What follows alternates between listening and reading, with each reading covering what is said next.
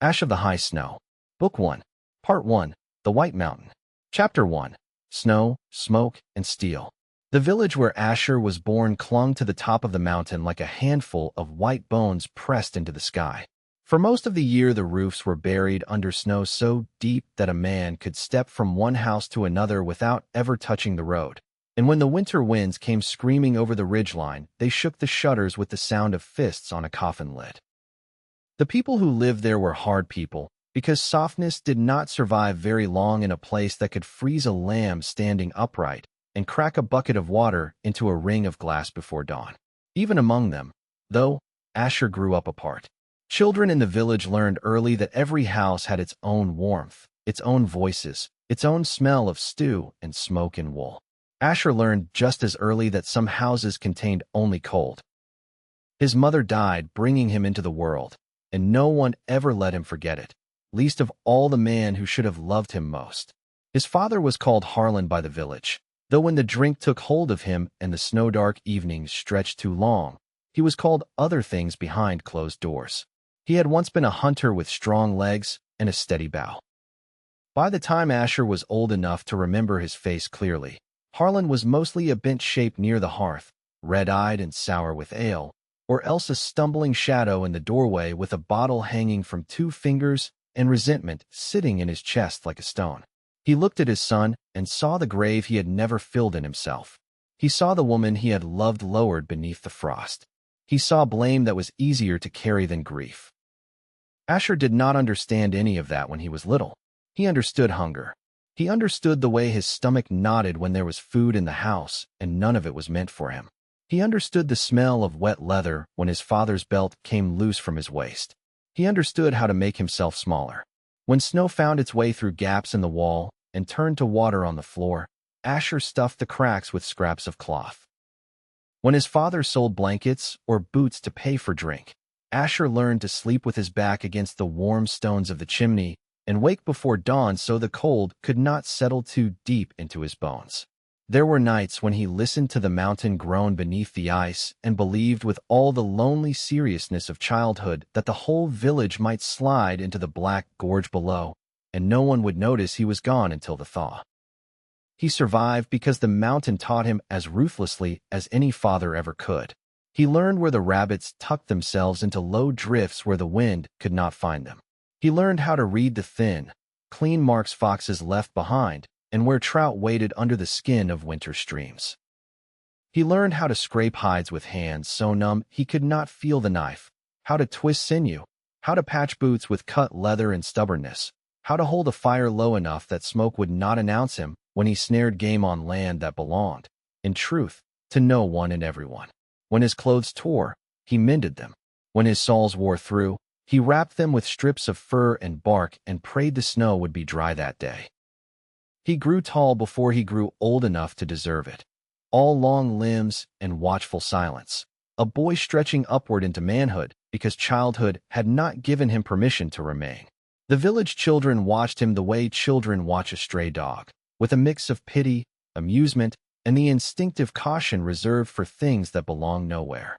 Their mothers pulled them close when Harlan staggered through the square, shouting at ghosts.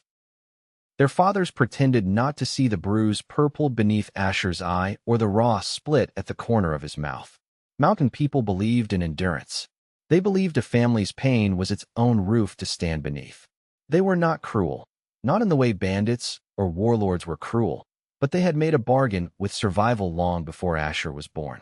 They looked away because looking too long meant admitting that one day someone might look too long at them. Only one man did not look away. Elder Zepp had not been born to the mountain, and perhaps that was why he never learned the village habit of silence.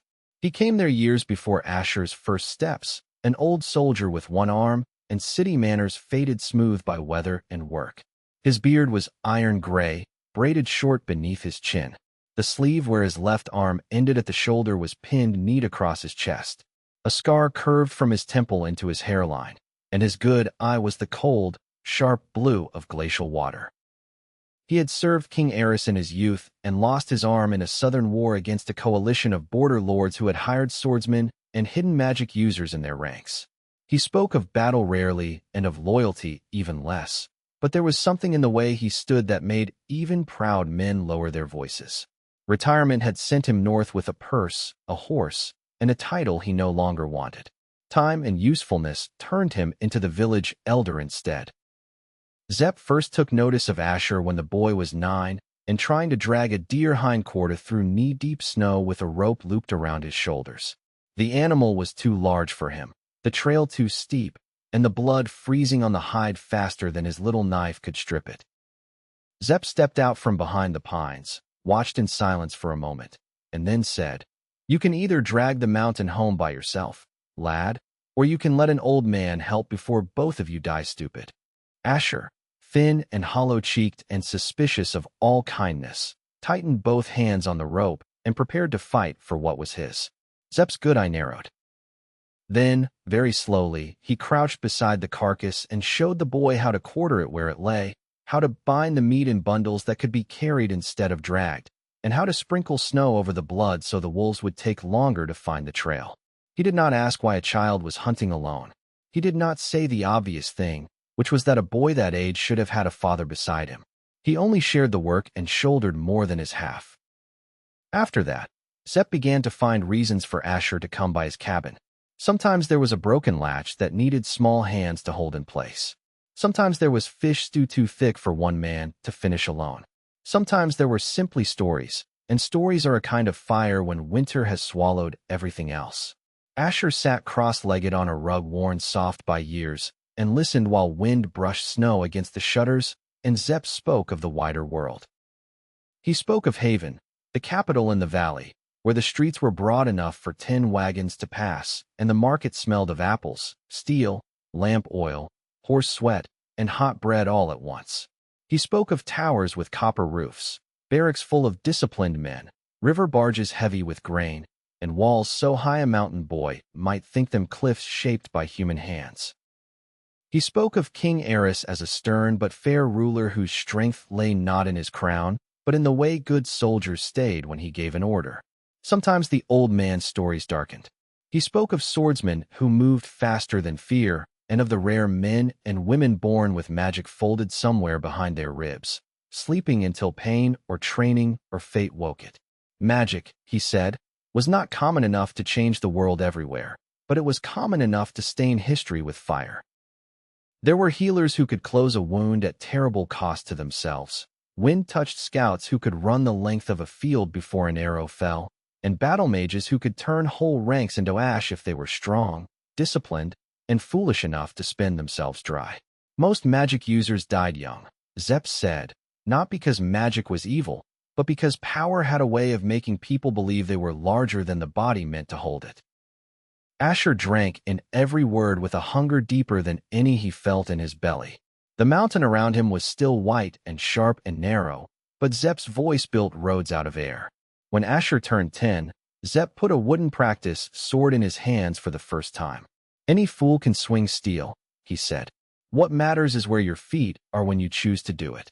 At first the weapon felt like an insult. Asher hunted with real knives. He had seen grown men chop wood with axes heavier than this smooth, blunted thing. Yet Zep corrected the way he stood before he ever taught him to strike. He adjusted shoulders, hips, knees, and grip. He taught balance in snow and on wet rock, how to keep breath low in the belly, how to watch a man's chest instead of his eyes, because lies lived in the eyes and intention lived lower. Training became the shape of Asher's better hours.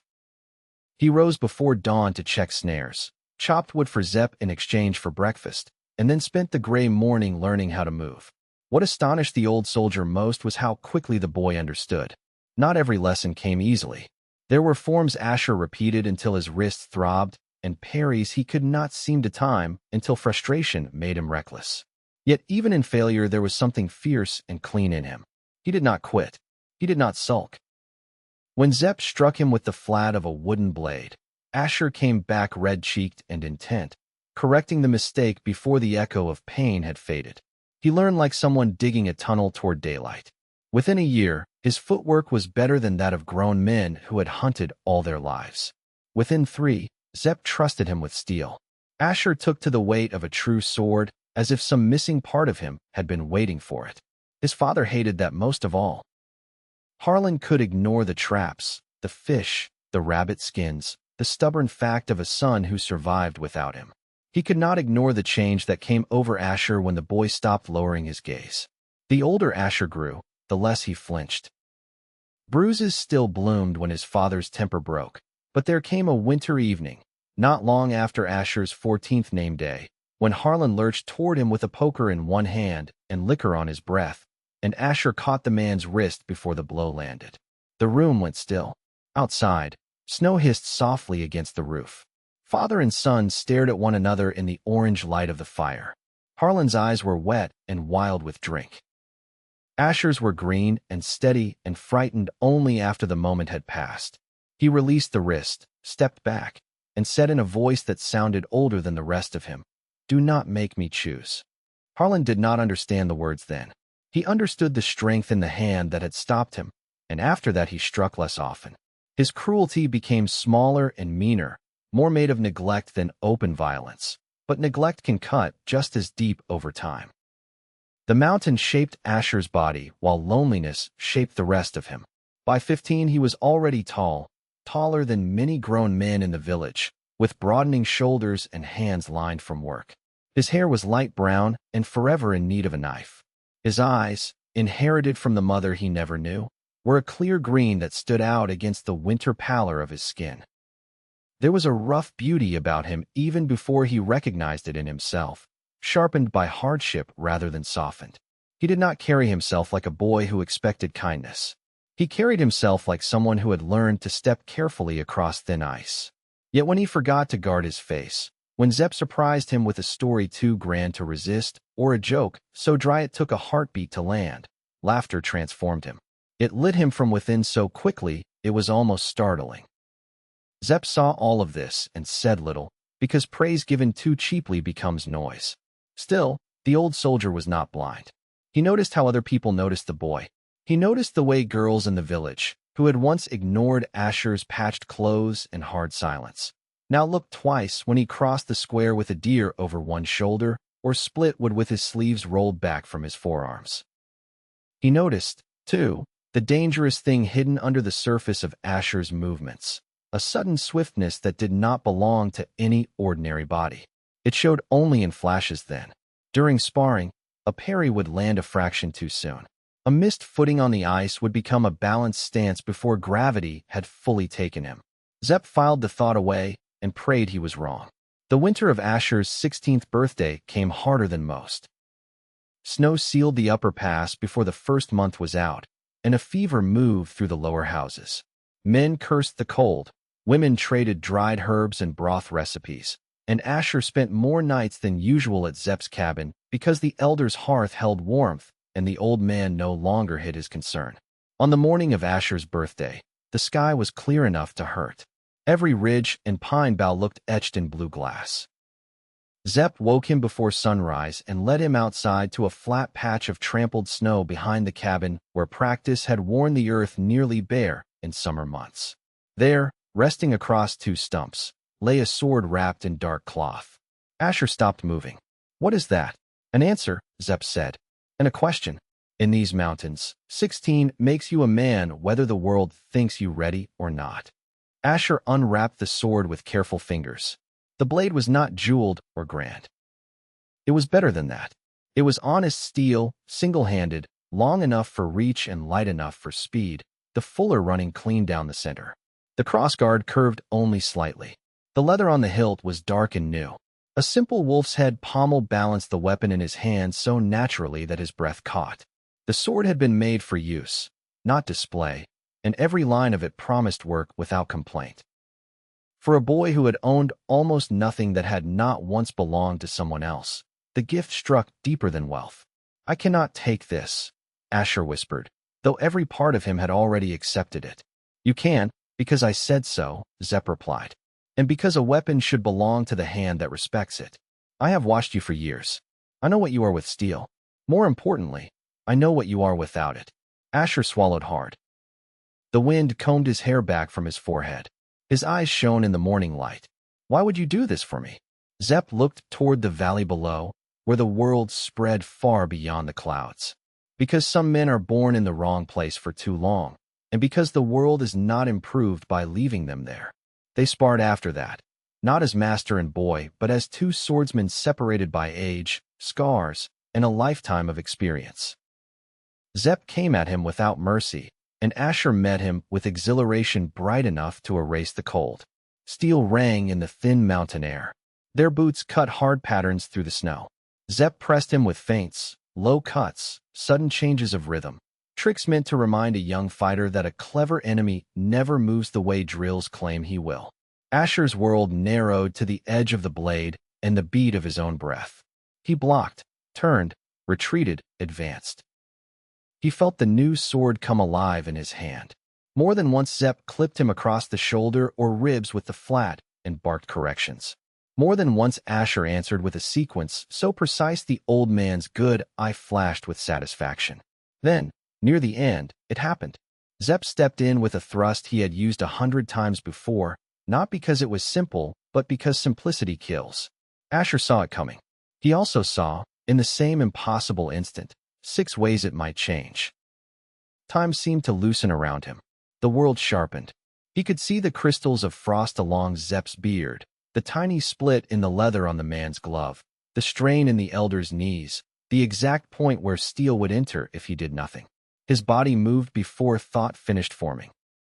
He slipped offline, faster than he had ever moved, so fast the snow barely complained beneath his boots, and with one clean turn of his wrist he caught Zep's blade, bound it, and laid his own against the old soldier's throat. They both froze. For a heartbeat the mountain held its breath with them. Zep lowered his sword first. His face had gone still in a way Asher recognized from the old man's war stories, the expression of someone taking note of danger and refusing to panic in front of it. Again, he said. They reset. Zep attacked.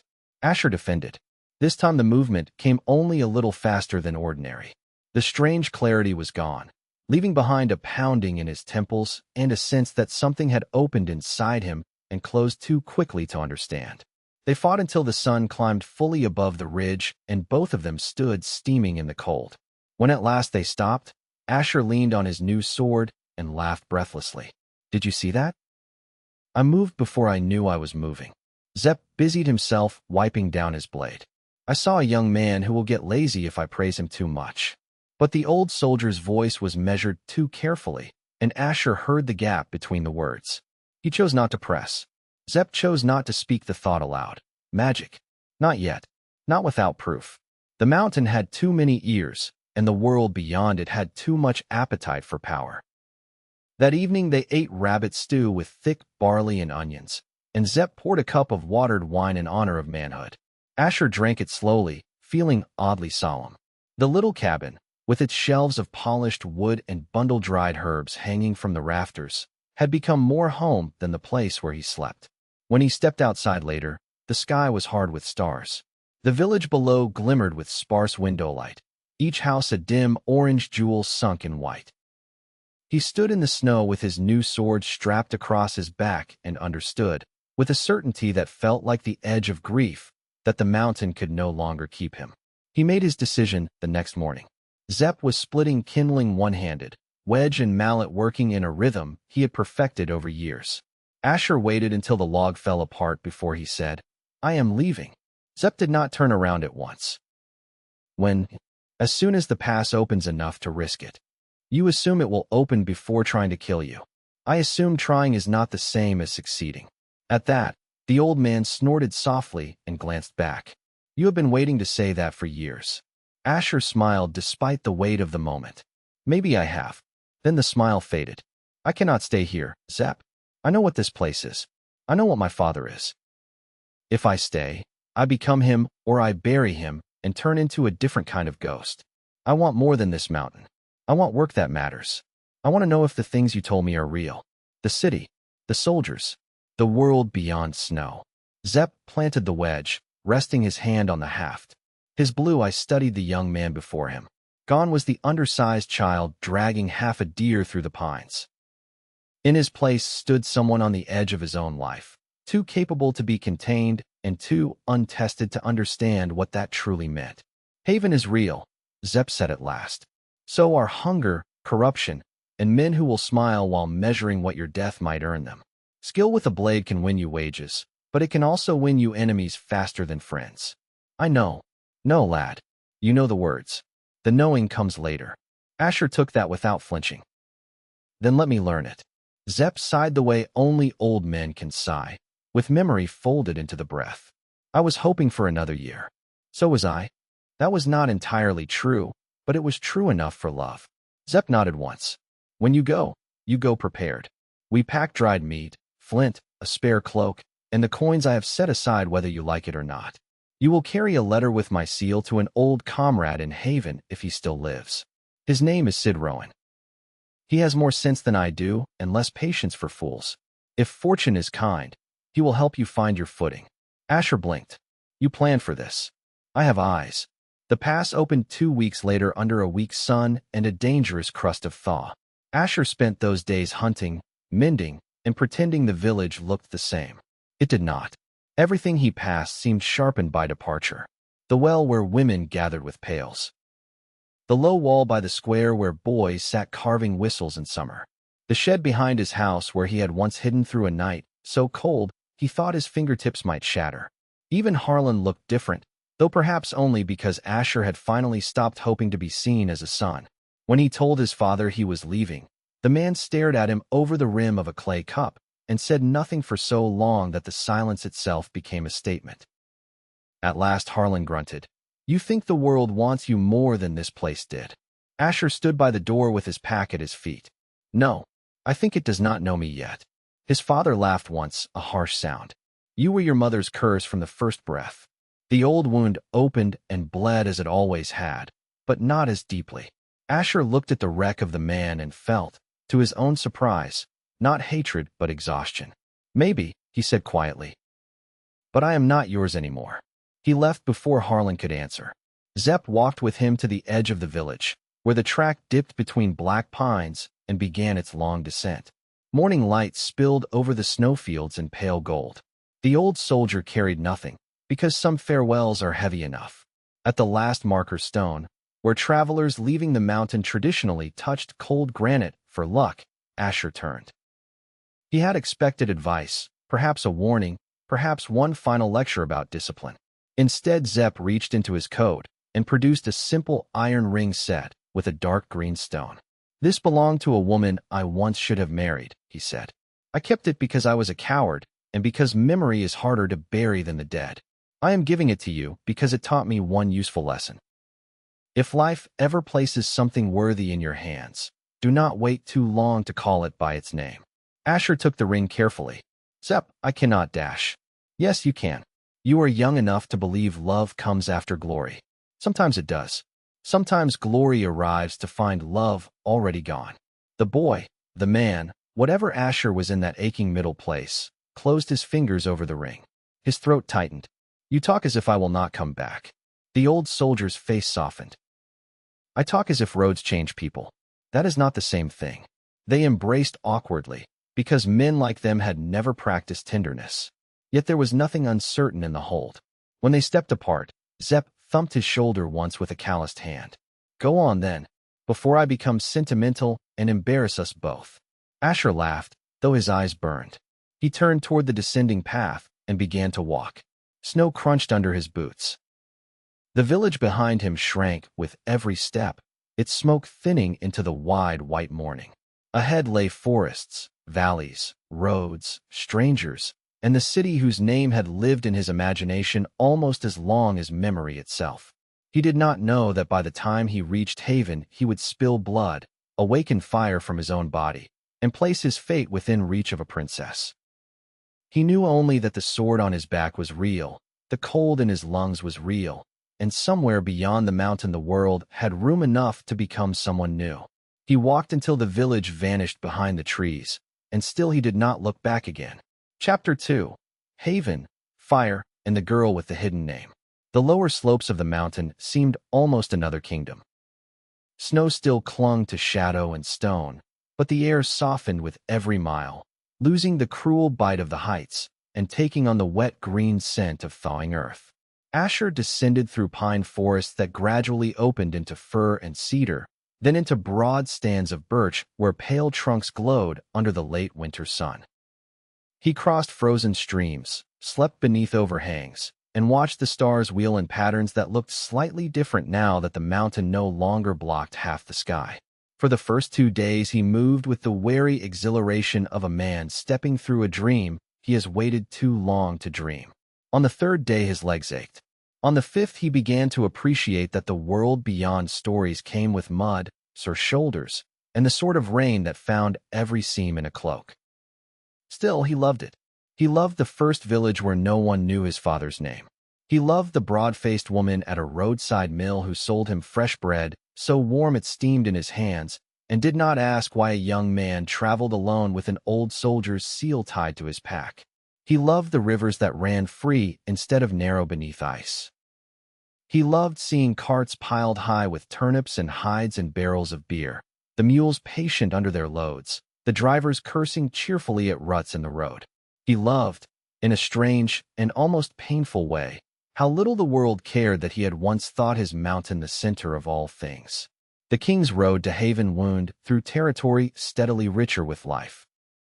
There were fenced pastures, orchards still bare from winter but already pruned for spring, chapels with bells, watch posts with bright pennants bearing the crown of heiress, and farmsteads so large Asher caught himself slowing simply to stare.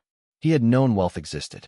He had heard Zepp describe it in terms of stone walls, extra horses, and cupboards where meat hung without counting. But knowledge is a thin thing beside sight. When he passed a manor on the sixth evening, all white plaster and dark timber with smoke rising from 3 chimneys at once, he stood in the ditch for a moment with rain dripping from his hair and felt both awe and anger. Somewhere in the world there had always been enough food, enough firewood, enough blankets. There had simply not been enough for him. He reached the hills above Haven near sunset on the 8th day, and for several heartbeats he forgot to breathe. The city spread across the valley like a promise made by human hands against the vastness of the world. Walls of pale stone circled it in a broad ring, interrupted by towers and massive gates where banners snapped in the evening wind. Inside those walls rose streets, roofs, chimneys, church spires, and the higher line of the royal quarter, where the palace stood on its own hill above the river, all broad terraces and golden windows catching the last light. The river itself curved around the eastern side of the city in a band of bronze and shadow, crossed by 2 great bridges. Beyond everything else, the valley opened into farmland and distant woods under a sky slowly turning violet. Haven was larger than any story had made it. Asher stood on the roadside with his pack cutting into his shoulders and felt suddenly small in a way the mountain had never made him feel. Zepp's tales had prepared him for grandeur, but not for motion.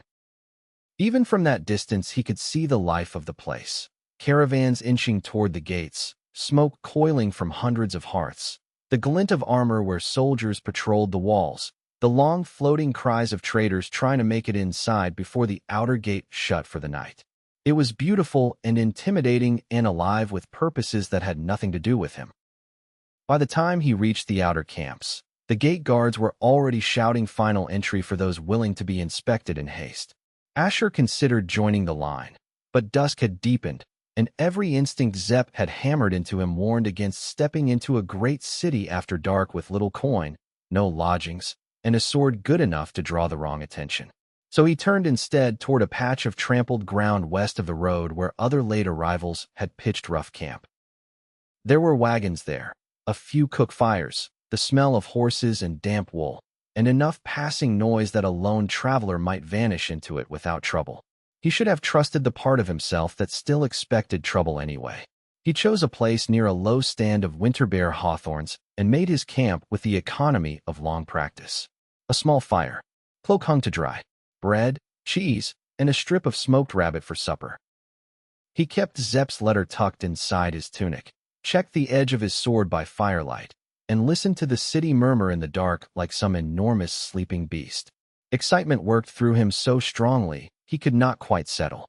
Tomorrow, he told himself. Tomorrow he would enter Haven, find Sid Rowan if the man lived, and begin. Tomorrow his real life would start. The first sound was not a branch snapping or an obvious warning. It was laughter, too low and pleased for honest men. Asher looked up from the fire and saw movement between the hawthorns, then another shape to his right, and another behind him where no traveler had been a moment earlier. 8 men closed in with the confidence of people who had done this before. Their clothes were mixed road leather and patched cloaks, not uniforms. Their weapons were practical and poorly kept. 2 carried short swords. 3 had knives long enough to open a horse from belly to throat. 1 hefted an axe, and the rest held clubs studded with iron nails. The man in front had the broken nose and casual smile of a wolf that has learned doors are no barrier to sheep. "Easy now," he said. "No need to sour the night. Leave the coin, the steel, and anything worth carrying, and maybe you keep the rest." Asher rose in one smooth motion, already turning so the fire stood at his back and none of them could come at him unseen. "I do not have enough coin to satisfy 8 men. The broken-nosed man grinned wider. "Then it is fortunate your sword looks expensive. I would hate to disappoint you." They came all at once, because greed mistakes numbers for certainty. The first rushed from the left with a club. Asher stepped inside the swing and drove his elbow into the man's throat hard enough to collapse him. The second slashed low with a knife. Steel hissed from Asher's sheath, caught the wrist, and sent blood hot across the cold ground. Then the ring closed, and there was no room for thought beyond movement. Training seized him. His sword became an answer to every line of attack. He turned an axe aside and cut the wielder across the face. He kicked dirt into another man's eyes, pivoted, and split a shoulder to the bone. Someone grabbed his cloak. He twisted free, leaving cloth behind and opening a man from hip to ribs in the same breath. They had expected a traveler. They found a swordsman. Yet even a skilled fighter bleeds when enough hands reach for him. A knife grazed his thigh. A club glanced off his shoulder and left his arm numb for a terrifying second. The broken-nosed man hung back, clever enough to let others test him. Asher fought not to win quickly, but to survive the next heartbeat. The fire cast wild light over everything, turning shadows into false openings and men into jerking silhouettes. He heard curses, wet choking sounds, the crunch of boots in frost. One of them lunged too boldly and Asher drove his sword through him, then wrenched it free in time to parry a strike from the right. Another tried to come in low. Asher smashed the pommel into his temple and felt bone give.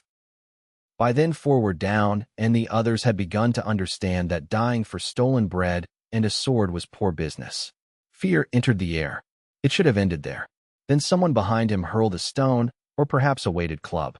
It struck the side of his head above the ear with a flash of white agony.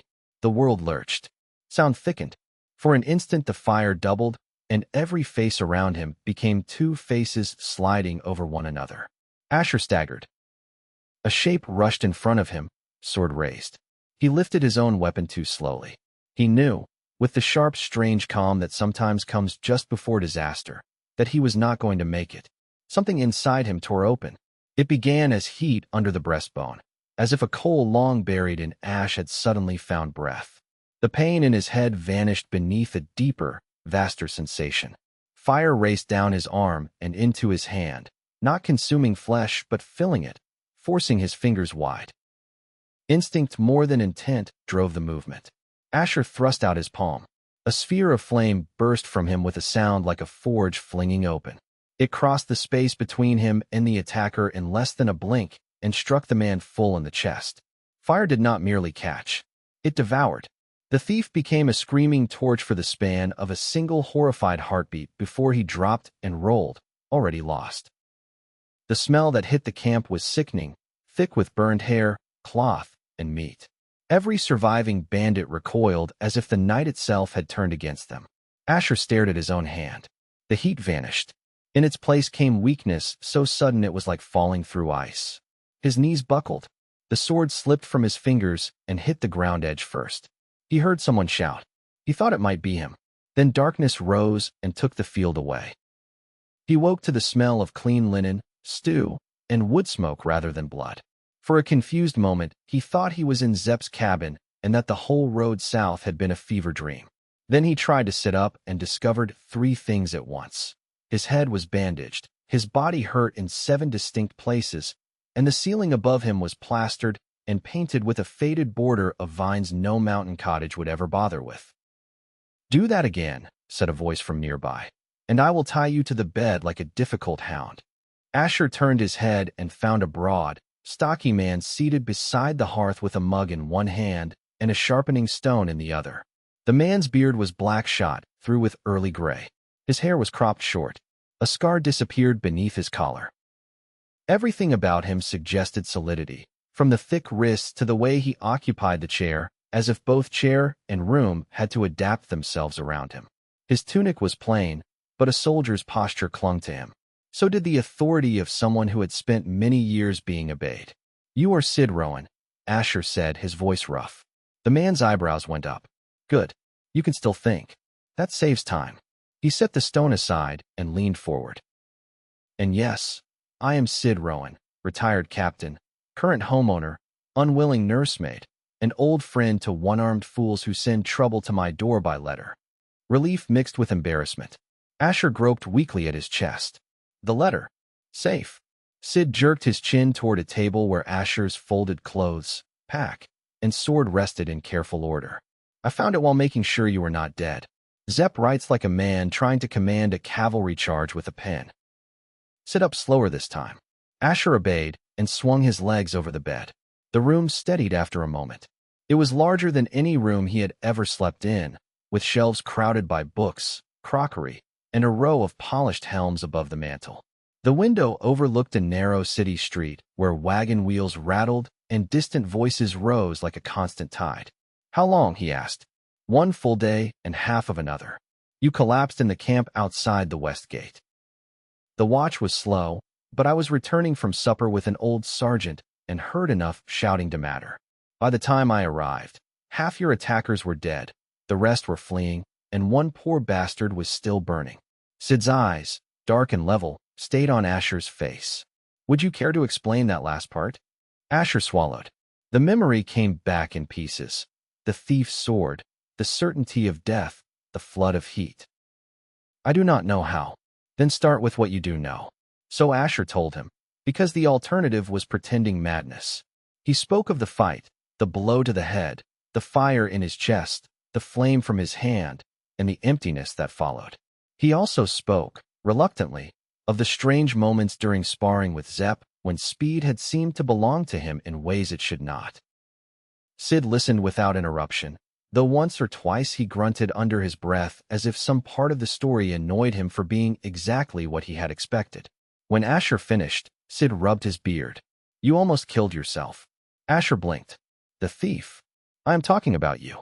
Raw magic drawn in panic can burn through a body as readily as a man. The stronger the burst, the harsher the cost. Had you pulled any deeper, you might have stopped your own heart." A chill worked through Asher despite the warm room. "You mean I truly used magic?" Sid snorted. "Unless you know another way to set a man on fire from 10 feet away, yes. You used it badly, but you used it." Asher looked at his hands, turning them palm up as if some mark might have appeared there. They looked like his hands always had, scarred knuckles, calluses, a cut at the base of the thumb. Nothing visible had changed, yet everything had. Zepp suspected, he murmured. "Likely." Sid reached for a folded page on the table and tossed it over. "He wrote that you had unusual speed and a temper for survival. That old cripple misses nothing except the obvious joys of retirement. He told me if you arrived, I was to help you find work and keep you from getting yourself killed in the first week. He neglected to mention you might be half a mage." "I am not half anything." A brief grin touched Sid's mouth and vanished. "Good answer.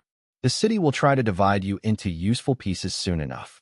For the next several days Asher remained in Sid's house, regaining strength and learning the first lesson of city life, which was that every place had its own rhythms and one ignored them at a cost. Sid lived in a respectable district of Haven not far from the Western Barracks, in a 2-story stone house built narrow and deep between neighboring homes. He had no wife, though a widow across the lane sent over broth and disapproving glances in equal measure.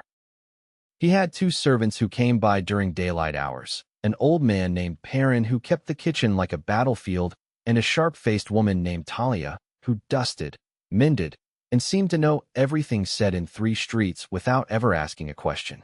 Sid himself had retired from active command after a leg wound turned damp weather into punishment, but he still trained younger soldiers twice a week and could have stepped back into authority at any moment if he wished.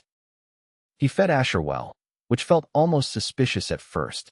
He also put him to work the moment he could stand without swaying. Convalescence builds laziness, Sid declared, handing him a splitting maul on the third morning. If you are strong enough to argue, you are strong enough to earn your supper. Asher did not mind. There was comfort in labor. Chopping wood in a courtyard bordered by brick walls and bare climbing roses felt strange, but the strain in his shoulders and the clean crack of seasoned logs falling apart reminded him that his body still belonged to him. It was during one of those mornings that Sid said, almost casually, "You need a teacher." Asher leaned on the maul. "For city manners? For magic, you witless mountain goat. Sword skill and untrained power make a man valuable to all the wrong people. You need control before anyone important notices what happened outside the West Gate. Too late for that. Not if the Watch thinks it was alchemist's fire, frightened imagination, or a camp rumor inflated by darkness. Cities lie to themselves all the time. It is one of their chief talents." Sid wiped sweat from his forehead with the back of his wrist. "I have sent word to someone who owes me a favor." The someone who arrived that afternoon was not what Asher had expected. He had imagined, perhaps because of Zepp's stories, an old scholar in layered robes, or a severe battle mage with half his face burned away and enough arrogance to make the furniture nervous. Instead, the woman who came to Sid's door looked scarcely older than 20. She wore a traveling cloak of deep blue over a fitted dark dress practical enough for movement and elegant enough to make Asher suddenly aware that city women and mountain girls belonged to different worlds.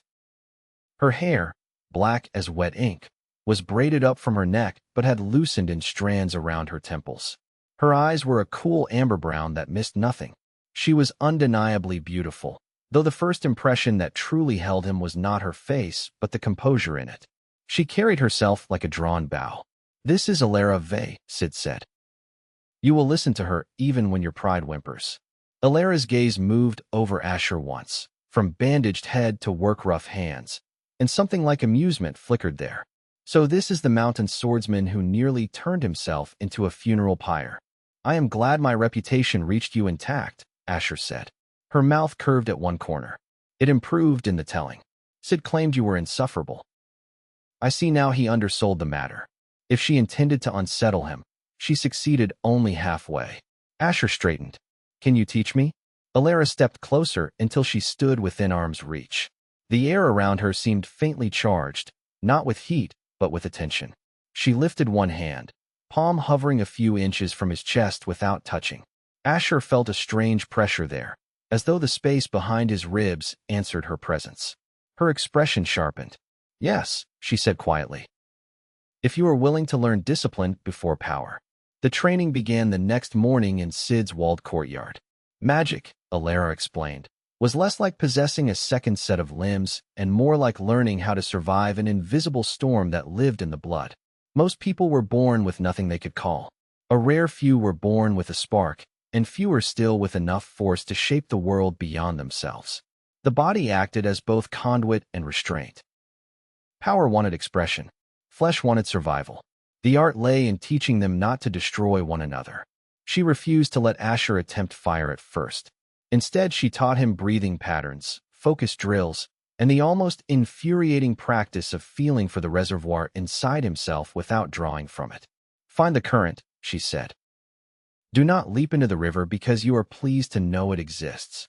He found the current on the fourth day, kneeling on cold stone with his eyes closed and his palms resting open on his thighs. At first there was nothing but his own pulse and the noise of the city beyond the wall. Then, slowly, he felt warmth gathering low in his chest, not burning, not painful, but alive. It moved when his attention moved, subtle and coiled. Surprise broke his concentration. The warmth vanished.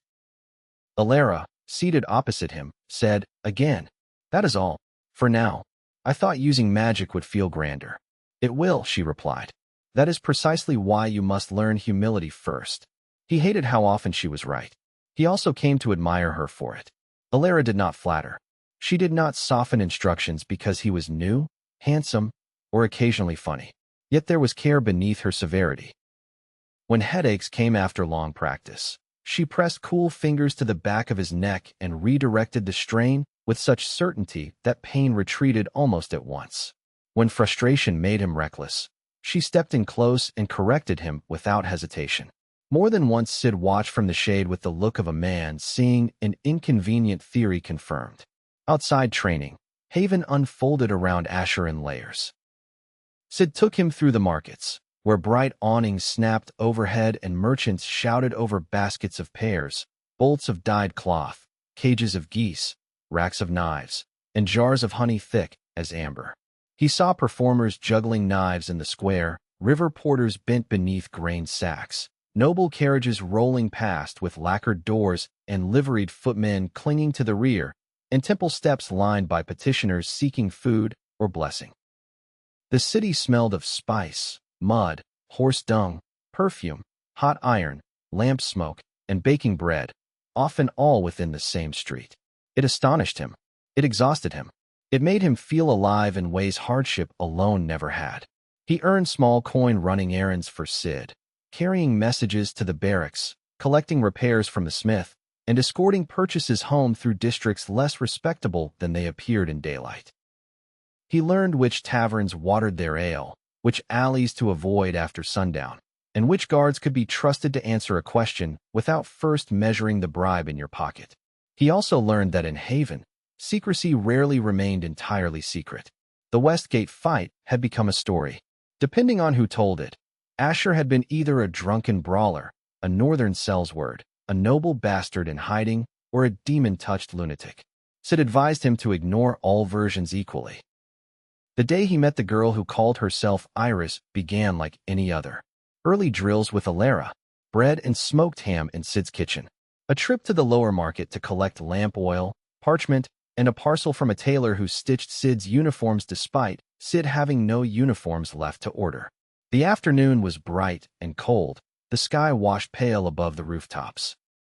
Crowds thickened near the cloth district where merchants from the south had brought bolts of summer silk despite winter barely releasing its hold. Asher turned a corner with the tailor's parcel under one arm and collided with someone moving too fast in the opposite direction. The impact was startlingly solid. Whoever it was bounced off him as if she had run into a wall and landed hard on the cobbles with a noise of pure indignation. Asher stared, then laughed before he could stop himself. She was about his age, perhaps a year younger or older, impossible to tell at first glance because shock and outrage made her look younger for a heartbeat, and then suddenly very composed. She had long blonde hair escaping from beneath a dark hood, green eyes bright as spring leaves, pale skin flushed pink from the cold, and features so finely shaped they seemed unreal in the muddy light of the street. Even sitting stunned on the stones, she carried the sort of beauty that made passers-by look again without knowing why. Her cloak was plain but of excellent wool. Her boots were too finely made for a merchant's daughter.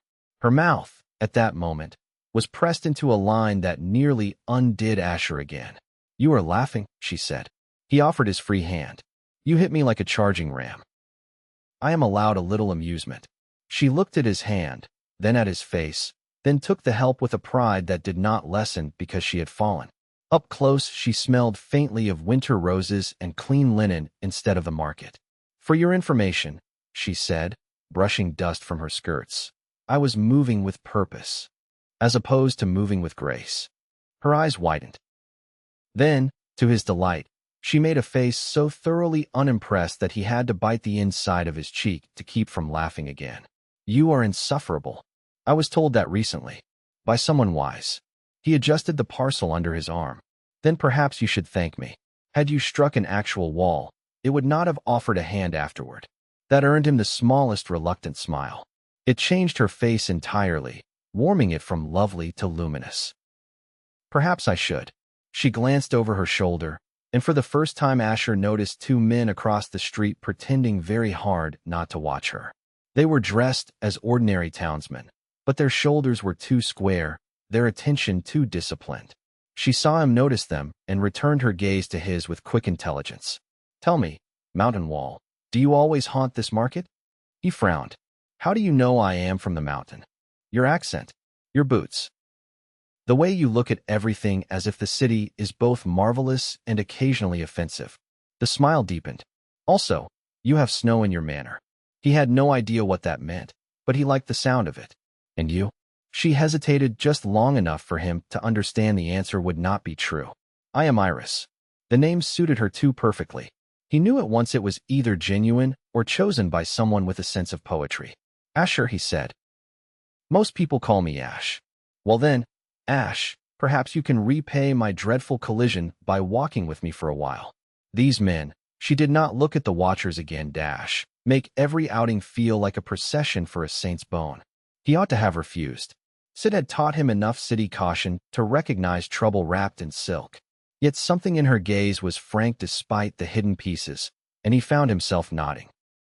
They walked through the cloth market and down toward the square, where musicians played under a fountain rimmed with thin ice. She asked questions that revealed both curiosity and startling ignorance. She wanted to know what snowstorms in the high passes sounded like from inside a cabin. She wanted to know whether wolves truly came close enough to smell. She wanted to know what it felt like to hunt for one's own supper. In return, she described palace gardens without once saying the word palace, summer concerts in noble houses without claiming she lived among nobles, and books so rare Asher doubted even Sid had touched them. He understood quickly that she was no ordinary girl sneaking out for adventure. He also understood that she laughed more freely when he treated her as one. Before they parted, she said, "Will you be here tomorrow?" He should have asked why. Instead, he said, "If I say yes, will you run into me again on purpose?" She lifted her chin. "Only if you seem in need of improvement."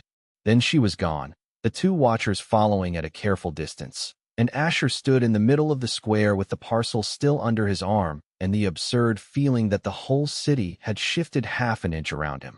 Sid took one look at his face when he came home and said, "What happened?" Asher tried for innocence and failed. "I met someone." "Of course you did." Sid sat back in his chair like a man preparing for impact. "Was she trouble?" "I do not know." "Then she is definitely trouble." Asher laughed. But that night, lying in the guest bed beneath a window full of city moonlight, he thought of the girl's green eyes and secretive smile. Beyond the rooftops, the palace shone faint and distant on its hill. He did not yet know he had already stepped into its orbit. He knew only that haven, which had seemed immense and impersonal when first seen from the ridge, had suddenly become a place with one particular voice in it, and he was already listening for it. Chapter 3. The Shape of a City. In the days after that first collision in the market, Haven ceased to be merely large and became knowable in pieces. Asher learned the city the way he had once learned the mountain, not all at once and never from maps alone, but through repetition, necessity, and the slow growth of instinct. He learned which baker on Candle Row pulled loaves from the oven just before sunrise and sold yesterday's bread for half price to anyone patient enough to wait in the cold. He learned the sound of the river at night, when the streets had gone quiet except for distant cart wheels and the cries of watchmen changing posts.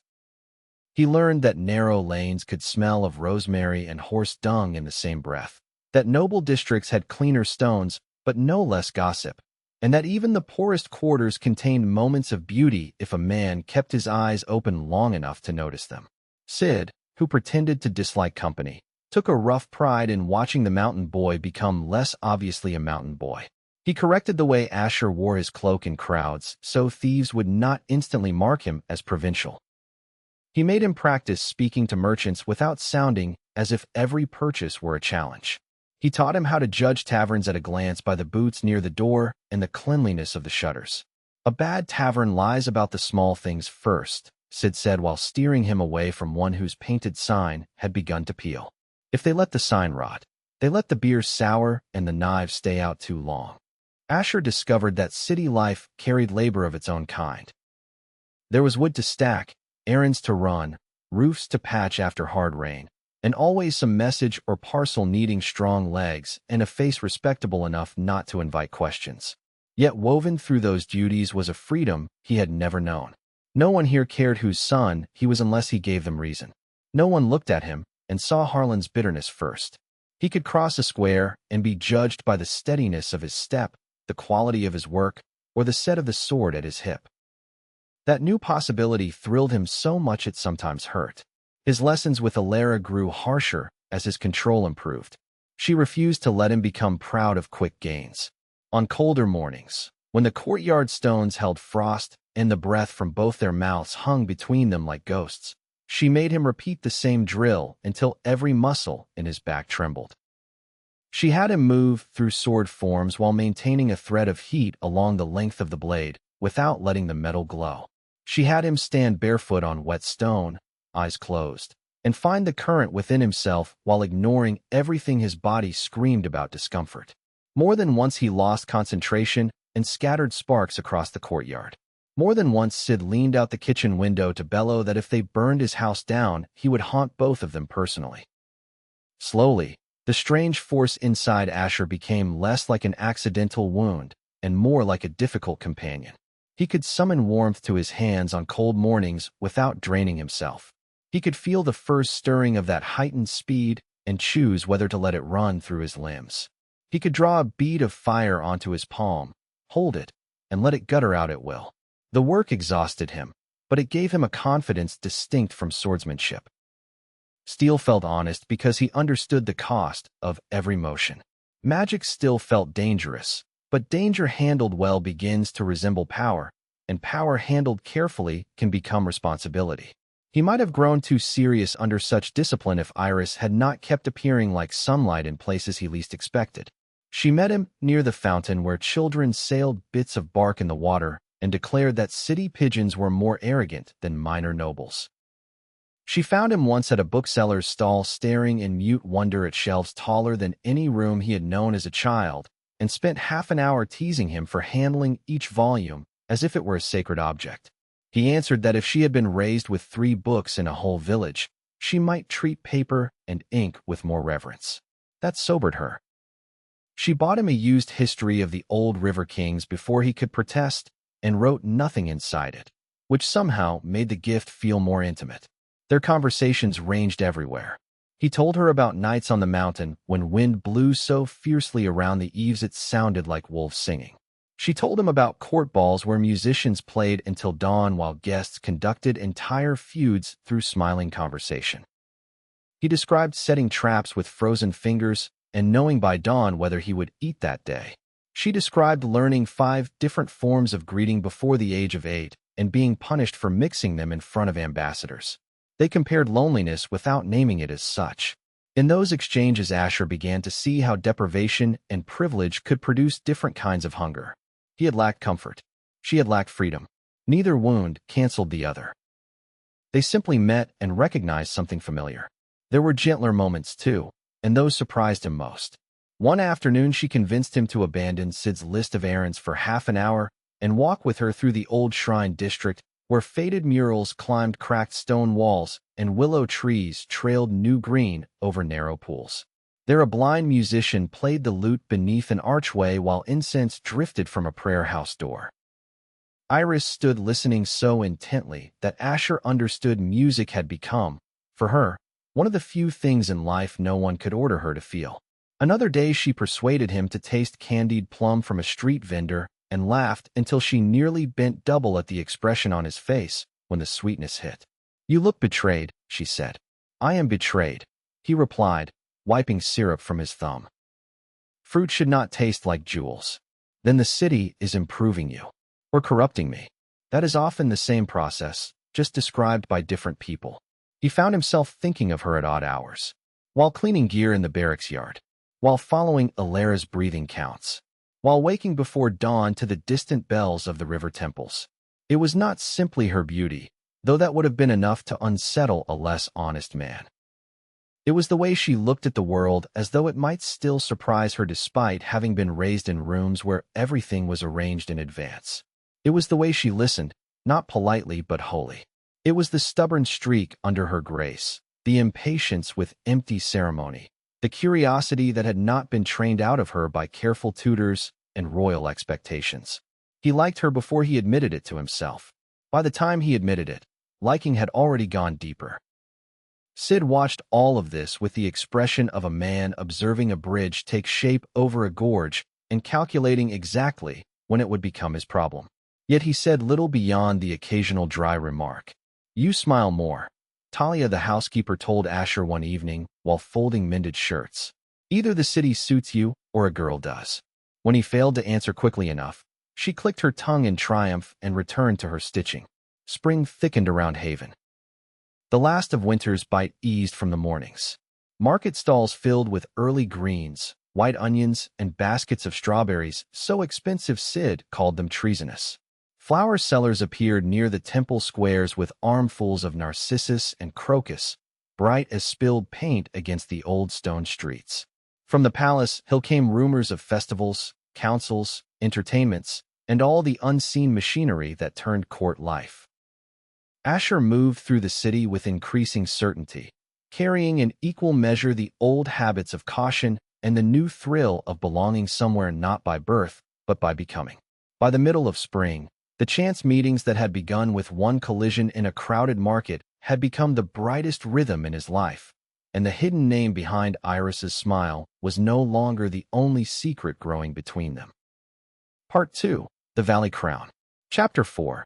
A Princess in Secret and a Soldier in the Making. By the middle of spring, Iris was no longer a chance meeting but a steady fact in Asher's days, and she had turned habit into attachment with the fearless efficiency of someone accustomed to bending the world until it made room for her. Sometimes she met Asher in the cloth square. Sometimes she appeared near the river where bargemen shouted over crates and gulls wheeled in lazy circles above the water. Once she found him outside a smithy waiting for a repaired buckle and announced, with no greeting at all, that he looked less severe when sunlight reached his face.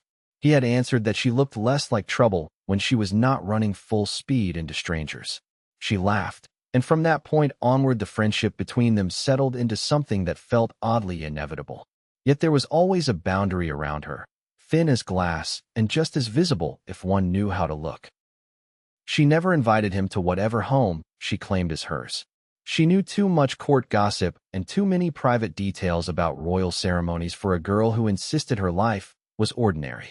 The two silent men changed from day to day, but never disappeared. They dressed as servants, tradesmen, and once even pious scribes with ink on their fingers, but they watched the streets with the same disciplined boredom of trained guards. Iris pretended not to notice them, which only made the lie more obvious. Asher mentioned as much to Alera one morning after practice. They stood in Sid's courtyard with steam rising from their shoulders in the cold air, having just completed an hour of balance drills that combined sword work with the smallest possible draw on the current inside his chest. A thin curl of controlled flame still floated above Asher's palm, wavering no larger than a candle's tongue. Alera nodded approval, then extinguished it by closing his fingers over the heat and making him breathe until the energy receded without pain. "You are distracted today," she said, "as if you need to ask why. Humor me." Asher sheathed his practice sword. "There is a girl. She claims to be ordinary. She is followed by guards who think capes and bad hats make them invisible. She knows too much about the palace. Sid thinks she is trouble." Alera arched a dark brow. "Then Sid is almost certainly correct. That is not an answer. It is the only answer you require until you decide whether you are more interested in her secrets or her company." He frowned. "You say that as if the two can be separated. Most worthwhile people contain hidden rooms. If you demand all keys at once, you rarely get invited inside at all." There were days when Asher thought Alera must have been born speaking in lessons. Still, he could not deny the truth in it. Iris had never treated him with the delicate curiosity others sometimes showed a poor mountain boy who had somehow acquired a respectable cloak in the company of retired soldiers. She questioned him directly, argued without condescension, laughed with startling openness, and listened with the full force of her attention when he spoke of things that mattered. She asked about Zepp. She asked about the first deer he ever brought down by himself. She asked, in a voice unexpectedly quiet, whether he had been loved as a child. He answered honestly enough to watch grief pass across her face like a shadow over water. In return, she told him stories slanted carefully away from their source. She spoke of court tutors so dry they could have reduced rivers to dust. She described the spring pageants in the upper gardens, where nobles smiled through 3 layers of deceit and musicians still somehow made the evenings beautiful. She spoke of her father, never naming him as king, as a man who carried duty the way old oaks carried winter, bent but unbroken. She spoke of loneliness in houses full of servants. She spoke of wanting, just once, to spend a day where no one measured every gesture against a future she had not chosen. Asher understood more than she probably intended. The knowledge did not send him running. It made him careful. Sid became aware of the truth before Asher did, and he discovered it in the way seasoned soldiers often discover danger, by paying attention to what everyone else hopes he will overlook. It happened when Iris, cloaked and hooded, came to the lane outside Sid's house under the pretense of having lost her way. Asher had been returning with bread and onions. She had appeared from the next street, over with a smile too innocent to be believed. Sid happened to be standing in the doorway. The old captain's eyes narrowed at once. Not because he recognized her face with certainty, though perhaps he suspected, but because the men posted half a block away tried too hard not to draw his eye. Sid had spent his life around guards. He knew the stance of protection even when wrapped in cheap wool. After Iris departed, taking the brighter part of the afternoon with her, Sid said nothing until supper.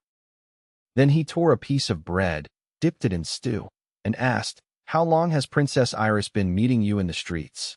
Asher nearly choked. Sid watched him over the rim of his spoon with grim satisfaction.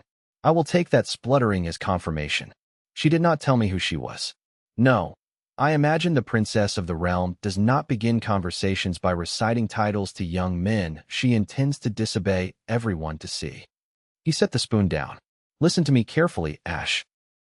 If she seeks freedom in your company, that is her choice, but the danger is yours as much as hers. Palace affection can ruin common men faster than open hatred." Asher stared at the stew cooling in his bowl. The revelation should have felt absurd, yet it arranged too many details at once to deny.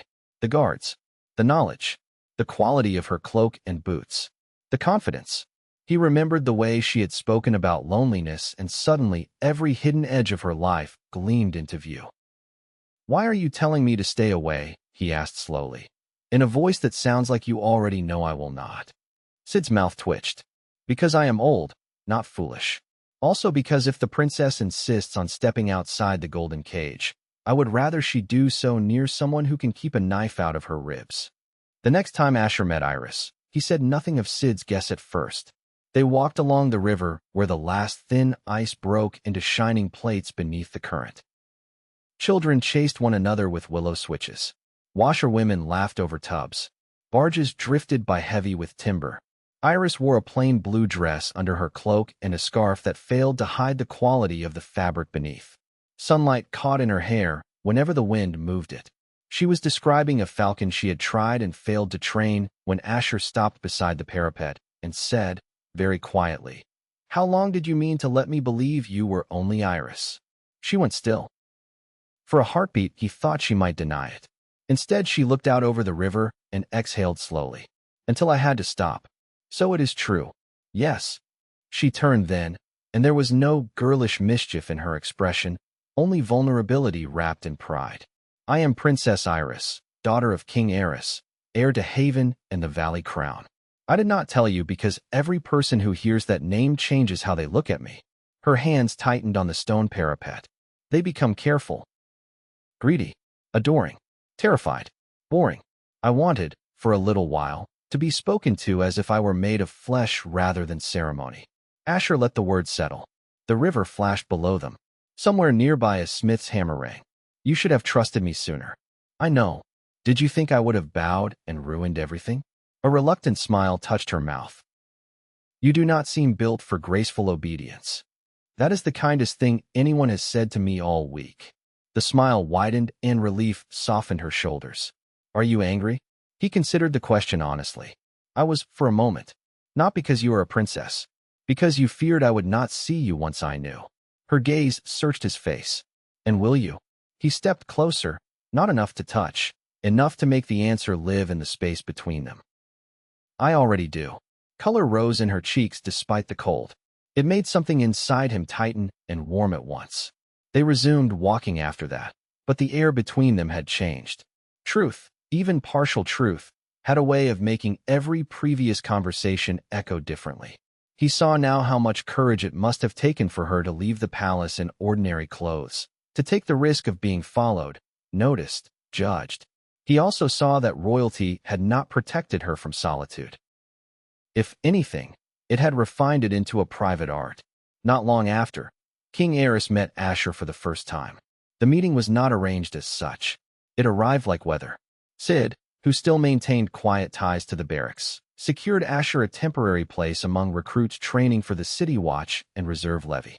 You need wages, structure, and a legal reason to be carrying that sword through the streets, he said. Also, if you truly intend to remain near the princess, being useful to the crown is wiser than merely being memorable to it.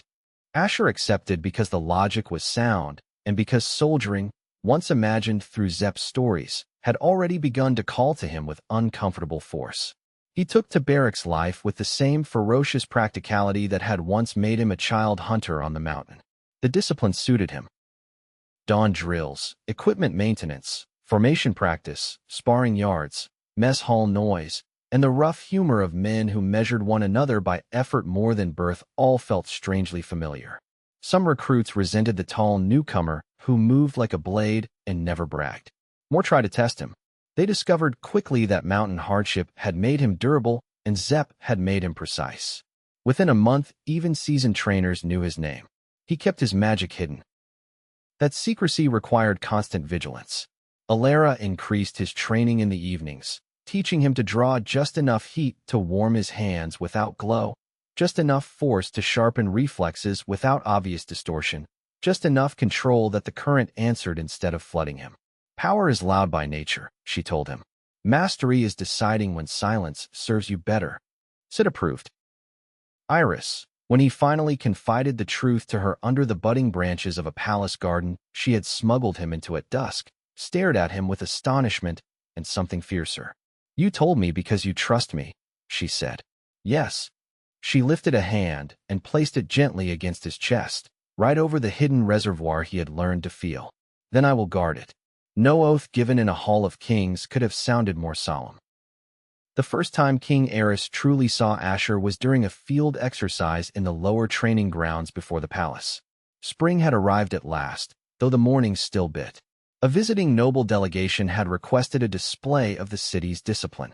Reserve units were drilled alongside palace soldiers, and Sid's old standing was enough to place him among the observers. Asher's unit was tasked with a mock skirmish against more experienced men. The exercise turned rough. One of the palace captains tried to humiliate the reserves by driving them too hard and too fast over uneven ground. The formation began to falter. Without thinking beyond the need in front of him, Asher barked corrections, shifted two wavering lines, and turned what should have been a collapse into a clean counter that forced the palace men to adapt. His sergeant was furious until he realized the maneuver had worked. A murmur ran through the watching officers. Near the raised platform, beneath a banner worked in gold thread, King Aerys turned his head slightly and asked a question of the man beside him. Asher could not hear it. He saw the king's gaze settle on him and remain there. Aerys was older than the heroic portraits in public halls suggested, though not diminished by age. His hair, once black, was silver at the temples. His face was strong rather than handsome, lined by rule and care. He wore no crown in the yard, only a dark military coat and the kind of authority that made ornament unnecessary. When the exercise ended, he came down from the platform with 2 guards and the captain of the royal household. Men bowed. Asher, half covered in dust and sweat, did the same a heartbeat later than he should have. You are the mountain recruit, the king said. Asher straightened carefully. Yes, your majesty. Captain Rowan speaks well of you. My daughter speaks even more often, which is rarely a neutral condition. The king's eyes were keen and unexpectedly dry with humor. Do you always rearrange officers' exercises when you dislike their plan? The truthful answer leapt out before caution could kill it. Only when I think their plan will get men hurt for pride instead of purpose. One of the nearby captains made a strangled sound. Aerys, to Asher's surprise, almost smiled. An expensive habit, if indulged at the wrong moment. Yet you were correct. He glanced toward the churned ground where the exercise had gone uneven. Sid believes you are worth training.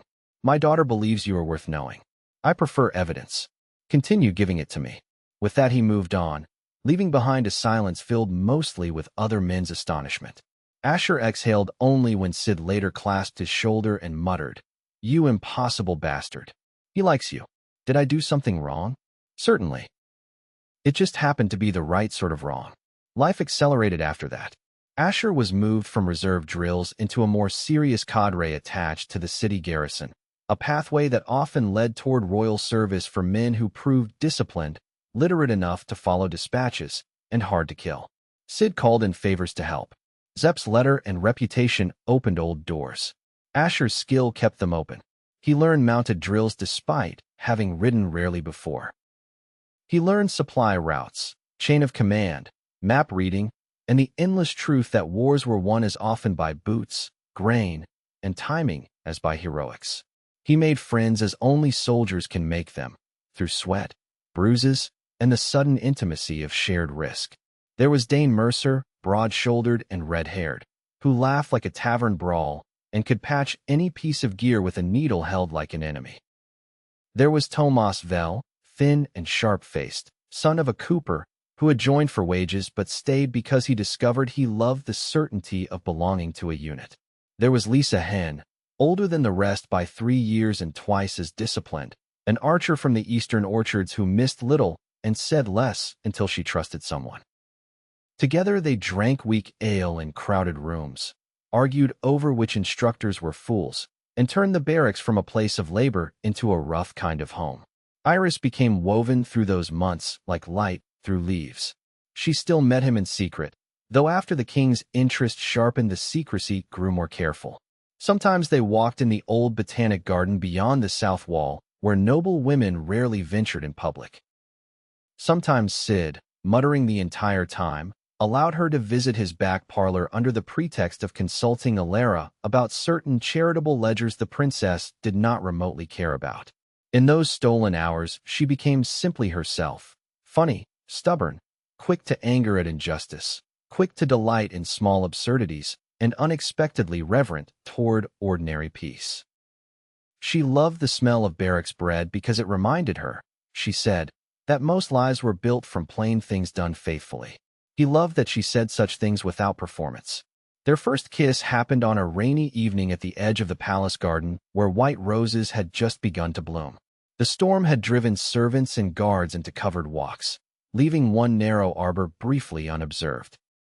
Iris had been speaking about her latest quarrel with her father, who wanted her to attend another round of noble dinners designed to place advantageous suitors in her path. "They talk to my lineage, not to me," she said, frustration bright in her eyes. "They look at the crown that will one day rest on my head and imagine where their own fingers might sit beside it." Asher, who had mud on his boots and rainwater at the ends of his hair from a day in the training fields, said before thinking, "Then they are blind." She stared at him. Rain whispered over leaves. "Ash," she said softly, "do you know what you do to me when you speak like that?" He answered the only honest way he could. "Not enough." She rose onto her toes. He met her halfway. The kiss was gentle at first, almost uncertain despite the certainty that had led them there. Then her hand slid into his damp hair, and all restraint vanished into warmth, wonder, and the sharp ache of wanting something beautiful in a world that had not often offered it. When they parted, both breathing harder, Iris rested her forehead against his. "Now you know," she whispered. He did. Not even happiness keeps war from a kingdom's door. Summer had barely begun when reports arrived from the eastern border. Raids at first, then burned farms, then whole villages harried by soldiers out of the neighboring realm of Velker, whose new region had decided the Valley Crown was weakened by a poor harvest 2 years prior and recent disputes among river lords. King Eris answered with levies, scouts, and diplomacy. Velker answered by hanging the diplomat's escort from an ash tree within sight of the border fort and sending the bodies back without apology. After that, the city changed. Markets still opened. Children still played. Lovers still argued in doorways, and washerwomen still complained over linens. Yet everywhere beneath ordinary life ran a harder current. Smithies stayed lit later. Wagons of grain vanished into military storehouses. Temple bells sounded at unusual hours for public prayer. Men looked east more often. Asher's unit received orders at dawn 3 days after the funeral for the murdered envoys. They were to march within the week as part of the king's third eastern column. 6 months, the officers said, perhaps less if Velker bled quickly and since returned to its regent. Soldiers in every age have heard such estimates before. Most do not believe them. Still, the words fell heavy as iron. Iris met him that night in the rose arbor where they had first kissed. Moonlight silvered the wet stone. She had clearly been crying before she reached him, but she held herself like a princess long enough to say, "My father has agreed to let you go precisely because he knows you are good enough to matter." That sounds almost generous. It is the closest he can come while frightened. Her voice shook on the last word. "Ash, I have asked him what happens when you return." He stilled, and she took his hands. "I told him I would marry you if he gave permission. I told him I was sure. He said no at first. Then he said that if you returned from war with honor and made a name no honest man could dismiss, he would hear the question again." The world seemed to tilt very slightly. Rainwater dripped from a nearby arch somewhere beyond the walls. A watch horn sounded. "You asked him that already?" "I asked for what I mean to keep." There was steel in her then, the same steel he had seen when she refused to be handled by court expectation. "Do not look so startled. I have lived among men who treat marriage like a treaty and affection like a useful embellishment. I will not do that. If I love, I will love plainly." He drew her closer, overwhelmed by tenderness and fear in equal measure. "Iris, come back," she said into his chest. "Come back and make him keep his word." Asher kissed the crown of her head and held her while moonlight crossed the garden stones inch by inch. When he left that night, he carried more than marching orders. He carried a promise powerful enough to terrify him. Chapter 5. Eastward Under Iron Skies. The march to war changed Asher long before the first true battle marked him. In Haven, soldiering had still possessed edges of order, a sense that discipline might master the violence waiting beyond the walls. On the eastern road, order became something smaller and more precious, a lamp cupped in both hands against wind. Men discovered quickly that the army was not one body, but thousands of needs forced into the same direction. Horses threw shoes. Wagon axles split. Water spoiled. Tempers burned hot in the afternoon heat, and colder still when rain-soaked bedrolls through.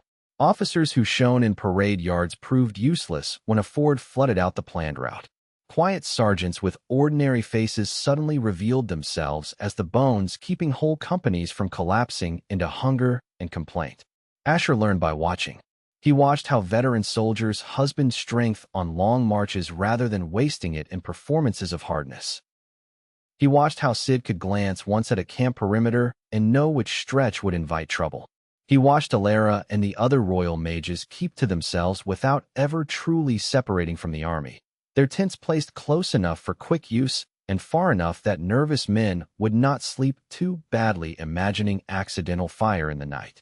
He watched, too, how friendship altered under hardship. Dane became less a loud companion and more a dependable anchor, the sort of man who could carry a sack of grain on one shoulder and drag a wounded fool with the other while insulting both. Tomas, though never broad or imposing, turned out to possess a patience under misery that made him invaluable whenever panic needed quiet hands. Lisa missed almost nothing and had a talent for saying the one sentence that cut through foolishness before it grew teeth. There were long days when the army seemed to march only from one inconvenience to another. Yet even those days formed memory. Men told stories by firelight that became less about impressing strangers and more about stitching themselves together after too much marching silence. Asher spoke sometimes of the mountain.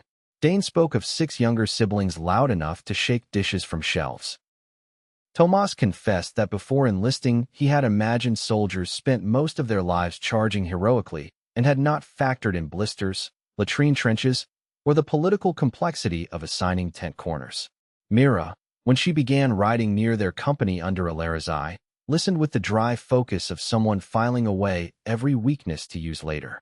She still startled at sudden noises in the first weeks after Harrowfield, and the others learned not to remark on it. The war had taken her home. Respect meant allowing grief its own gait. Asher's magic training did not cease in the field. It merely became more difficult. Alara insisted on that. She made him wake before dawn, when camp still slept under thinning stars, and practiced drawing heat through tired muscles, without letting exhaustion turn discipline into recklessness. Sometimes they worked beside a stream, cold mud underfoot, while mist climbed the banks and birds began their morning noise. Sometimes they trained behind supply wagons with shields propped as makeshift barriers so no curious passerby would see too much.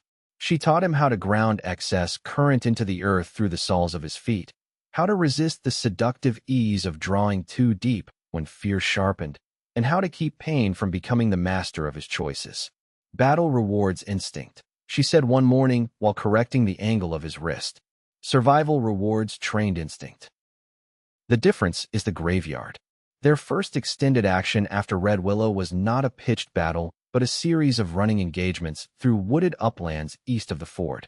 Velker scouts, knowing the local tracks better than most crowned soldiers, struck supply lines, vanished into birch groves, then circled back to hit wherever the army seemed thinnest.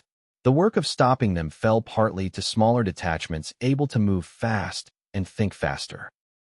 Asher's unit was assigned to one such detachment under a hard-eyed lieutenant named Bryn Korst, who valued results over polish and therefore suited them well.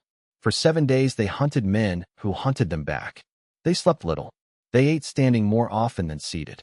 Rain turned paths into slick channels where horses could not follow, forcing everyone onto foot through brush and shadow. In that kind of fighting, sword skill mattered differently. There were no neat lines, no banners to orient the heart, only sudden arrows, glimpses of motion between trees, and the knowledge that any snapped twig might become an ambush. Asher found the old habits of mountain survival rising naturally within him. He could read disturbed moss, the bend of grass, the smell of banked cook fires hidden under wet leaves. More than once those instincts spared his detachment from walking into traps. Lieutenant Korst noticed.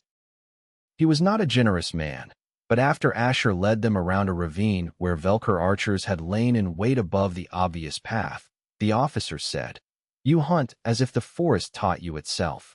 "The mountain was less patient," Asher replied. Korst grunted, which in his language counted as praise. That week forged the company more tightly than open battle had. Dane took an arrow through the sleeve meant for Asher and laughed only after the danger passed, at which point Asher nearly hit him for grinning around the pain. Tomas killed a man at arm's length for the first time and sat awake half the night afterward while Lisa kept him company, without forcing words he did not yet possess. Mira, though still attached officially to the healer mage section, joined them for 2 of those running pursuits and proved that wind could be used with startling delicacy. She flattened brush to reveal hidden pits, stole enemy arrows sideways in flight by fractions just large enough to miss flesh, and once sent a cloud of loose leaves spinning into a scout's face so violently that Dane called it the most undignified death he had ever almost witnessed. Not all their work ended cleanly. On the 6th evening, they found a farmhouse too late.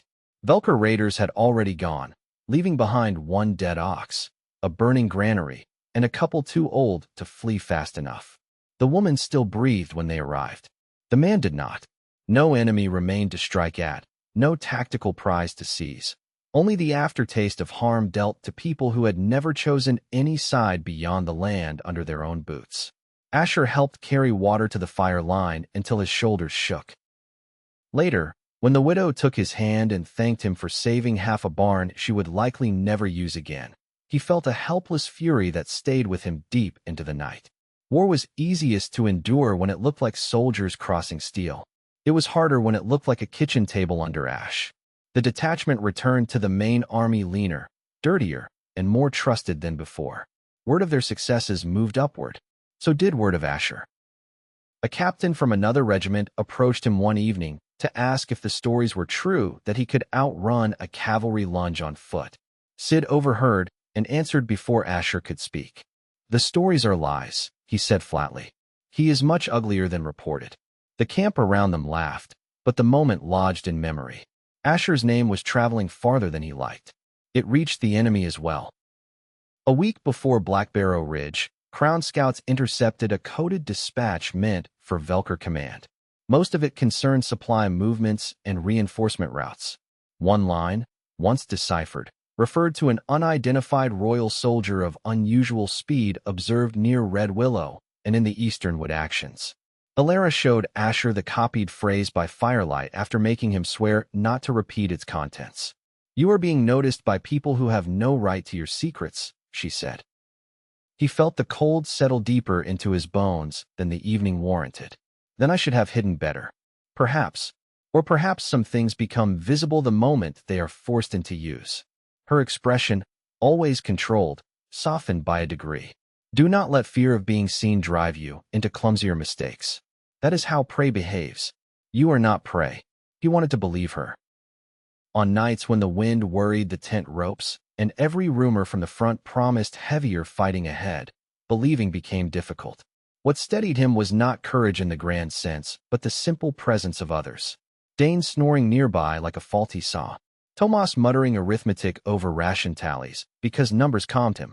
Mira asleep with one hand half-curled, as if even dreams required readiness. Sit awake before dawn staring into the dark in the way of old soldiers who trust silence less than younger men do. War had stripped away much, but it had also given him companions whose existence made despair a kind of insult. When the order came to move on Black Barrow, no one in camp mistook the tone of command. This would not be another raid or hard skirmish in trees. This would be decision. Men wrote quick letters. Priests moved through the lines with oil and prayers. Armor was checked twice. Alara stood with the other mages under a sky the color of lead and said to Asher, "Tomorrow, choose discipline over glory if they part ways. Glory has poor judgment." He almost smiled. "And if they do not, then perhaps, for once, you may take both." Chapter 6. The War Road and the Name the Kingdom Learned. War did not begin for Asher with a glorious charge or a trumpet-rich sunrise. It began with blisters, dust, the creak of leather, and a line of men stretching miles along the eastern road beneath a punishing summer sky. The third column marched out of Haven under banners bright enough to stir any heart, but grandeur faded by the second day into the blunt mathematics of distance. Feet swelled, shoulders bruised beneath packs. Water grew warm in skins before noon. Men learned quickly who complained because they needed to hear themselves suffer and who complained because humor was the only shield against it. Asher marched beside Dane, Tomas, and Lisa in a unit no longer composed of recruits, but of soldiers judged fit to survive first contact. Sid rode with the command staff attached to the column as an advisor despite his retired status. Alara had gone east ahead of them with a separate detachment of recognized battle mages and healers serving under royal authority. Iris remained behind in Haven, which made every sunset feel both lonelier and more urgent. The countryside changed as the army advanced. Prosperous farms gave way to scattered holdings where fences had been hastily repaired after raids. Then came hamlets with blackened barns and fields trampled before harvest. Then came places where nothing remained standing except a well and the stubborn stone corners of a chapel. Refugees moved west in drawn-out clusters carrying bedding, children, cages of hens, and the blank expression of people whose lives had been interrupted too violently for immediate grief. Asher shared food when he could. He also learned to stop promising safety he could not personally provide. War strips language down to what can still live after facts pass through it. Their first true battle came near the ford at Red Willow, where Velker troops held a low ridge above the crossing and used archers in the scrub to break any attempt to push men through the water. The Crown's commanders meant to seize the ford quickly before the enemy could reinforce. Asher's company crossed at dawn under a rain of arrows that darkened the pale river's surface with ripples.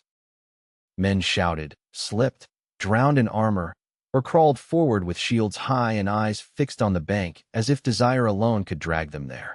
When Asher reached the far side, mud sucking at his boots, he found the world instantly reduced to steel and breath. The ridge was less a strategic point than a wall of screaming human urgency. He fought the way he had been taught, and the way his life had trained him to do without naming it. He stayed alive first. He kept his footing. He watched the chest and hips of opponents instead of their eyes. He guarded the men to either side because formation was survival. Once, when Dane took a spear scrape along the ribs and nearly went down, Asher stepped across him and cut two attackers back in a sequence so fast it felt almost separate from time. Another soldier stared. Asher snarled for him to move, and the man obeyed before astonishment killed him. By noon, the ford belonged to the Valley Crown. The price lay in the shallows among broken shields and bodies turned slowly by current. That night Asher sat with blood drying in the grooves of his gauntlets and discovered that victory tastes little like triumph the first time. Men laughed too loudly around the fires because they had lived. Other men stared at the ground because someone they knew had not. Tomas shook for an hour after dark and then slept like the dead. Lisa sharpened arrows with a face made blank by concentration. Dane, stripped to the waist while a healer stitched him, swore steadily enough to amuse the whole line. Asher cleaned his sword until the rag came away nearly white, then looked up and found Alara watching him from across the firelight. "You kept your secret," she said when she came near. "Barely. Barely is how most soldiers survive their first battle." Her gaze flicked to his hands. "Did you draw from the current?" "Only to sharpen reflexes." "I think. You think because instinct ran ahead of awareness. We will correct that." She crouched beside him, suddenly less mage than companion in fatigue.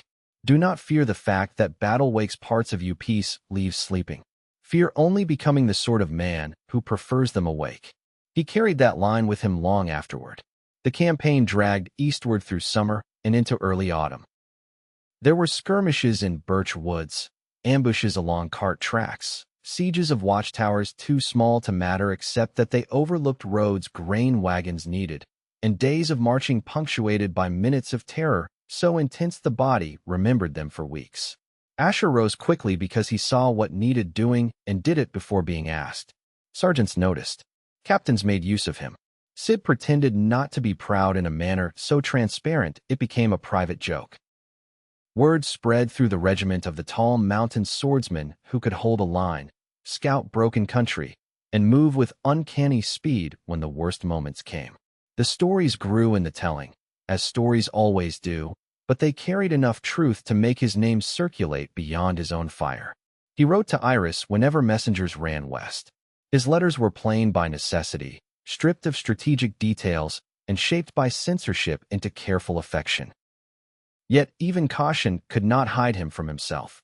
He wrote of sunrise over wet fields, of men singing badly on the march, of how he had seen a foal born in a farmyard abandoned by its owners, and thought suddenly of the gardens at Haven, because she had once laughed over a stubborn mare in the palace stables.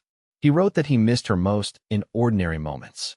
Her replies, when they reached him, were treasures softened at the folds.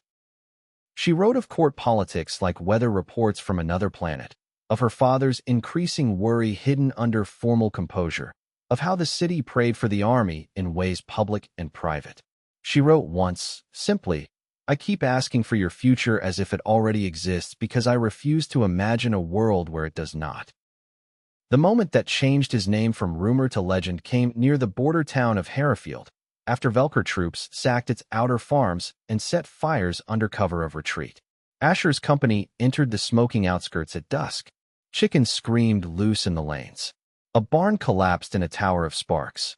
Civilians ran in all directions carrying children, grain sacks, icons torn from walls. Anything the instinct to preserve could still justify. Orders became difficult. Small units were sent into the chaos to pull survivors free and cut off enemy stragglers left behind to murder what the main force had not taken. Asher followed a cry into the shell of a cooper's yard where 3 Velker soldiers had cornered a girl against a rain barrel.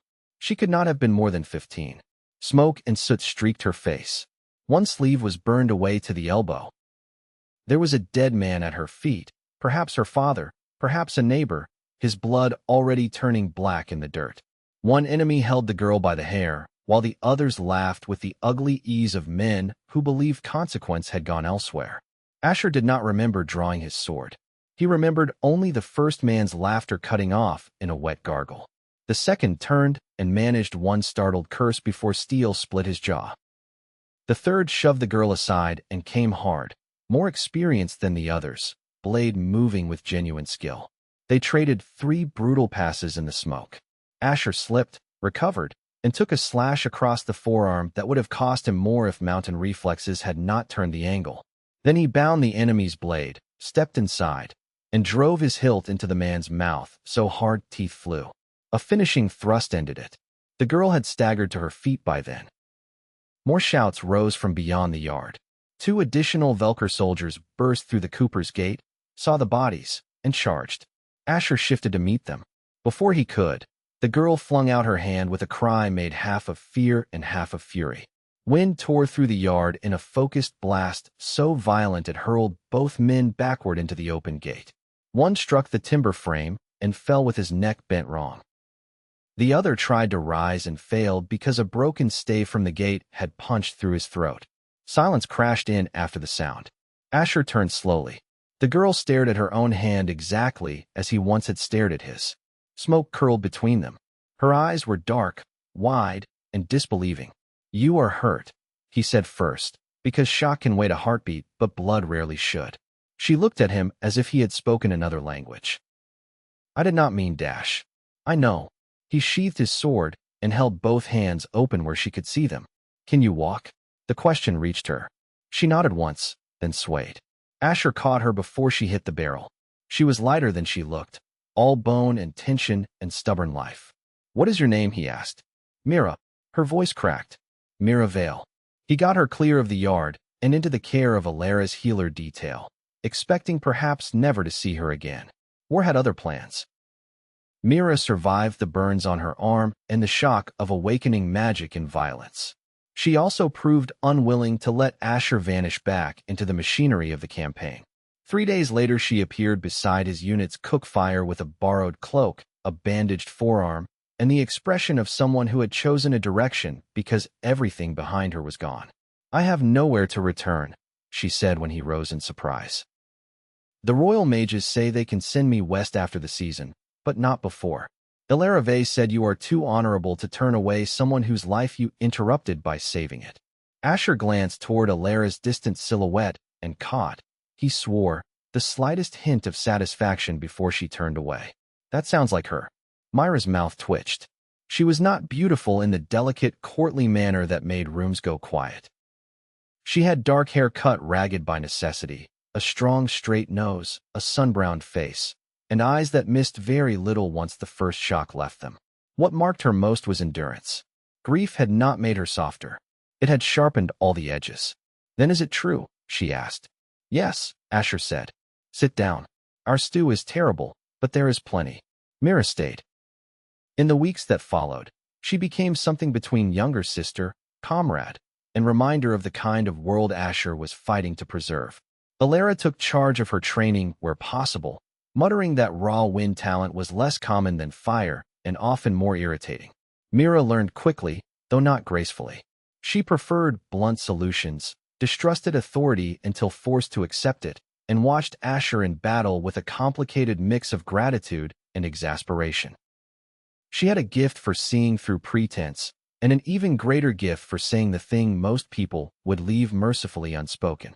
Dane adored her within 3 days because she laughed at exactly the right moments. Tomas feared her for a week because she caught him cheating at cards with almost supernatural contempt.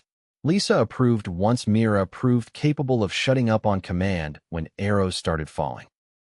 As autumn deepened, the campaign reached its breaking point near Blackbarrow Ridge, where Velker's regent had massed veterans, mercenary pikes, and at least 2 trained mages in an attempt to shatter Eris's eastern advance before winter trapped both armies in the field. The battle that followed lasted from gray dawn into moonrise. Mud swallowed boots. Horses screamed. Standard-bearers died and were replaced before their banners hit ground. The ridge changed hands twice before midday. On the lower slope, a fire mage in Velker colors set whole sections of scrub and shield line alight, forcing the crown's infantry into chaos. That was the moment secrecy stopped being possible. Asher saw Dane fall beneath a burning branch. He saw a gap open in the line where panic was already widening faster than officers could close it. He saw, 50 paces upslope, the enemy mage drawing again with both hands raised while heat shimmered around him like a veil. There are choices a man makes. There are also choices the battle makes through him. Asher ran. He drew from the current deeper than ever before, not in the blind, tearing panic of the Westgate camp, but with the hard, focused discipline Alara had carved into him. Heat flooded his limbs. The world slowed without truly stopping.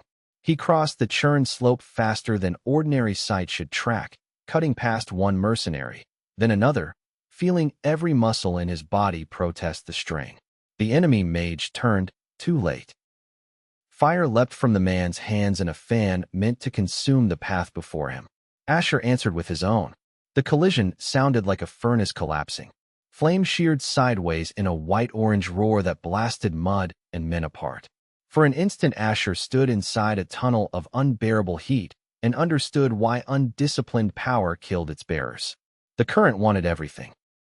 He gave it shape by force of will and desperation, driving his fire not outward in a wasteful bloom, but forward like a spear.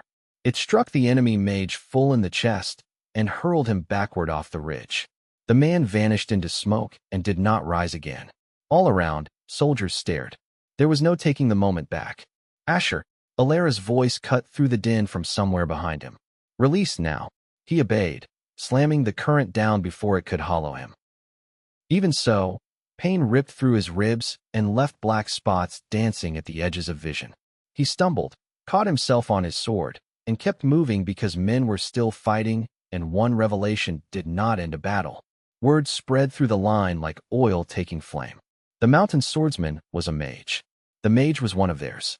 Hope, that reckless and practical thing, surged where fear had been. The ridge held. By nightfall, Black Barrow belonged to the Valley Crown. Velker's eastern host shattered in retreat. Its regent, facing mutiny among his own vassals and winter at his back, sued for terms before the first hard frost. The war did not end in a single day, because wars are untidy even when battles are decisive. But after Black Barrow, everyone understood which way the kingdom's fortune had turned. Along with dispatches to Haven went reports of distinguished action, casualty rolls, and the names of those whose deeds would be repeated in halls far from the mud that made them necessary. Asher's name led more than one of those lists. When the column at last turned west months later, carrying wounded men, captured standards, and the weary disbelief of survivors, the season had shifted toward winter again. 6 months had become nearly 8.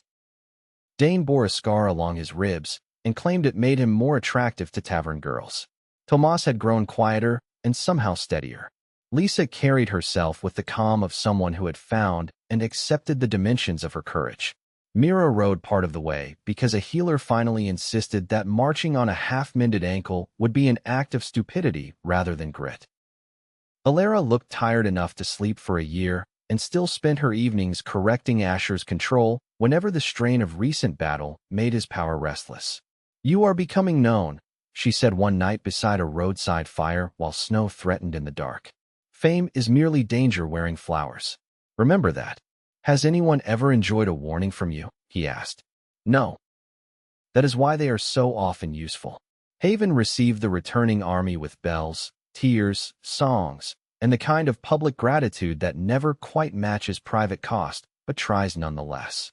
Streets overflowed with families, merchants, temple sisters, noble observers, and children hoisted onto shoulders for a better view. Banners hung from windows. Flowers fell from upper balconies. Men who had marched through blood and mud under blank skies now found themselves blinking at sunlight and adoration as if both were tricks. Asher rode in with his unit under the crown's colors and heard his own name shouted from strangers' mouths. It felt unreal. It felt dangerous.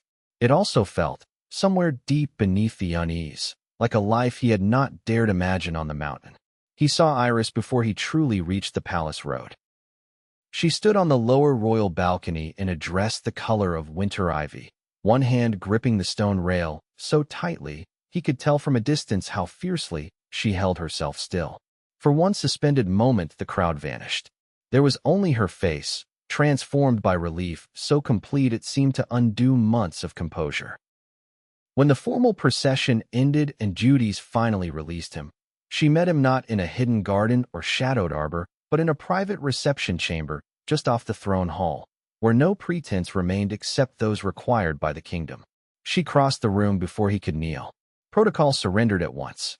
She threw her arms around him and held on with enough force to make his bruised ribs protest. He buried his face in her hair and breathed her in like something he had nearly forgotten existed. When she pulled back, there were tears on her cheeks and laughter under them. "You took too long," she said. "I was trying not to die for your father's convenience. Try harder next time." He kissed her with every mile of absence inside him. King Eris did not make them wait long. Whether that came of kindness, strategy, or the simple understanding that daughters in love are storms better faced than postponed, Asher never knew. 2 days after the army's return, he was summoned to the solar overlooking the West Gardens. Sid stood there already, attempting neutrality. Alara leaned against the far wall with Mira beside her, both present for reasons no one explained, but everyone understood. They were witnesses of a sort, to war, to character, to the fact that Asher no longer belonged only to himself. Iris stood near the window. The king faced the hearth. Eris turned when Asher entered. "You have done what was asked of you, and more than I expected," he said without preamble. "You served with distinction. You carried command when needed. You preserved your comrades. You revealed a talent that, in less disciplined hands, might have become a threat to the very crown you now stand before." He studied Asher in silence for a breath. "My daughter has asked again." Asher bowed his head once, not from fear, but respect. "And I ask with her, Your Majesty." The king's gaze flicked briefly to Iris, then back. "You are not yet a nobleman, and the realm is not simple enough to ignore that. There will be resistance. There will be men who whisper that I have allowed affection to outrank politics. There will be others who see your power and think you a path to influence. If I grant this road, it will not be an easy one." "I did not come from an easy road," Asher said. Something in Eris softened, though only slightly. "No, that is perhaps why I believe you when you say it." He drew a slow breath. "Then hear me plainly. I give my consent to a formal betrothal, to be announced when the council has been prepared and the kingdom steadied after war. During that time you will continue in royal service, receive training proper to your station and your abilities, and decide whether love survives the weight of public life, as well as it survives secrecy and longing. If it does, then when the time is right you will marry my daughter with my blessing." Iris made a sound that was half laugh, half sob. Sid looked at the ceiling as if he had always believed this outcome inevitable. Mira grinned outright. Alara closed her eyes briefly in the manner of someone who had expected the dramatic path and still found it inconvenient. Asher bowed more deeply then, because gratitude deserved its own posture. "Thank you, Majesty." "Do not thank me yet," Eris said dryly. "I have just made your life more complicated than any battlefield." Later, when he and Iris finally found a moment alone in the West Garden under the first clean stars of winter, she took Zep's iron ring from the pocket of his coat, where he had carried it all this time, and turned it over in her fingers. He had told her the story months earlier, one evening under roses when memory felt safer than desire. Now she smiled through lingering tears and held out her hand. He slid the ring onto her finger. It fit imperfectly, too large by a fraction, but she curled her hand as if it had always belonged there. "We should have it reset someday," he murmured. "No," she said. "I like that it has already lived before us." Snow began to fall, small bright flakes drifting through palace torchlight. The garden lay hushed around them, all clipped hedges and sleeping fountains, and the quiet wealth of a world far from the mountain cabin where an old soldier had first handed a lonely boy a wooden sword. Asher looked at Iris, at the city beyond the walls, at the life opening before him, and felt not completion but threshold. That surprised him less now than it once might have. He had learned that every ending worthy of love is also the door to another cost. In the weeks that followed, songs about Black Barrow spread through the taverns of Haven. Some made him taller than truth. Some made Mira a storm given human shape. Some claimed Alara commanded lightning, which she found deeply insulting because the reports confused two entirely different schools of power. Sid was dragged back into court circles he pretended to despise. Letters from Zep arrived at last, gruffly proud and thinly disguised as practical commentary on the failures of Southern campaigning. Harlan sent nothing. Asher discovered the absence no longer hollowed him the way it once would have. More troubling were the letters that came from elsewhere. Minor lords requesting audience.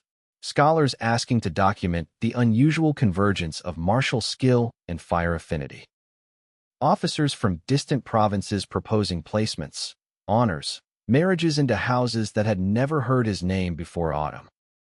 Beneath all of it moved whispers of stranger things. Surviving Velker mages asking too many questions about the young swordsman on Blackbarrow Ridge, border scouts finding symbols burned into abandoned shrines, rumors that Asher's sudden power resembled not the common sparks of bloodline talent, but something older, deeper, perhaps inherited through lines no one had bothered to track in a village at the top of the world.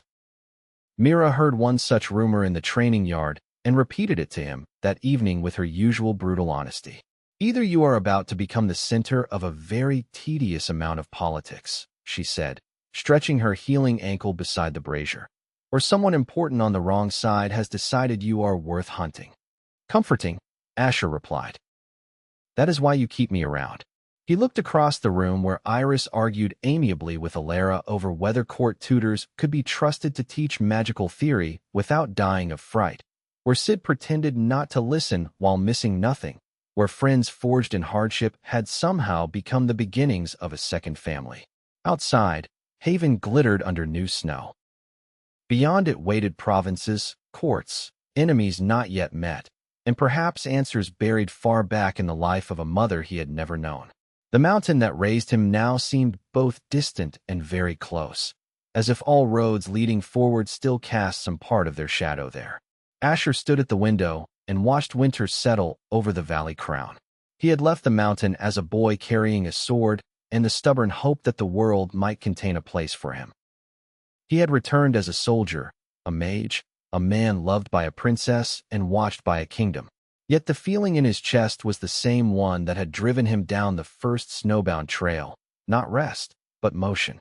Somewhere ahead waited new war, deeper magic, old secrets, and the hard test of whether a man built by survival could become something larger without losing the parts of himself that made him worth loving.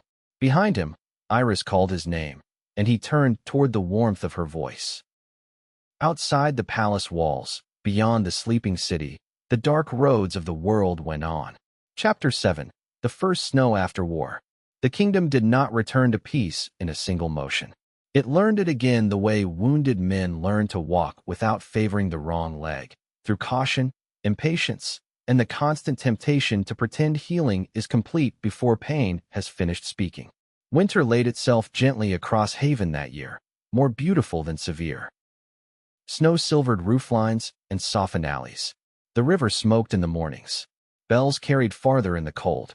Citizens praised victory. Merchants resumed their arguments over tariffs and river tolls, and noble houses returned to the old sport of arranging influence with such elegant smiles that one might almost mistake ambition for manners. Asher found that court life required a different stamina than campaign mud. He had expected lessons in etiquette. He had not expected that half the battle would be fought in silence across polished rooms full of people who measured him while pretending to admire the weather. Tailors took his measurements with reverent anxiety. Tutors assessed his reading, penmanship, history, and political knowledge as if preparing to repair a fortress with a spoon. Weapons masters from the palace guard tested his form and discovered, with varying mixtures of admiration and annoyance, that a mountain elder and a retired captain had already made him difficult to improve in obvious ways. Alara took quiet pleasure in informing several court scholars that magic did not become more obedient simply because its student had been fitted for formal clothes. Iris endured the whole process with alternating patience and fury. Some days, she found it hilarious that venerable ministers who had negotiated with hostile lords could be reduced to blinking uncertainty by the fact that she genuinely liked the man she intended to marry. On other days, she left council antechambers white with anger because some polished fool had suggested that affection would surely cool once novelty faded. "They think love is a decorative weakness," she said one evening while pacing a private salon lined with old maps. As if political marriages have made this kingdom so brilliantly happy that no one should ever attempt another method. Asher, seated by the fire removing a ceremonial collar that felt like a device of punishment, said, "Perhaps they fear what they cannot arrange." She stopped, considered him, and then laughed. "That is exactly why I keep you." Not all challenges were spoken aloud. Twice in those first winter weeks, Asher noticed men watching him in the lower city with the wrong kind of interest. They were not palace guards, not common cut purses, and not merely curious citizens drawn by recent songs. They kept distance too well for that. The first vanished when Asher altered course to follow. The second left behind a room in a rented lodging where the hearth ashes had been disturbed to reveal a symbol traced beneath them. A circle split by 3 downward strokes, burned so deeply into the floorboard that scraping could not fully remove it. Alara stared at the mark for a long moment and said, with unusual sharpness, "I do not know this order, and that troubles me more than recognition would." Mira, who had come to trust very little that moved quietly, asked the practical question at once. "Can they kill him?" "Anyone can be killed," Sid said from the doorway. "The better question is whether they are foolish enough to try inside a city that still owes him its victory songs." "They may not want him dead," Alara replied. That possibility hung in the room like smoke. Before any of them could pursue it properly, Zepp arrived in Haven for the first time in years. He came without ceremony, bundled in a wolf-lined cloak, one-armed and straight-backed despite the journey, with mountain snow still clinging to his boots. Sid opened the door and barked a laugh so loud Talia nearly dropped a tray in the kitchen.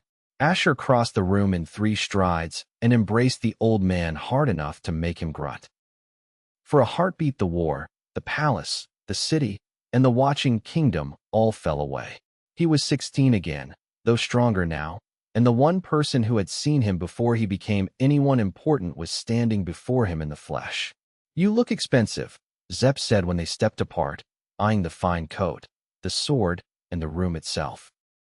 "And you look older." "That is because I had to come all the way down a cursed mountain to confirm half the kingdom's gossip."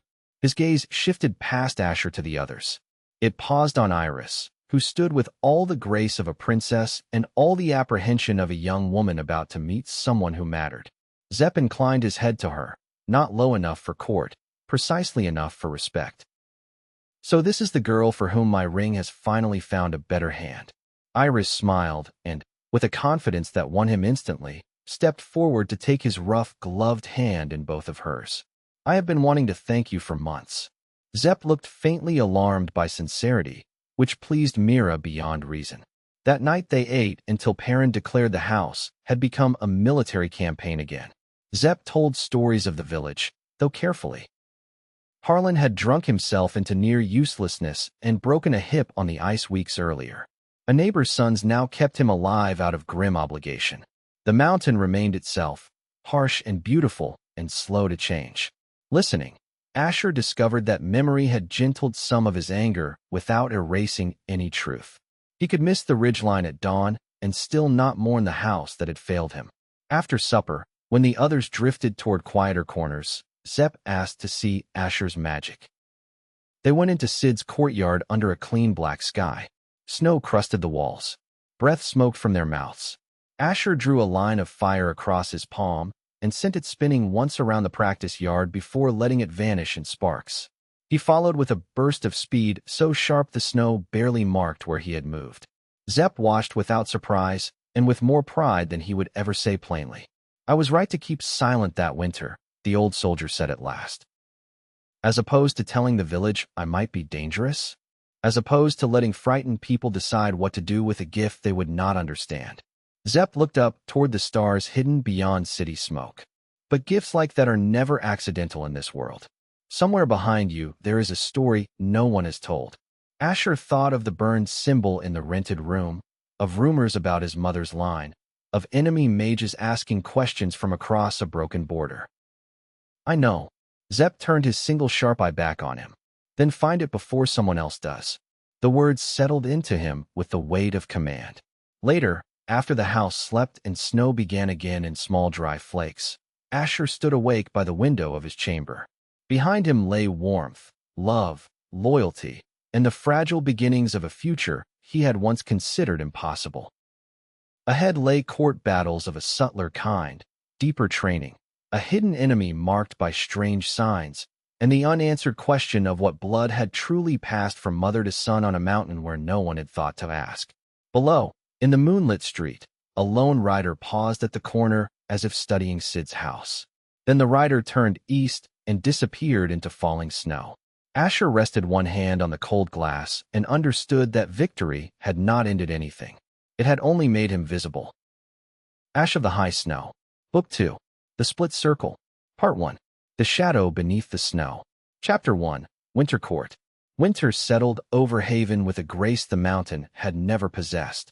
On the White Mountain, winter had been a rule, a punishment, a hard hand laid upon roof and field and flesh until every living thing learned to endure.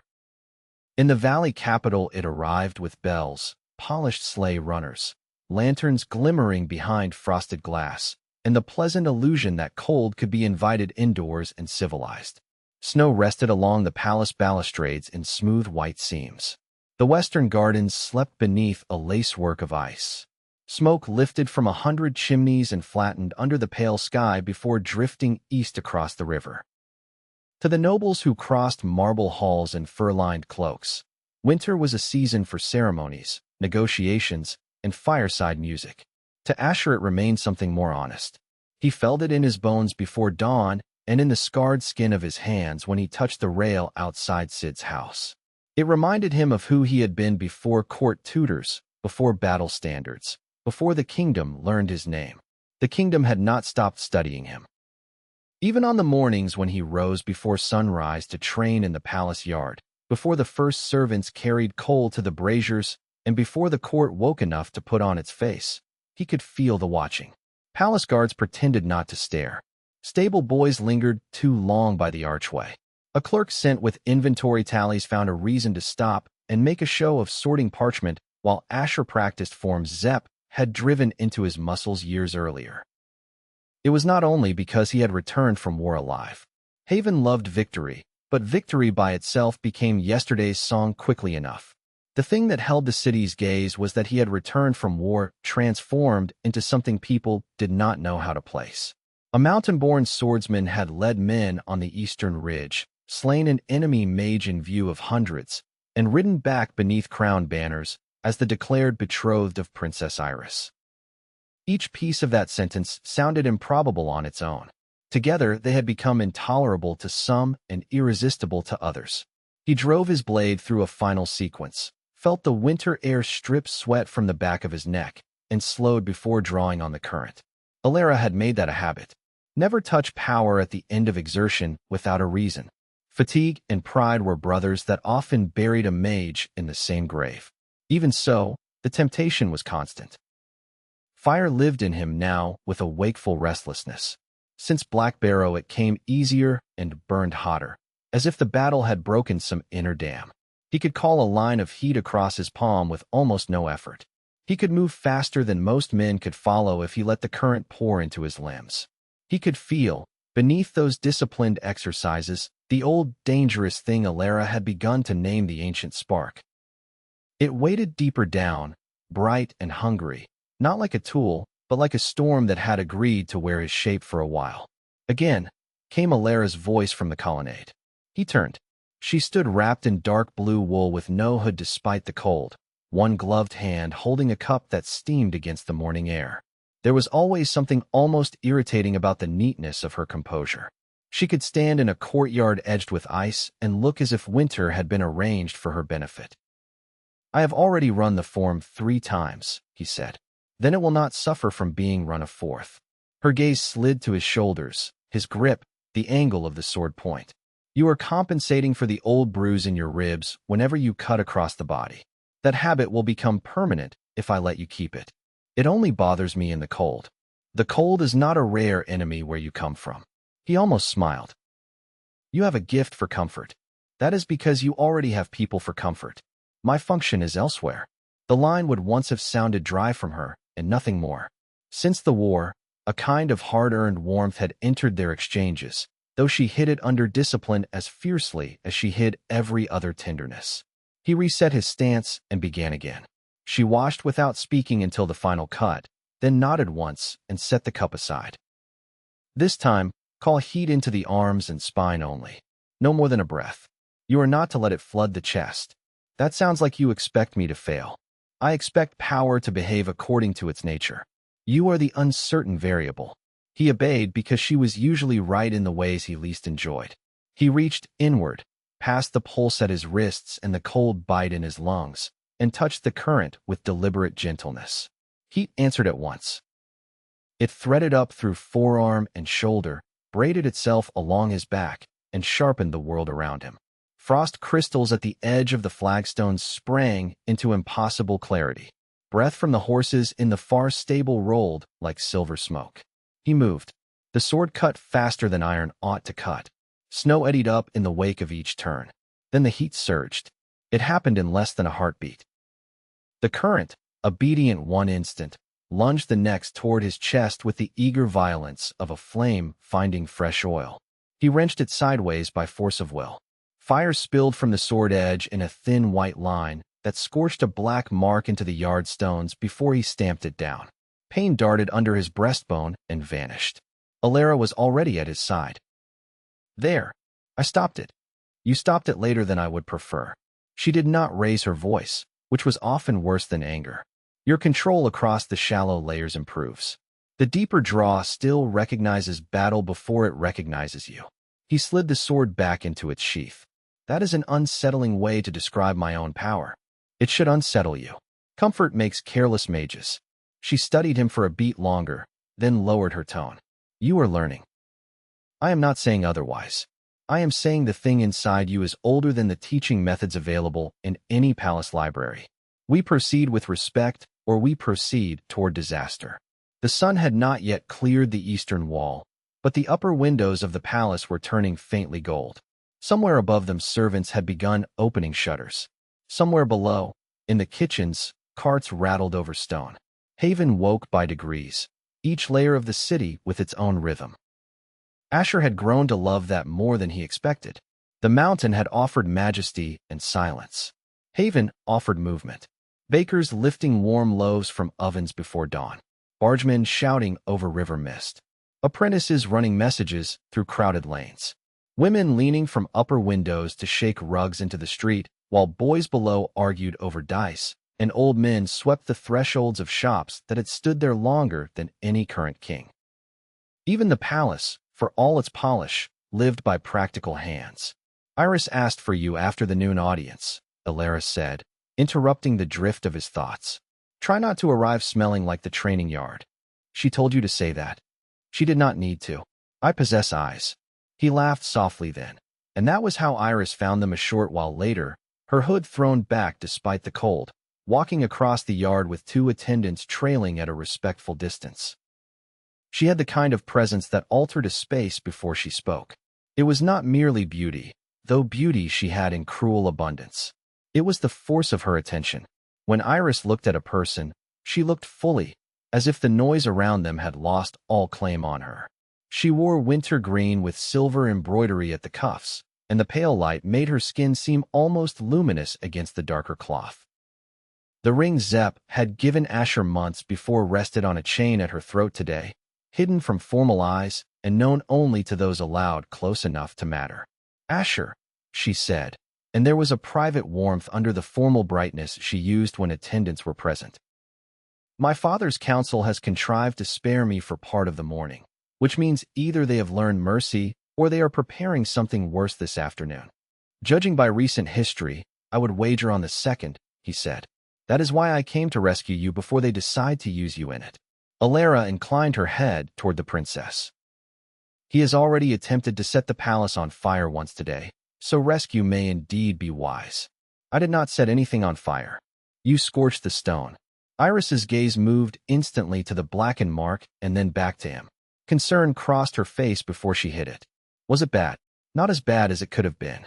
Alara, whose notion of kindness often consisted of leaving people alone with truths they had to manage together, took up her cup and withdrew without another word. Iris waited until her attendants had drifted to the far archway before stepping closer. You are pale. It is only training. Training does not usually make you look as if you have argued with lightning. He wanted to tell her not to worry. He had discovered that people who loved him suffered most from the promises he made lightly, because they could hear the effort underneath. Instead, he touched the back of her gloved hand. It passed quickly. She let out a breath he thought she had been holding since she saw the scorch mark. Everything about your life has become a phrase that begins with "it passed quickly." That sounds like something a princess would say when she means she is angry. It sounds like something a woman would say when she is tired of having her fear dressed in easier words. The honesty of it struck him cleanly. Palace life had not dulled her. If anything, the pressure of it had honed her into a clearer blade. He lowered his voice. Then I will give you the harder words. Alara thinks the deeper part of the current still remembers Blackbarrow too well. I can control it, but not as cleanly as she wants. Do you trust her? With my life. Iris nodded once. Then I will try to borrow her patience, though I dislike that woman whenever she is proven right. You dislike being told there are limits to what worry can fix. That is because worry should be more useful than it is. He smiled. On that point, Your Highness, I entirely agree. They crossed the western cloister together, where winter light fell through high arches onto mosaic floors that depicted the old river kingdoms before Haven had gathered them into one crown. Few places in the palace felt private anymore, but there were gradations of scrutiny. Here they could speak in low voices and be overheard only by people who had already learned the value of silence. Iris told him, in clipped but vivid detail, about the morning council. Lord Caro had renewed his objections to delaying a formal announcement of their betrothal, not because he supported the match, but because he wanted the realm forced into open argument while the eastern settlements were still rebuilding. Lady Meravin had countered by praising Asher so lavishly that the praise itself became suspicious.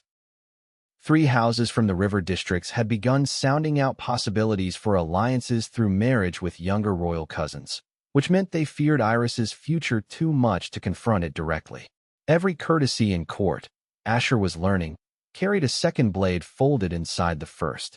They are waiting for a mistake, Iris said as they descended toward the private conservatory behind the west salon. Warm air met them at the door, thick with damp earth, and the sweet, clean smell of orange trees kept alive through winter in great glazed pots. Some of them are waiting for father to reconsider. Some are waiting for you to offend the wrong man.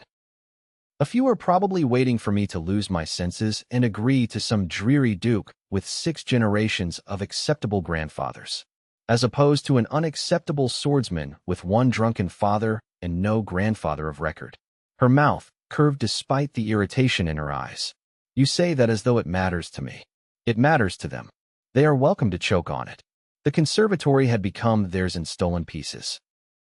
They had first found privacy there during the uncertain months before Blackbarrow, when every meeting felt borrowed from danger.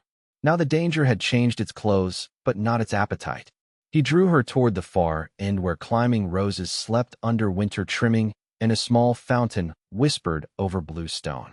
Sun caught in the glass roof above, turning the lingering condensation into lines of brightness. For a few breaths they stood without speaking. The relief of simple nearness moved through him like warmth after long cold. Palace lessons, military briefings, magical training, the endless attention of a city that seemed never to tire of his existence, all of it loosened when she was close enough to touch. I had a letter from Zepp, he said at last. He writes as if he means to insult the whole Eastern Command, which I suppose is his version of pride. Iris smiled. Then the old man must be very proud indeed. He says the mountain road is worse than usual and that Harlan broke his hip on the ice. The words changed the air between them. Iris knew more about his father than almost anyone alive, perhaps because he had once found it easier to speak shame into the dark with her than carry it alone. She touched his sleeve lightly. Do you want to go back? No. The answer came too fast and too hard, which meant it was not the whole answer. He knew she heard that. Iris had a way of leaving silence open until truth caught up with itself. I do not want to see him, he said more slowly. I do not want his voice in my head again. I do not want to stand in that house and remember what it made of me. And yet I keep thinking about it. She looked past him to the glass panes crowded with winter light. Sometimes the road you hate is still the road that leads to the locked door. He let out a long breath. You have become very wise since agreeing to marry me. I was wise before that. You were simply too distracted to notice. He kissed her then because the argument was unwinnable and because he had wanted to sense the moment she crossed the yard. The kiss began gently and deepened with all the force that court restraint denied them elsewhere. He tasted mint from the tea she favored in the morning and the cold she had carried in from the cloister. Her fingers closed at the back of his neck, and for a moment the kingdom disappeared. There were no councils, no songs, no watching eyes, no old bloodlines reaching for him from beyond the mountain. There was only the woman he loved and the astonishing fact that life had bent in such a way as to bring him here. When they parted, she rested her forehead briefly against his. "That was not wisdom," she murmured. "That was selfishness. I hope you never recover from it." She laughed softly, but the shadow returned almost at once. "Asher, there is something else." The change in her tone drew him straight. "What?" "Last night one of my ladies overheard two junior clerks speaking in the North Records room. They thought they were alone. They were asking for old birth rolls from the mountain villages, specifically from the year you were born." He felt the back of his neck go cold despite the warm air.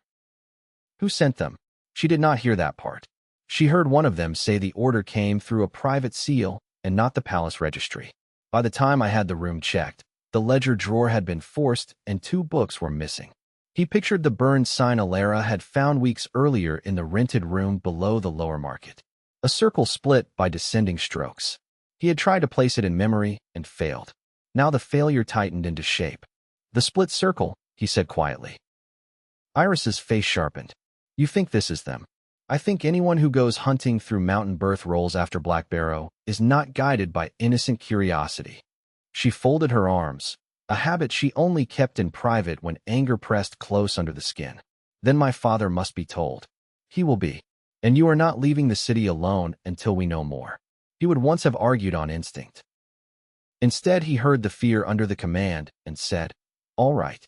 She searched his face, perhaps expecting resistance, and some of the tension eased. "Thank you for making one thing easier. If I did not, you would have assigned guards to my breakfast." "I still might." He was about to answer when footsteps sounded beyond the palms. Sid entered the conservatory with the rough economy of a man who had spent most of his life in places where ornament deserved suspicion. He had not dressed for court, which meant dark wool, good boots, and the expression of someone who accepted that polished floors would always remain a form of personal insult. The scar near his temple showed whiter in winter light. "There you are," he said. "I was told this was the likeliest place to find the 2 of you if I wanted honesty before protocol." Iris straightened. "That depends on what you intend to ask.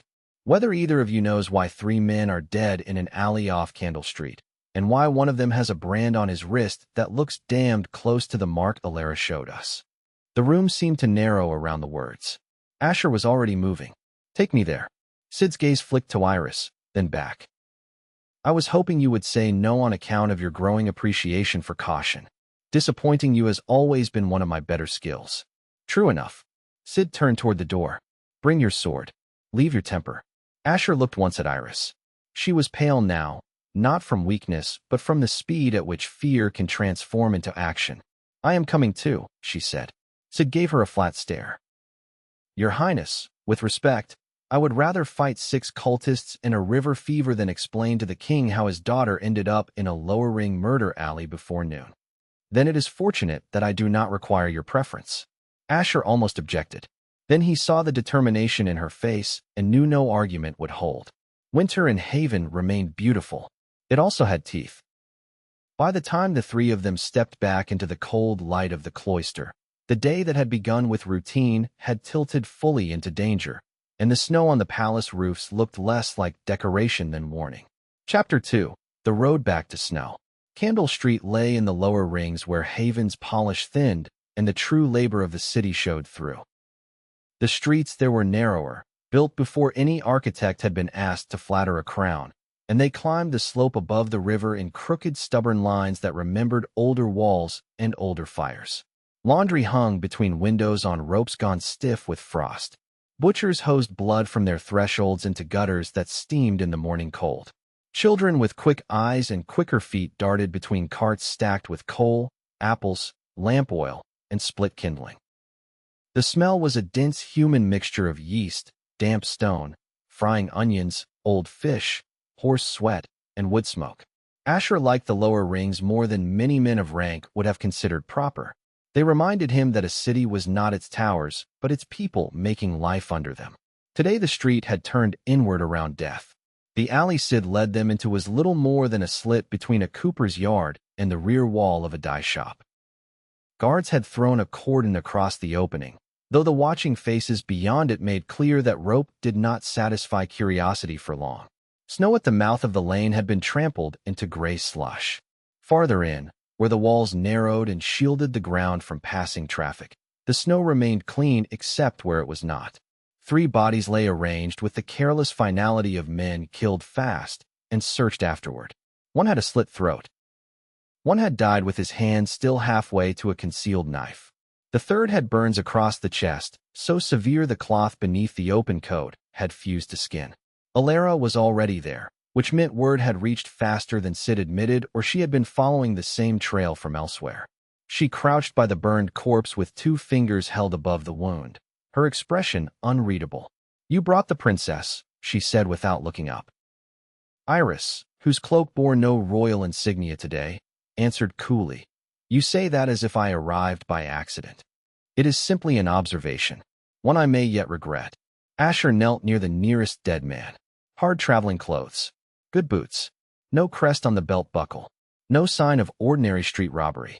The man's right wrist had been exposed by someone after death and turned outward as if meant to be seen. There, blackened into the flesh with deliberate heat, was the sign that had haunted the winter since Black Barrow. A circle split by 3 descending cuts. "Same mark," Sid said. "One of my old contacts saw the bodies drop from a wagon before dawn. He was sensible enough not to investigate alone, and only slightly less sensible in who he chose to wake." "Do we know who killed them?" Iris asked. Alara straightened. "This one died by fire, but not Asher's." "The burn is wrong." She nodded toward the corpse she had been studying. "His ribs were heated from the inside, not struck from the surface. It suggests a current inversion. Dangerous, specialized, and not common in any school I know." Asher looked from the wound to the symbol on the wrist. "One of their own did this. That would be my first conclusion. Why leave the bodies where they would be found?" Sid shrugged once. "A message, perhaps, or an act of discipline, or else they were interrupted." He moved deeper into the alley and crouched near the far wall where the snow lay less disturbed. "Here." Asher joined him. At first he saw only torn slush and the rough shadow of broken barrels stacked against the cooper's yard. Then the pattern resolved. 2 sets of boot marks leading in, for leading out. One was lighter than the others and staggered near the end, as if the owner had been wounded or dragged. "Not all of them died here," Asher said. "No," Sid agreed. "And one of the survivors bled." He touched a dark stain frozen along the stone and lifted his fingers. Fresh enough that he did not get far before the cold took the shine off it. Iris looked toward the street mouth. "Then why are we standing still?" Because Sid had been a soldier long enough to distrust movement before understanding, he did not answer at once. He scanned rooflines, window shadows, the narrow lanes feeding into Candle Street. Asher recognized the same instinct rising in himself. Death arranged too neatly had its own smell. He stood, clear the watching crowd. Sid was already gesturing to the guards. Iris stepped back as the men at the alley mouth began pushing bystanders farther into the street. The sound that followed came from above, sharp and sudden, not loud enough to be thunder and too violent to be tile giving way under snow. Asher looked up in time to see the shape drop from the cooper's roof. The figure landed in the alley in a scatter of frost and broken slates, wrapped in gray that almost matched the sky. For an instant Asher thought the stranger held no weapon. Then the man's hands came forward and the air between them bent. Not flame, not ordinary light. A pale distortion, cold and colorless, open like torn glass. "Alara," Asher snapped. She was already moving. A barrier of heat flashed up before Iris, not bright fire, but a wavering wall that turned the alley air liquid. The distortion struck it and split into screaming shards of frozen vapor. Where those shards hit stone, frost exploded outward in white veins. One slashed across the corpse nearest Asher and turned cloth rigid in a blink. The assassin had come for proof, not spectacle. He lunged past the dead man toward the burned body, perhaps to take something from it, perhaps to destroy something left behind. Asher drew and met him halfway. Steel rang once. The stranger was fast in the way trained killers are fast, every motion economical and stripped of waste. A hook blade flashed for Asher's throat. He caught it, turned inside the cut, and drove an elbow into the man's jaw. The assassin recovered with unnatural speed, and the cold distortion flared again along his offhand. Asher touched the current. Heat surged down his sword arm and into his legs. He moved before the second strike fully formed, faster than the killer expected, and cut across the man's forearm. Blood leapt dark against snow. The distortion collapsed. Sid crashed into the assassin from the side a heartbeat later and slammed him into the wall hard enough to crack stone dust loose from the mortar.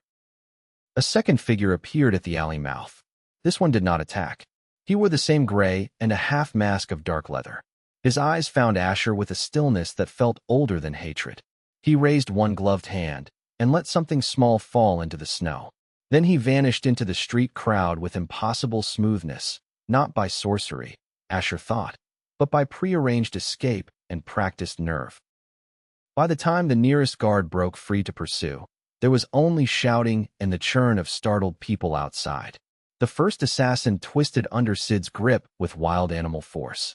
Alara sent a ribbon of heat around his wrist, and the hidden blade clattered to stone. Even bound, he did not plead. He laughed. The sound was soft and contemptuous and entirely wrong in a man with blood running down his sleeve. "Do not let him bite anything," Alara said sharply.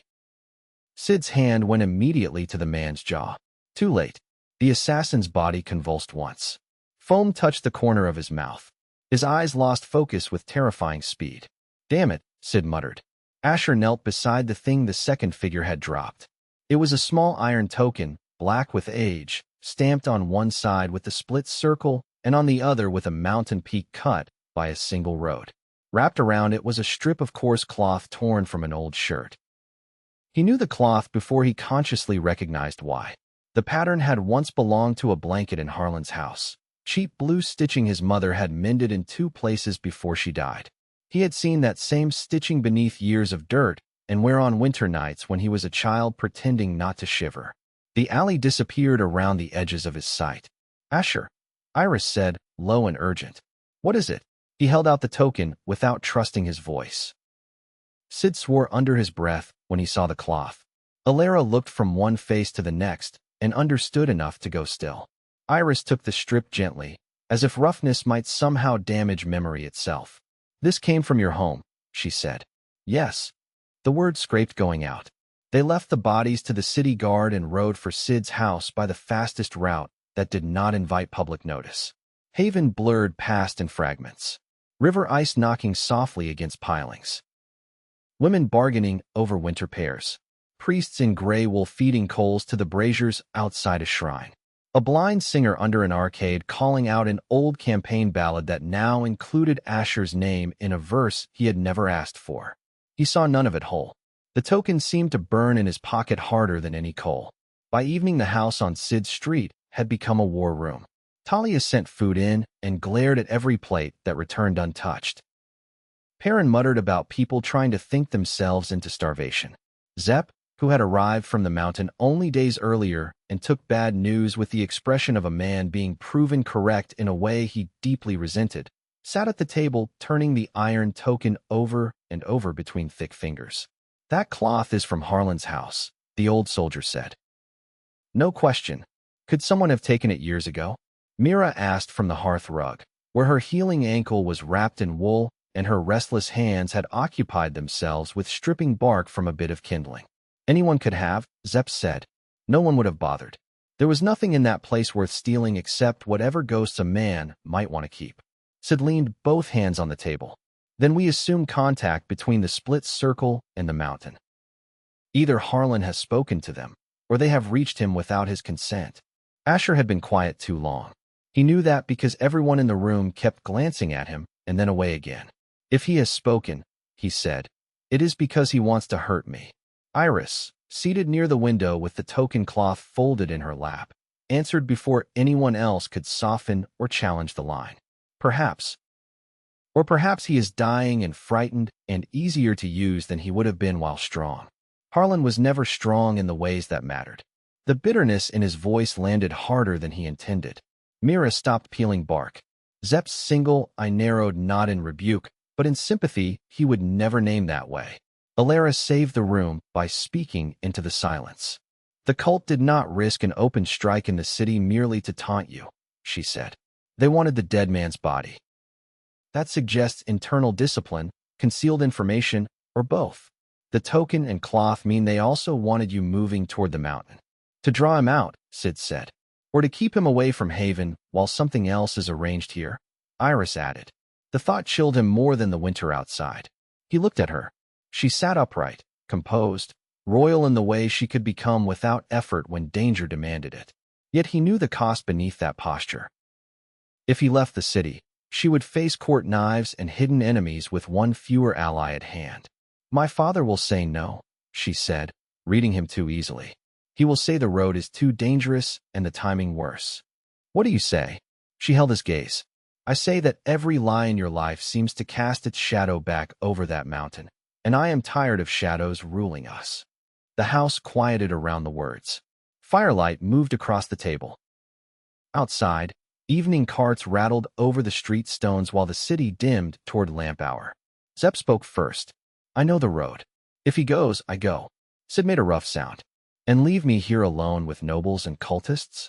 That is a cruel way to repay old friendship. You were always better at cities than I was. That does not make it pleasant. Sid straightened and rubbed at the bridge of his nose. Still, someone has to keep Haven from turning into a nest of knives while the truth is fetched from the snow.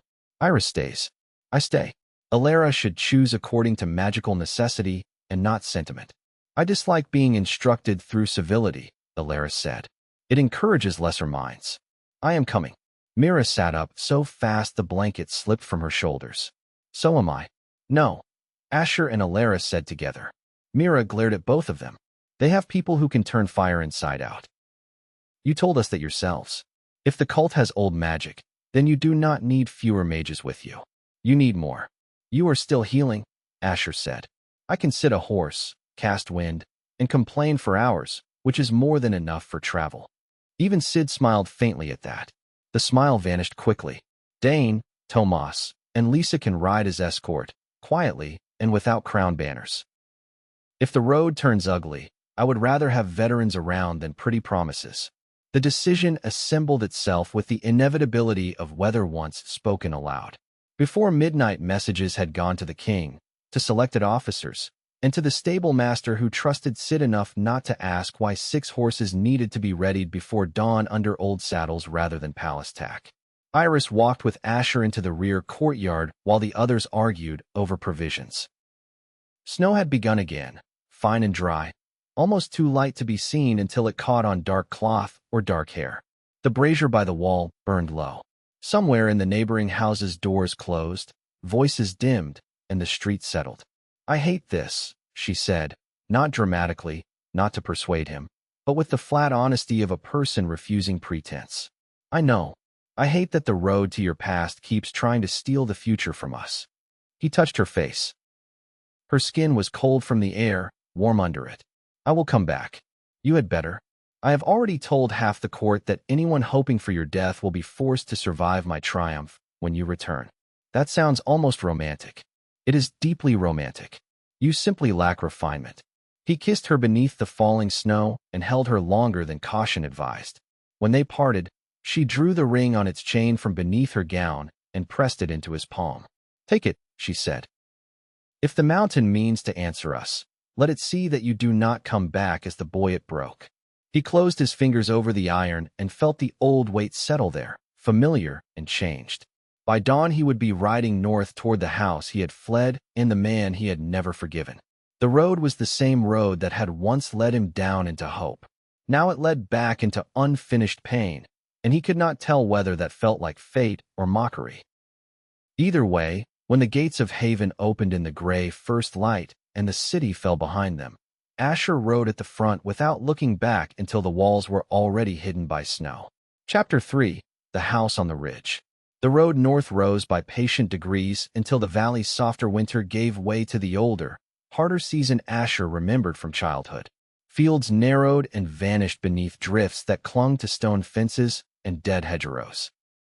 Villages grew smaller, their chimneys farther apart, their people more careful with questions. At each wayhouse, the innkeepers recognized the strain of soldiers even when they failed to recognize faces, and they set out stew, bread, and warmed ale with the grave practicality of folk who understood that roads in winter asked attacks from every traveler.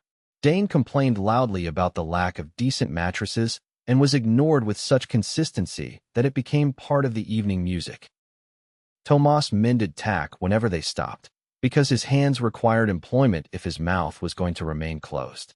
Lisa spent long stretches of the ride studying tree lines and ridge shadows, as if she trusted silence to give warning faster than men. Mira, whose ankle strengthened every day out of sheer irritation at having once failed her, shifted between bouts of chatter and long, watchful stillness when the weather turned rough. Zepp rode the lead with Asher whenever the road narrowed, speaking little unless memory demanded it. Alara endured the cold with aristocratic disapproval and then proved, once again, that disapproval had never prevented competence in her. Travel wore away the bright surface of court life quickly. That was a relief. By the third day, their hands smelled of horse and leather rather than citrus polish from palace corridors. Their cloaks carried snowmelt and smoke from roadside fires. Meals became simple and satisfying because hunger had earned them. Around the campfires, Asher found, with a kind of startled gratitude, that he could breathe more easily than he had in weeks. No tutors came hunting him with schedules. No clerk waited beyond a door. No noble smile meant three incompatible things at once. There was only the road, the weather, the danger they understood, and the company of people whose loyalty had been tested in harder places than conversation. On the fifth night, they camped in a stand of black pines above a frozen tarn. Wind hissed through the branches. The horses stamped and lowered their heads over nosebags. The fire burned low and red because too much flame on a dark slope invited attention. Mira sat on a bedroll with her hands spread toward the coals.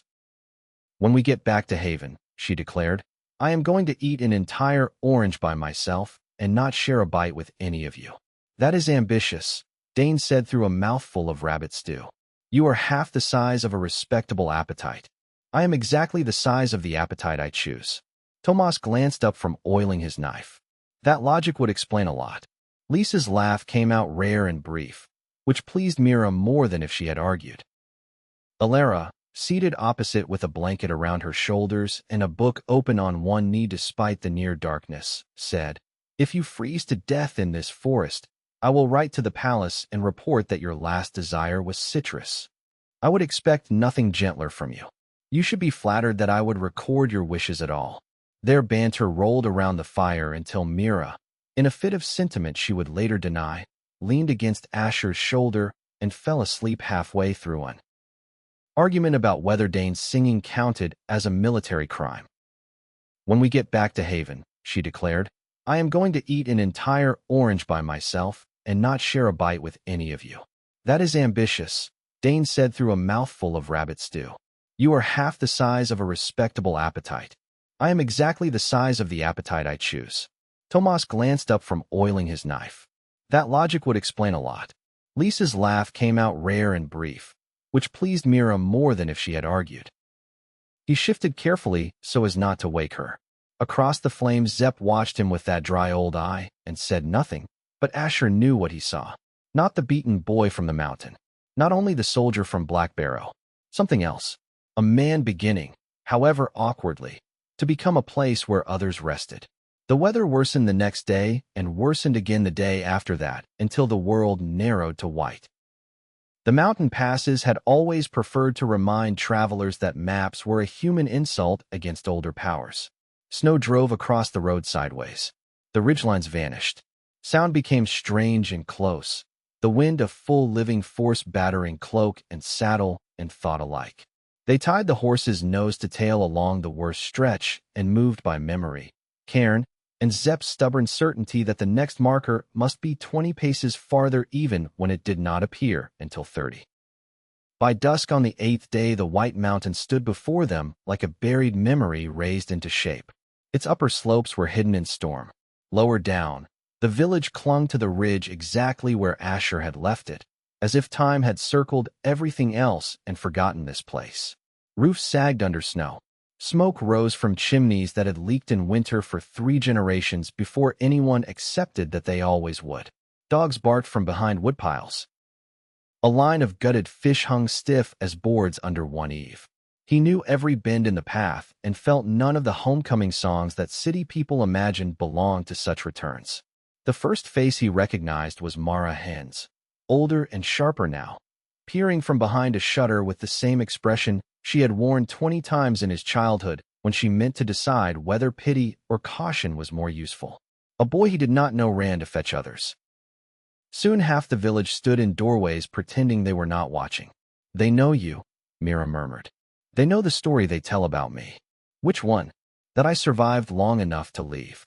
Zepp led them not to the square, but to the slope above it where Harlan's cabin crouched under the weight of snow. Even from a distance it looked smaller than memory. The roof had been patched badly in 2 places. One shutter hung crooked. The woodpile leaned as if one good storm might send it scattering downhill. Tracks marked the path, but not many. Obligation had visited. Affection had not. Asher dismounted and stood for a moment with his hand on the saddle. Cold air burned in his lungs. Every part of his body had crossed battlefields with more ease than the few yards between that horse and the front door. "Do you want us with you?" Sid was not there to ask the question this time. Zepp did.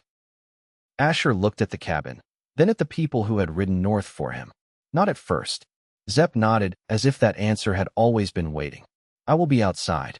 He climbed the 2 half-buried steps and pushed the door inward. The smell struck first. Old ash, damp wool, sour medicine.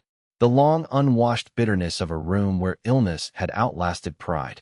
Light came poorly through the shutter crack and the gaps around the chimney stone. The table where his father had once thrown empty bottles at the wall stood crooked on one short leg. The hearth was lit, but only barely. A pot hung above it with broth gone thin from too much water and too little meat. Harlan lay on the bed against the far wall under 3 blankets and an old skin cloak. He seemed at first less like a man than a heap of angles arranged where a man used to be. Time and drink and pain had carved him down to the bone. His hair, once thick and dark, had gone mostly gray and mostly thin. One leg lay twisted under the covers in a way that spoke of healing done poorly. But the eyes were the same, red-rimmed and mean when they focused. Meanest perhaps because weakness had not softened them enough. He saw Asher and laughed once, harshly. So the songs were true. Asher shut the door behind him. "I did not come for songs." "No. You came because they told you I was dying, and a dutiful son must show his face long enough to see whether the grave is deep enough." "I am not dutiful." Harlan coughed at that, a tearing sound that bent him double. When it passed, he spat into the ash bucket by the bed and wiped his mouth with the back of one shaking hand. "At least the palace did not teach you lying." The old anger rose fast and familiar, like stepping onto ice that remembered every fall. Asher stood very still because stillness had once been the only defense in this room. "A man in Haven left me a piece of cloth from this house wrapped around a cult token. Tell me why." At first Harlan's face remained merely sour. Then something deeper moved under it. Fear, perhaps, or recognition sharpened by too little time left to waste. He looked past Asher to the shutter, to the walls, to the dim corners, as if old habits of secrecy had outlived strength. "You should not have come alone." "I did not. That is not what I asked." The old man swallowed. "Did they see you ride up here?" "Who?" Harlan stared at him with a hatred that seemed, for one raw instant, directed less at Asher than at himself. "The ones your mother fled." The room went silent enough for the hearth to sound loud. Asher took one step closer. "What did you say?" Harlan looked at the fire, not at him. "Your mother did not wander out of some holy mist and die because the mountain was cursed. She came from beyond the northern pass, from farther than any of you hill fools ever cared to map. She was running when I found her, running and half dead and carrying you under her ribs." Every muscle in Asher's body tightened at once. "You told me she died bringing me into the world. She died because blood had already been taken from her before labor started." "I told you what was easiest." "For whom?" Harlan's mouth twisted. "Do you need the answer spoken?" Yes, Asher thought. Yes, because if he did not hear the ugliness plain now, it would keep breeding inside every silence left after. "Say it." "For me," Harlan rasped. For the village. For a child easier to blame than a woman I could not save. The confession did not feel like lightning. It felt worse.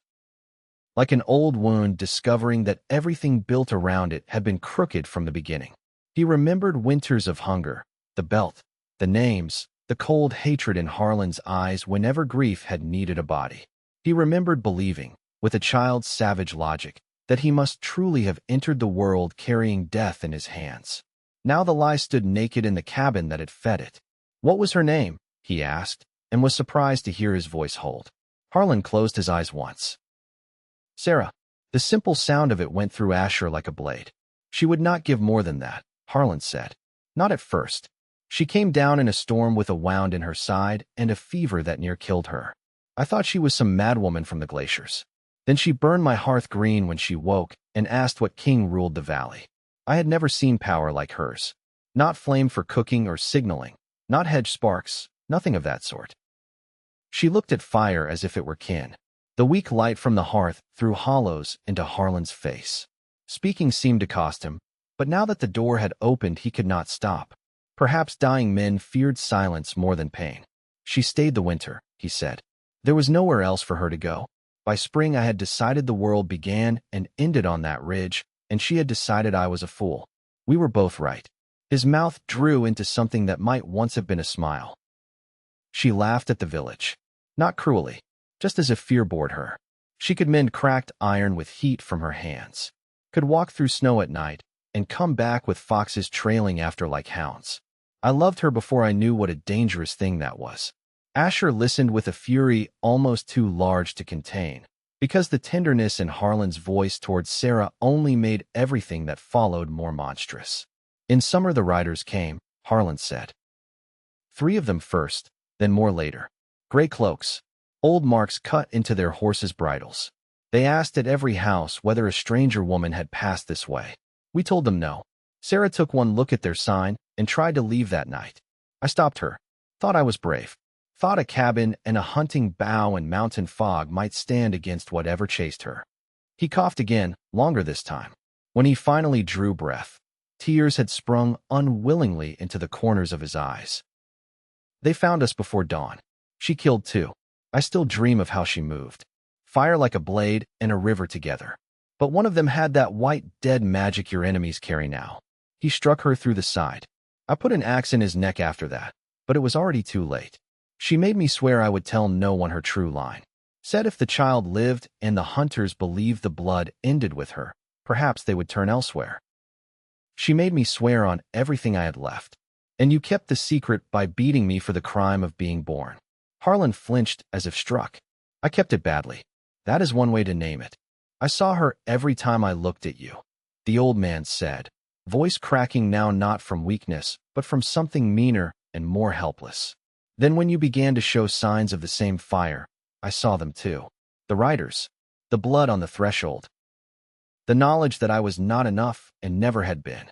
He gripped the blanket with clawed fingers. I hated you because fear was easier than shame. There it was. Not redemption.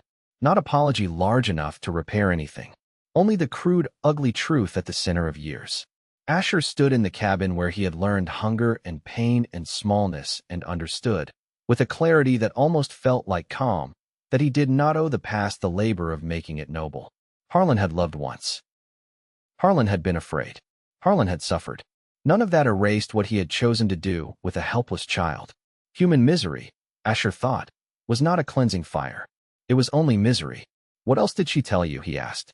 Harlan dragged a shaking hand toward the wall beside the bed. Loose stone. Behind it. Asher crossed to the chimney. The 3rd stone from the floor shifted under his fingers. Behind it was a narrow gap black with soot. He reached in and drew out a wrapped bundle of oiled cloth. Inside lay a small leather journal weathered nearly smooth at the edges, a silver pendant shaped like a flame enclosed in a circle, and a folded scrap of map drawn in ink that had bled but not vanished. The map showed the White Mountain, the northern pass, and beyond it a line of peaks no valley chart he knew had ever bothered to render. At the far edge of the parchment one word had been written in a hand finer than any mountain hand. Varesk. She said if anyone ever came asking with the broken circle sign, Harlan whispered, I was to burn those. I could never do it. Cowardice had preserved what love and duty had not. The irony was so bitter Asher nearly laughed. Outside the cabin, wind hit the shutter. For one heartbeat, he thought it only weather. Then a shout carried up from the slope below. Zep's voice. Asher moved for the door. Harlan caught a fistful of his coat with surprising strength.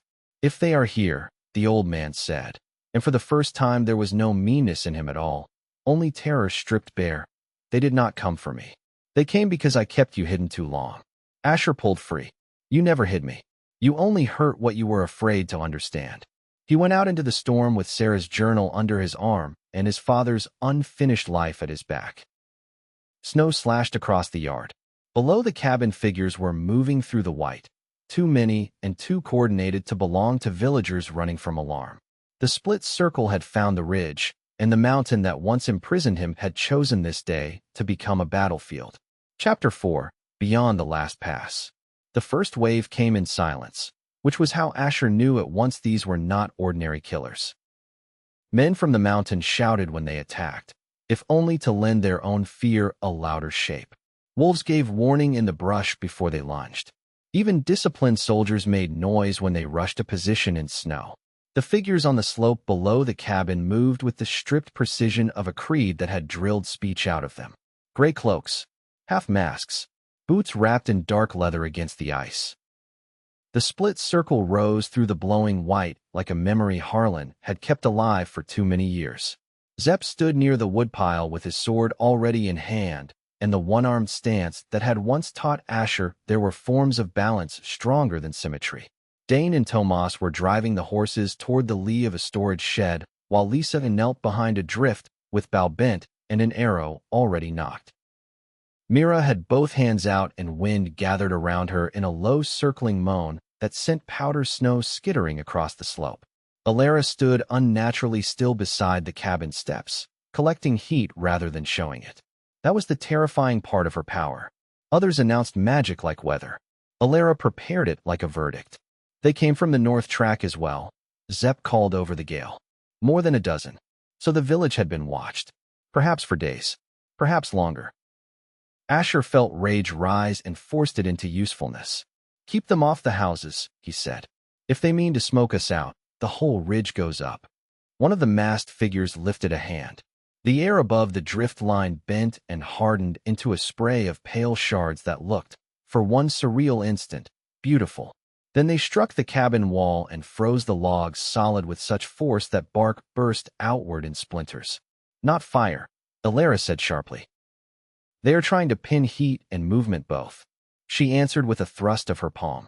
A ribbon of orange-white shot low across the slope, not a wild bloom, but a cutting line. It sliced through one attacker's legs at the knee and sent two more diving aside. Lisa's arrow buried itself in the throat of a fourth before he hit the ground. Dane roared something joyous and profane and charged downhill with shield high, because no amount of strange magic had ever yet persuaded him to behave like a philosopher. The clash turned immediate after that. Asher met the first cultist at the base of the steps and recognized the school of movement at once. They fought in pairs whenever possible, one drawing the eye with steel, while the other shaped that colorless inversion magic to strike where a defense naturally opened. He had learned, on bloodier slopes than this, that unfamiliar tactics became less mysterious once a body had tested them. He turned a short blade aside, stepped past the expected second thrust, and cut into the partner before the pale distortion fully formed. The dying man's spell broke apart in a burst of freezing dust that coated Asher's sleeve with rime. A second pair came from the left. Myra's wind hit them first.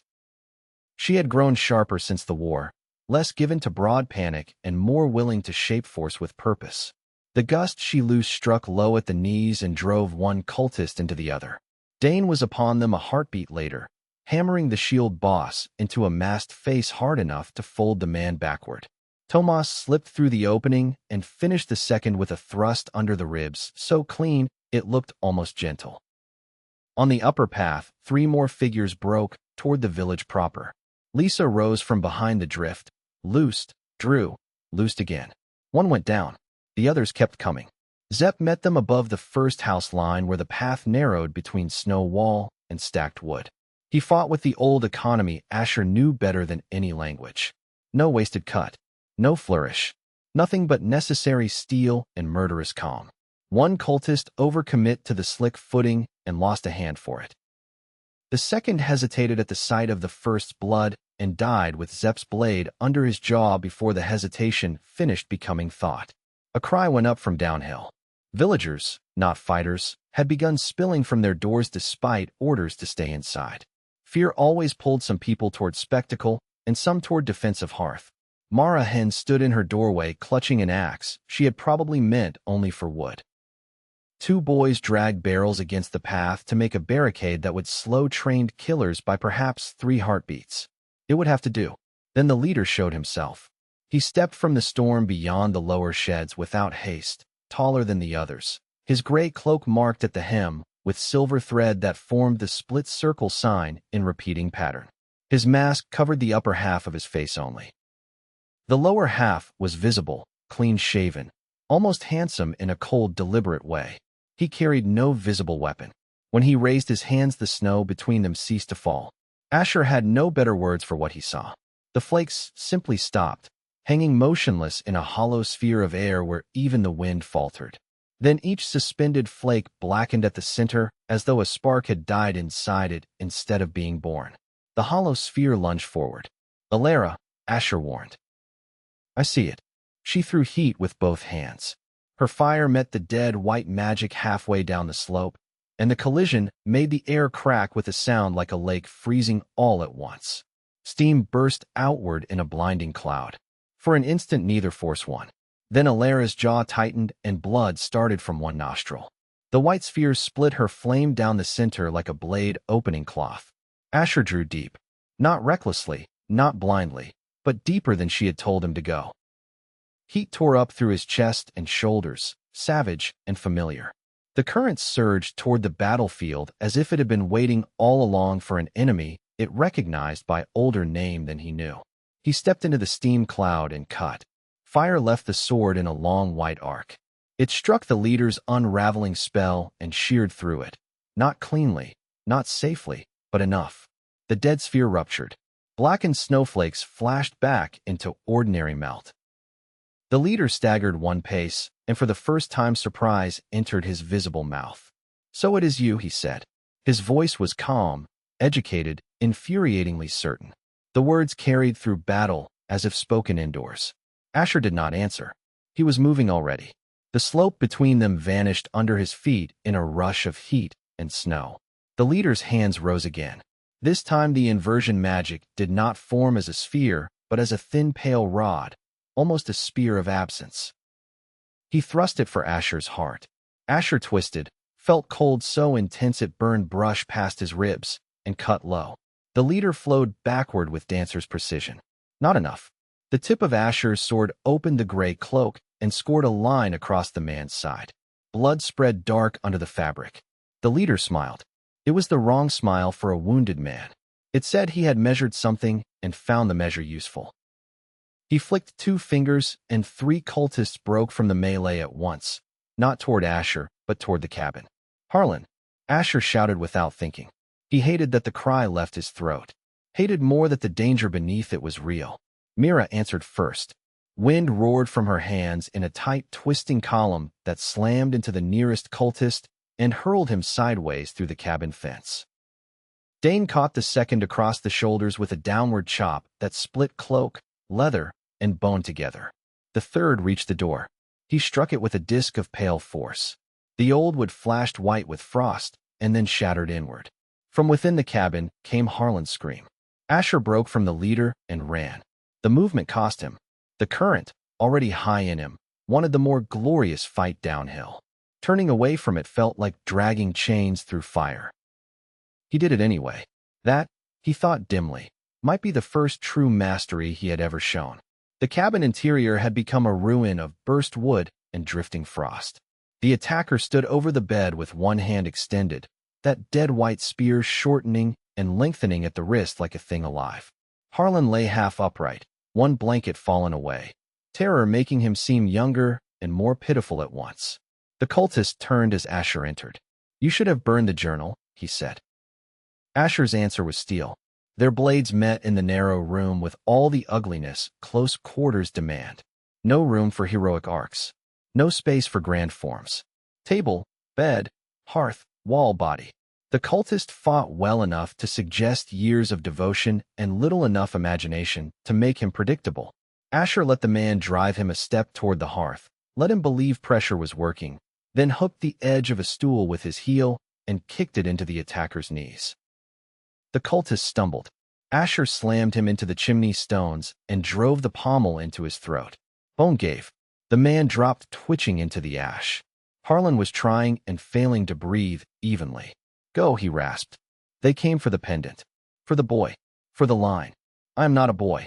No. The old man's eyes found his. And for one staggering moment, there was something like recognition there. Not the warped projection of fear and blame, but sight. No, you are not. Outside, battle sound thinned in one place only to swell in another. The cult leader had changed tactics. Smoke curled under the cabin roof. Asher smelled pitch.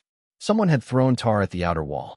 He cursed, dragged the attacker's corpse aside, and bent to lift Harlan. The effort nearly failed. The old man had become light from illness and heavy from pain, dead weight refusing order. Asher hauled him upright and got one arm across his shoulders. You do not owe me this, Harlan whispered. Asher braced and half carried, half dragged him toward the door.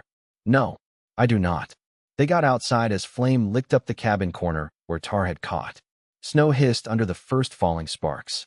Mira saw them and redirected the wind at once, whipping smoke away from the doorway so Asher could see. Dane and Tomas had pushed the remaining attackers below the path. Lisa's arrows ruled the gap whenever a gray hood tried to rise. Zepp stood 20 paces uphill with blood freezing on one sleeve and 3 cultists at his feet. Only the leader remained unengaged. He watched from the lower slope with his hand pressed to the wound at his side, as if the whole battle had been merely one move in a longer game. Alara, Asher called, lowering Harlan onto a sled plank someone had dragged from the shed. I am still alive, she answered tightly, which in her language meant she had spent more power than she liked. Can you hold him? I can inconvenience him. Do that. The leader seemed to hear the line. He inclined his head as if in courtesy, and then looked past Asher to the village. You do not yet understand what hunts you, he said. Your mother did. That is why she ran. Then perhaps you should have caught her yourselves.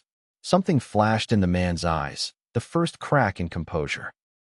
We would have, if she had not betrayed the circle for common love. The contempt in the phrase decided more than any explanation could have. These people believed devotion gave them the right to name every other bond smaller. Asher had known men like that in war. They mistook zeal for grandeur and obedience for purity. He hated them instantly and without complication. Alara stepped beside him. Her face was pale, and there was blood on her upper lip, but fire burned low around her hands in a controlled halo that made the snow recede in a circle. Mira took position on his other side, wind curling at her back. 3 lines. Flame, fire, storm. The leader saw it too. His gaze moved from Alara to Mira and returned to Asher. The old spark gathers strays quickly. Or perhaps, Mira said with a fierce grin that showed all her youth and none of her fear. You are simply easier to dislike together. Dane barked a laugh loud enough to wake the dead. Tomas shook his head as if accepting that dignity had finally left the battlefield for good. The leader made a tiny motion with 2 fingers. Every surviving cultist broke away at once. It was not a rout, but a disciplined withdrawal, infuriating in its precision and incomplete only in its mercy. Smoke pots rolled down the slope, spilling black clouds that bit at the eyes. Lisa loosed into them by instinct and fury. One man fell. The rest vanished into storm and pine shadow with the practiced speed of people who had not expected victory and had no shame in leaving without it. When the smoke cleared, the leader was gone as well. They spent the rest of the day saving what could be saved. The cabin burned to the frame despite their efforts, old dry beams catching greedily once the lower wall went. Mara Hen and her sons helped beat out sparks on the neighboring roof. Dane hauled water until his beard froze stiff with it. Mira drove smoke away from the houses while Alara searched the ground for residue of the inversion magic and cursed in increasingly elegant terms when the snow swallowed too much. Zep oversaw the villagers with the natural authority of a man who had always belonged more to the mountain than to any crown. Harlan survived the attack and died at sunset. The healer from the lower lane came, did what he could, and at last shook his head. The old man's breath had grown shallow from the fright and strain, and perhaps something inside him had simply decided there was no road left worth taking. Asher stood beside the sled plank where they had laid him in Mara's spare room. No tenderness came, no forgiveness, yet neither did triumph. Harlan looked small, human small, not monstrous small. It was a terrible thing, Asher thought, when time reduced even your hatred to proportions you could step around. He had Sarah's eyes, Harlan said near the end, gaze fixed somewhere over Asher's shoulder. Not in color. In the way he looked at things as if they were not allowed to own him. Mara, who had heard too much and asked nothing, turned away to give them the last privacy they would ever have. I am here, Asher said. Harlan's eyes shifted with effort and found him. I know. A dry breath. If you find where she came from, tell the dead fool she was right about me. As to what? That fear makes smaller men than winter does. A few moments later he was gone. They buried him on the ridge the next morning because the mountain gave no better kindness than that. Snow fell lightly. No priest could be fetched in time. So Zep said the old soldier's words and then, after a pause, added nothing more. Nothing more fit. Asher stood through the burial with Sarah's pendant under his coat and her journal wrapped against his chest. He felt no healing, only a loosening of one chain and the discovery of another beneath it. When the grave was covered and the village had retreated indoors, he opened the journal for the first time. Most pages held entries in a hand elegant and quick, though several had been smeared by age or weather. There were sketches of peaks beyond the known pass, notes on currents that flowed through stone and fire, names he did not recognize, and repeated references to a place called Veresk, described once in a margin as the Hall of First Ember. Near the back he found a line written with such force the ink had nearly torn the page. If the circle learns the child lives, they will seek to unseal what was buried with our line. Below that, a final map fragment indicated a route north beyond the mountain and into a ravine no valley cartographer had bothered to imagine. Zep looked over his shoulder and read enough to go very still. Then the cult did not ride here because of what Harlan knew. They rode here because they believed the rest was hidden farther north. Alara closed the journal carefully, and if they withdrew rather than dying for the pendant, they intend to reach that place before us. Iris was 200 hard miles away in Haven. Sid was holding a city full of intrigue with one scarred hand and a bad temper. The mountain lay behind Asher once more, burned and buried and stripped of the last lie that had held him to it. Ahead waited the pass beyond every childhood warning, the truth of Sarah's blood, and enemies who believed the old spark in him could unseal something ancient. Asher lifted his eyes to the northern peaks. The weather had broken for the first time in days. Beyond the ridge the sky cleared in a cold, hard blue, and the mountains farther on looked not white but silver, as if another world had been laid behind the first. We go on, he said. No one argued. By noon they had reshod the horses, packed the journals and maps under oilskin, and ridden beyond the village boundary where his old life had once seemed to end. The northern pass narrowed into cliffs of black stone glazed with ice. Ravens rode the wind above them. Snow blew through the gap like breath from an open tomb. When Asher crossed the marker cairn that local hunters considered the end of sensible travel, he did not feel fear leave him. He felt it take its rightful place beside purpose. Behind him the white mountain diminished. Before him the unknown widened, and the road into it belonged, for the first time in his life, not to flight but to choice. Part 2. Fire Under the Crown. Chapter 5. The Lower Rings. Haven changed faces with the weather, and Iris had learned since childhood that its winter face was the most deceptive. Snow softened the roof lines, brightened the market awnings, and made every torchlit avenue look as if it belonged in a ballad. Visitors praised the city most in cold months. They saw the palace towers silvered at dusk and heard musicians under the arcades and concluded that peace must live naturally in a place so beautiful. They did not see the lower ring alleys where river smugglers bribed port clerks with coin tucked into loaves of bread. They did not see the back rooms where lesser nobles traded gossip like contraband and measured how much scandal the crown could absorb before influence changed hands. They did not see the way fear traveled through servants before it ever reached a council chamber, nor how quickly a forged ledger page could become a political fact if the right men repeated it politely enough. Iris saw all of it now. Her father had once told her that a crown was not primarily a jewel, but a pressure point. Whoever touched it touched every ambition in the realm. She had understood the words in the abstract.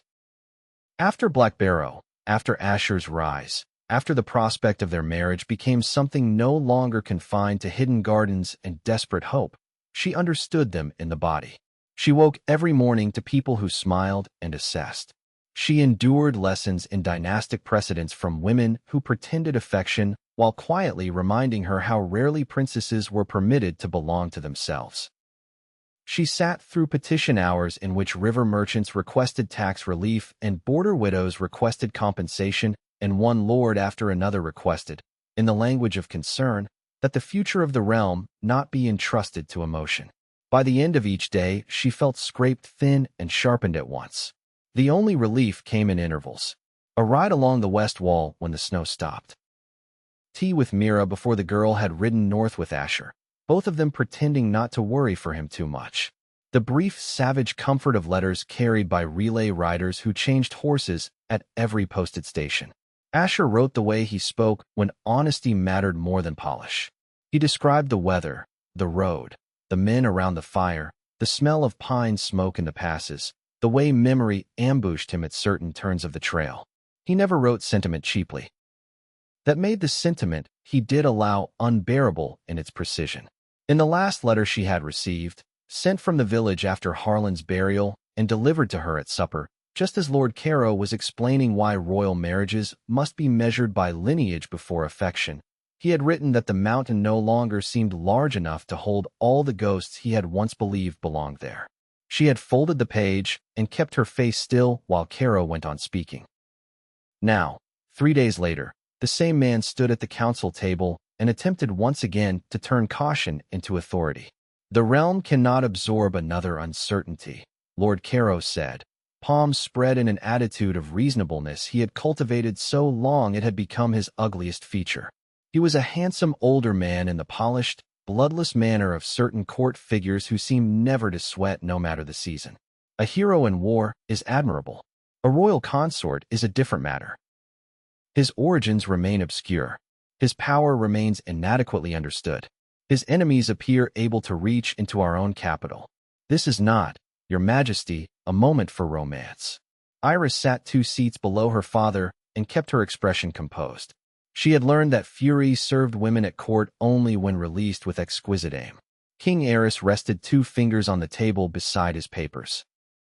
You speak as if my daughter's judgment has no place among the realm's considerations. I speak as if the realm is larger than any one person's heart. Even yours? Iris asked. Heads turned. Caro blinked. He had not expected interruption. She met his gaze with untroubled calm. You ask us to behave as though danger began when my father considered honoring the man who helped win his war. Danger did not begin there. It began when enemies learned they could cultivate fear in respectable rooms by dressing it in prudence. If Lord Asher had been born with 6 generations of titled grandfathers behind him, would you still urge delay because assassins hunt him? Or would you call the hunt proof of his importance? The silence after the question stretched just long enough to matter. Caro bowed his head by a fraction. Your Highness mistakes concern for hostility. That is possible, she said. It is also possible that concern has become a more fashionable name for cowardice. Lady Merivyn lowered her eyes to hide a smile. 2 ministers shifted in their chairs with the discomfort of men caught between admiration and self-preservation. Her father's mouth moved at one corner, not quite a smile, and not quite not. The council adjourned with nothing settled except that Caro disliked her more openly now. That, Iris thought as she crossed the North Gallery afterward, might prove useful. Men with perfect manners were hardest to measure. Men who began to resent you became legible. Sid awaited her in a disused record room above the old armory where the smell of dust and oil masked conversation from the corridor. He had taken to meeting her in places the court forgot existed.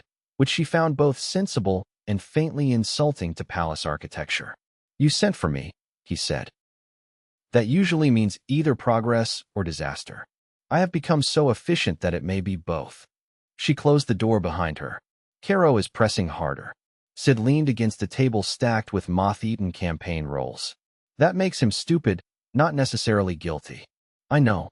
But the missing mountain ledgers passed through the North Records office, and the only counselor who requested access to those shelves in the last month was Caro. Did he sign for them himself?" "No. A clerk used his seal." "That is better." Sid's eyes narrowed. "Forgery is possible. Delegation is likelier. Either way, he sits closer to the trail than I like." He had spent the week moving through the lower rings under names older than some of the thieves who worked them. In the streets before his retirement, he had once been a captain, but before that, Iris suspected, he had been something murkier and more useful to kings. He knew smugglers, debt brokers, shrine caretakers, ruined veterans, laundresses who listened through walls for a living, and a wine cellar on Bramble Lane who had provided the crown with more dangerous truth over the years than half the titled men in council. Through those contacts, he had learned that gray-cloaked strangers had rented 3 different rooms under 3 different names, always near archive buildings, always leaving before dawn, always paying too much in clean silver. He had learned that a bookseller in the South Ring had purchased old maps of the palace foundations and vanished the following day. He had learned, most troublingly, that someone in the lower river warehouses was buying lamp oil, pitch, rope, and sealed jars of white powder in quantities too large for ordinary crime and too quiet for military use. "They are staging something," Sid said. "Not random killings. Not only surveillance. Something with structure." Iris crossed to the narrow window and looked down into the service court, where wagons carried flour sacks toward the kitchens. "The next full council sits in 6 days. My father intends to begin preparing the announcement after that. Then 6 days becomes the likeliest knife." She pressed her gloved fingers against the cold glass. "Asher will not be back by then." Sid did not offer comfort. That was one reason she trusted him. "Then we hold without him." The first strike came that night, though not in the council chamber. A groom from the royal post relay staggered into the palace stables after dark with a knife wound under the arm and a satchel chained to his wrist. He had ridden from the second northern station and changed horses twice without stopping because 2 masked riders had pursued him from the road above Old Mere. The satchel contained Asher's newest letter, stained with blood that was not his. More importantly, hidden beneath the ordinary dispatch seal, it contained a smaller packet in Alara's hand. Iris broke that seal alone in her chamber while the wind worried at the shutters. The letter inside was brief, as if written by firelight under urgency. "We were attacked on the mountain by the same order. Harlan is dead. Sarah, Asher's mother, was of a northern line called the Ember Keepers. Her journal indicates the split circle seeks a place beyond the last pass called Varesk and believes Asher's blood can open or unseal something buried there. We press north before they reach it. Guard the palace foundations. There are references in the journal to a southern anchor under a crown city built over old stone. Haven fits too well to ignore." Beneath the note, Alara had added, in harsher pen strokes, one final line. "If anyone near the throne speaks suddenly with authority on mountain birth records, kill the conversation before it grows teeth." Iris sat very still for a long moment. Then she rang for her maid, sent the girl for Sid, and spent the interval not pacing because queens in training were not supposed to pace when the walls of their lives began to shift. By the time Sid arrived, she had already changed from formal silk into dark riding wool and belted on a short blade she had not needed in public since childhood. "You look dangerous," Sid said. "I intend to justify the impression." She showed him the letter. His face hardened as he read.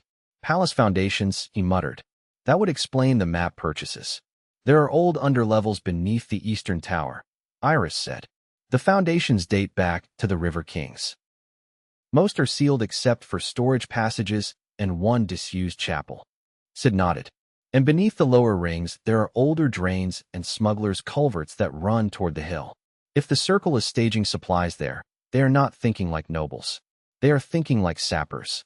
Before midnight, Iris had done 3 things her etiquette instructors would have considered deeply improper and therefore, in her view, useful. She ordered the palace steward to rotate the usual night guard placements without announcing why. She sent Lady Merivyn a sealed note implying that Lord Caro household accounts were attracting inconvenient curiosity from the treasury, a lie elegant enough to occupy Merivyn's ambition until morning. Then she left the palace by the laundry gate with Sid and 4 trusted guards in plain cloaks and rode down into the lower rings herself. The city after dark breathed differently. Tavern lights spilled across icy cobbles in gold bars. Fiddles and arguments leaked from upper windows. Drays rattled toward the river market where fishwives worked by lamp and curse alike. In the narrower streets, men turned to stare at the riders and then thought better of it when they saw Sid's face. He led them into Bramble Lane, through a cooper's yard, down a stair so old the stone had cupped under generations of feet, and into the undercity where the air smelled of wet mortar and forgotten water. Haven's bones were older than its visible streets. Iris had known that in theory. Knowing it in the lungs was another matter. The passages beneath the lane were vaulted in ancient brick, some patched by later masons, some cracked wide enough for cold roots to push through.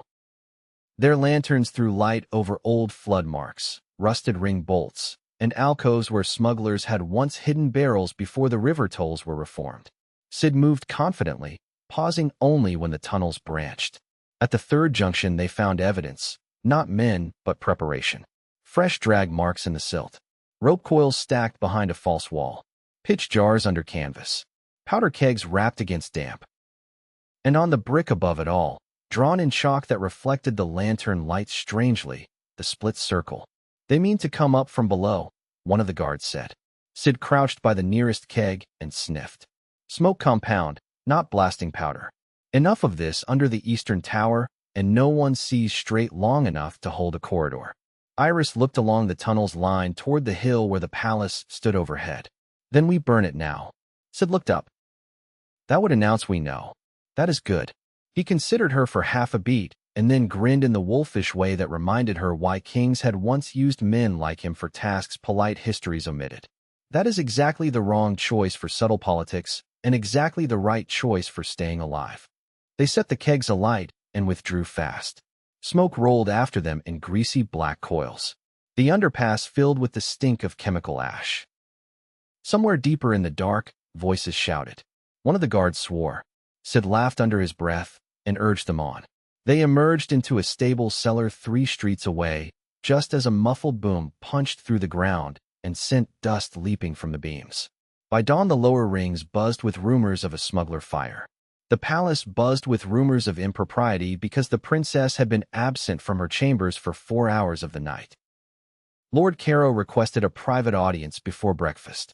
Iris denied him and went instead to the archery court where the snow had not yet been swept. She needed one place, 1 hour, where truth still moved in direct lines.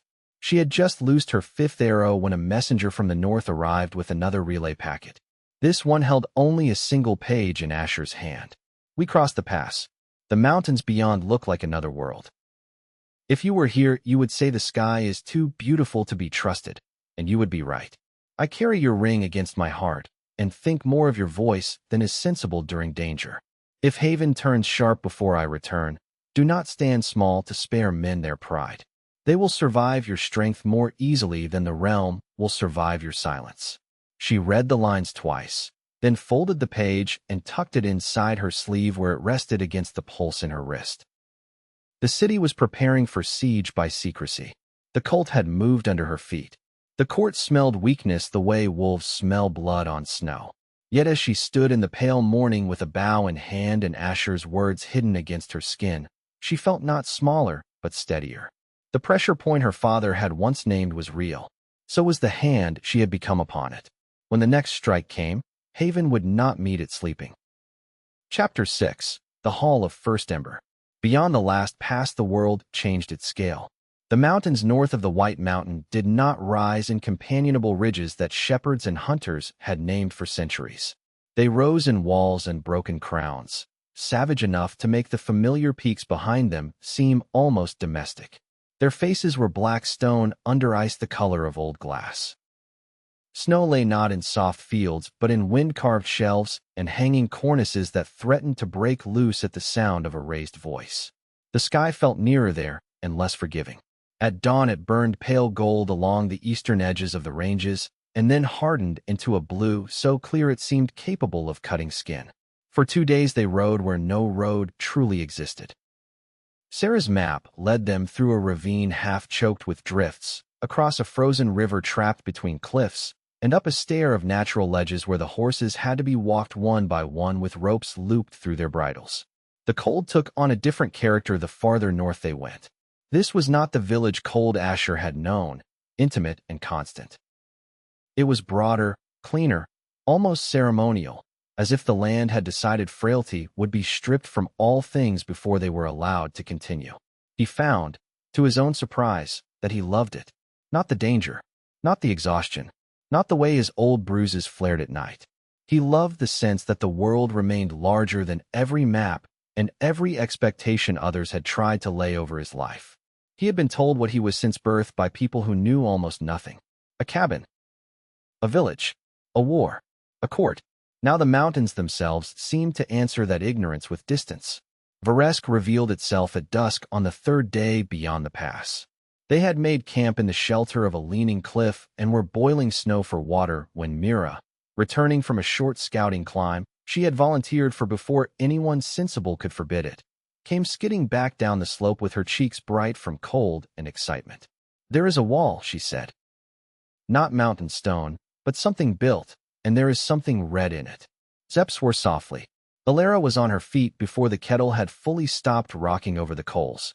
They climbed by failing light, with Lisa ahead and Tomas guarding the rear, following a path that might once have been a causeway and had since become only a suggestion beneath ice. Around the last outcrop the ruin stood before them. It had not been a fortress in the common sense. Fortresses leaned on mass. This place leaned on design. Half buried in the mountain shoulder was a great crescent of dark stone veined with a mineral that caught the dying light red from within, as if embers had been threaded through the walls before the world froze. 3 towers, broken but not fallen, rose behind the crescent. Their windows were tall and narrow, shaped not for archers but for light. A broad stair climbed to a central gate sealed by 2 stone leaves incised with patterns so weathered and yet so deliberate that Asher felt them before he understood them. Flame enclosed in circle, circle broken and remade. Running lines like river courses intersecting blades. Mira breathed out. "It is beautiful." It was, even ruined, even half devoured by time and ice. Varesk carried a grace that had nothing to do with comfort. Asher felt Sarah's journal suddenly heavier under his coat, as if the book had been waiting to reach the hand that built its last page. No tracks marked the stair. That frightened him more than visible pursuit. The split circle had either not found the place yet, or had found another way inside. Both possibilities were bad. The outer gate did not yield to muscle. Dane and Tomas tried together and only managed to shower themselves with old frost. Alara set one palm against the seam and closed her eyes. After a long moment, she stepped back. "There is no lock in the ordinary sense," she said.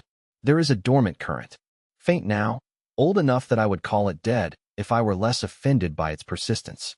It is keyed to blood," Asher said. "Likely. Your mother had a talent for understatement." He approached the gate with a pulse suddenly loud in his ears. The red-veined stone under his fingers felt colder than any ice they had crossed. He thought of Sarah, whom he knew by almost nothing and already loved with the painful hunger reserved for those from whom life has stolen too much evidence. He thought of Harlan's confession, of green fire in a mountain hearth, of the letter hidden for years behind a chimney stone. Then he laid his bare palm flat against the carved center mark and let the current answer. Heat moved out of him, not violently, not in the battle rush that had become too familiar, but in a long measured flow like breath shared with something sleeping. The red veins in the gate brightened. Snow hissed off the stone in a widening ring. There was a sound deep inside the wall, old mechanisms or older magic waking by degrees. Then the 2 leaves drew apart with grave, ponderous slowness, and a wind from the dark beyond touched his face with air that smelled of cold mineral, old ash, and time closed in. Varesk received them in silence. The entry hall was vast enough to humble a lord and austere enough to insult one. No tapestries survived. No furniture had endured intact, yet the architecture itself remained so precise that the ruins still felt inhabited by intention. Columns of black stone veined with red held the ceiling high overhead. A central channel ran the length of the floor, shallow and dry now, but shaped as though fire or water had once flowed there in ritual. On either side stood niches containing cracked figures carved from some pale stone that shimmered faintly in lantern light. Men and women both, robed and armed, not kneeling but upright, their hands resting on sword pommels or open over stylized flame. "Keepers," Zep said quietly. Alara moved closer to one of the statues. "Not priests. Wardens." Sarah's journal guided them through the first chambers. Marks on the walls matched sketches in the margins. Once, at a forked passage, Asher followed instinct left and nearly stepped into a collapsed floor masked by drifted dust. Tomas caught him by the shoulder and said nothing, which was his way of reminding a man that distraction could be fatal without ever pretending to be his conscience. They descended eventually into a circular chamber beneath the central tower where the red veins in the stone converged on a basin the size of a horse trough. It was empty. Above it rose a ring of carved names, most worn, some still legible. Sarah's name was among them. He stood before it without speech. Letters cut long before he was born held the only physical proof that his mother had belonged somewhere by right. She had not merely wandered or hidden there. She had belonged there. Mira touched his arm gently. "She was real," she said, "and it should not have been necessary, yet it was."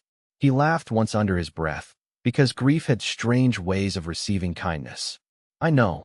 "No," she said, surprising him. "You knew she existed. This is different."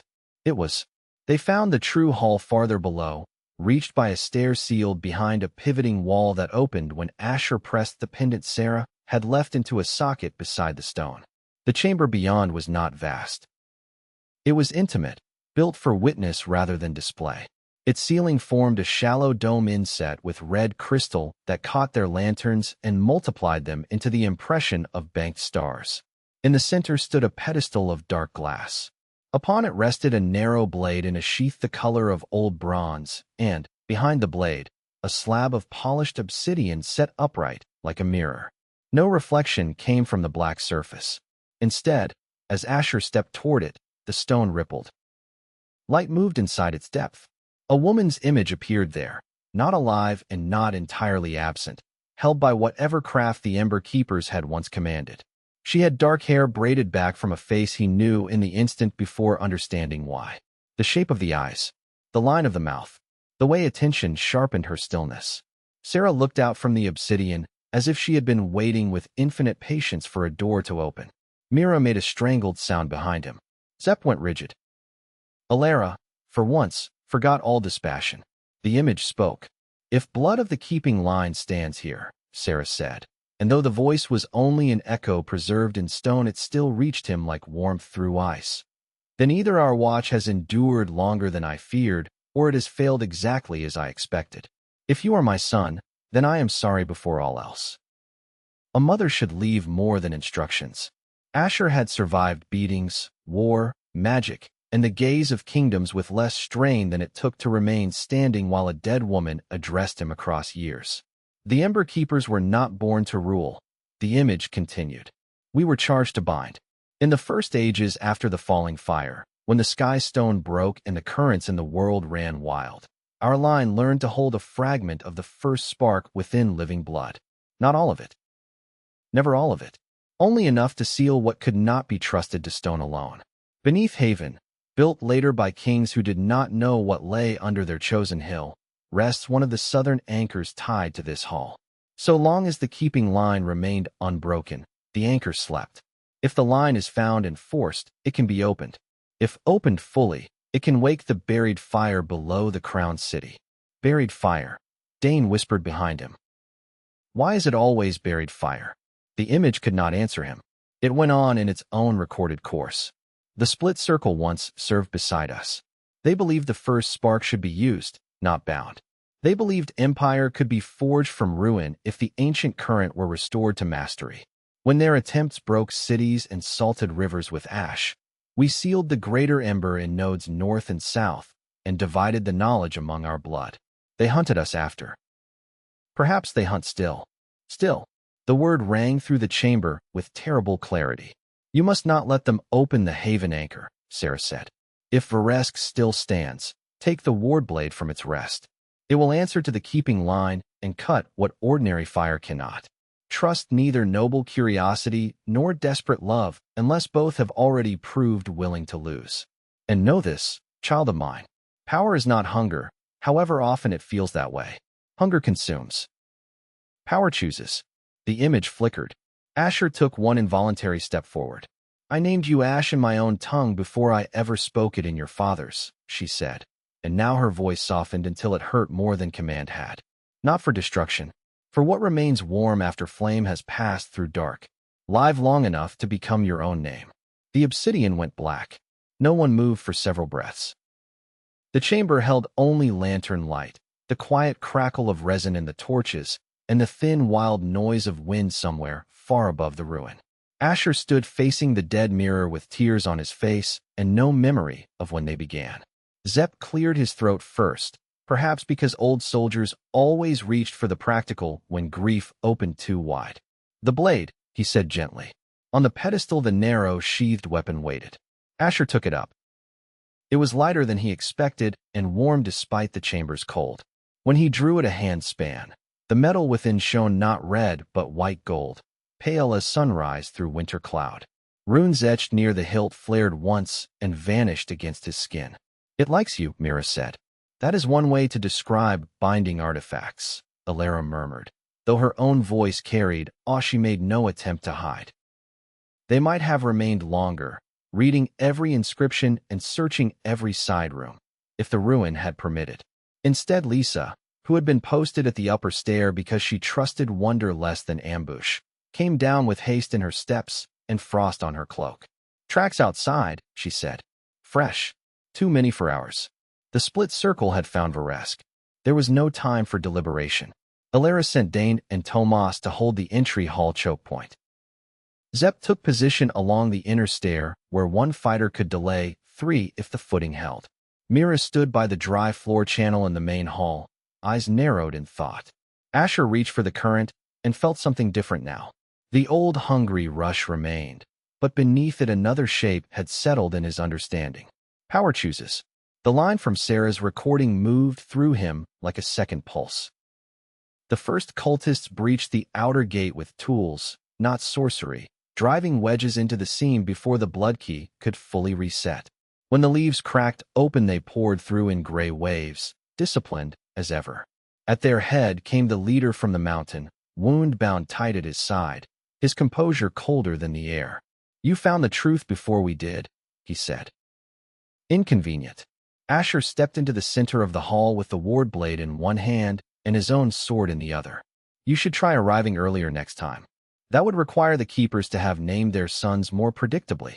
The leader's gaze went past him toward the lower stair and the sealed dark beneath. You cannot hold both anchors. The line failed the moment it scattered. The current rose at the insult, but Asher did not let it seize him. He chose. Heat threaded into arms, spine, legs. Myra's wind gathered in the upper arches. Alara laid a low plane of flame across the floor that turned the stone red. When the cult charged, Varesk answered with battle worthy of its old dead walls. Dane met the first rush with shield and axe like a gate-given rage. Tomas worked beside him in shorter motions, efficient and merciless. Lisa's arrows found eye slits and throats from the shadow of a broken column.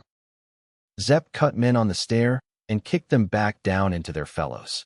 Mira did something new and startling with her power, driving wind through the dry channel in the floor until the whole stone trough became a rushing, invisible river that threw attackers off balance the instant they crossed it. The leader came for Asher through all of it. He wielded the inversion magic more openly now, shaping pale blades in both hands that drank heat from the air as they moved. Where they passed, frost raced across stone. Twice he forced Asher to give ground.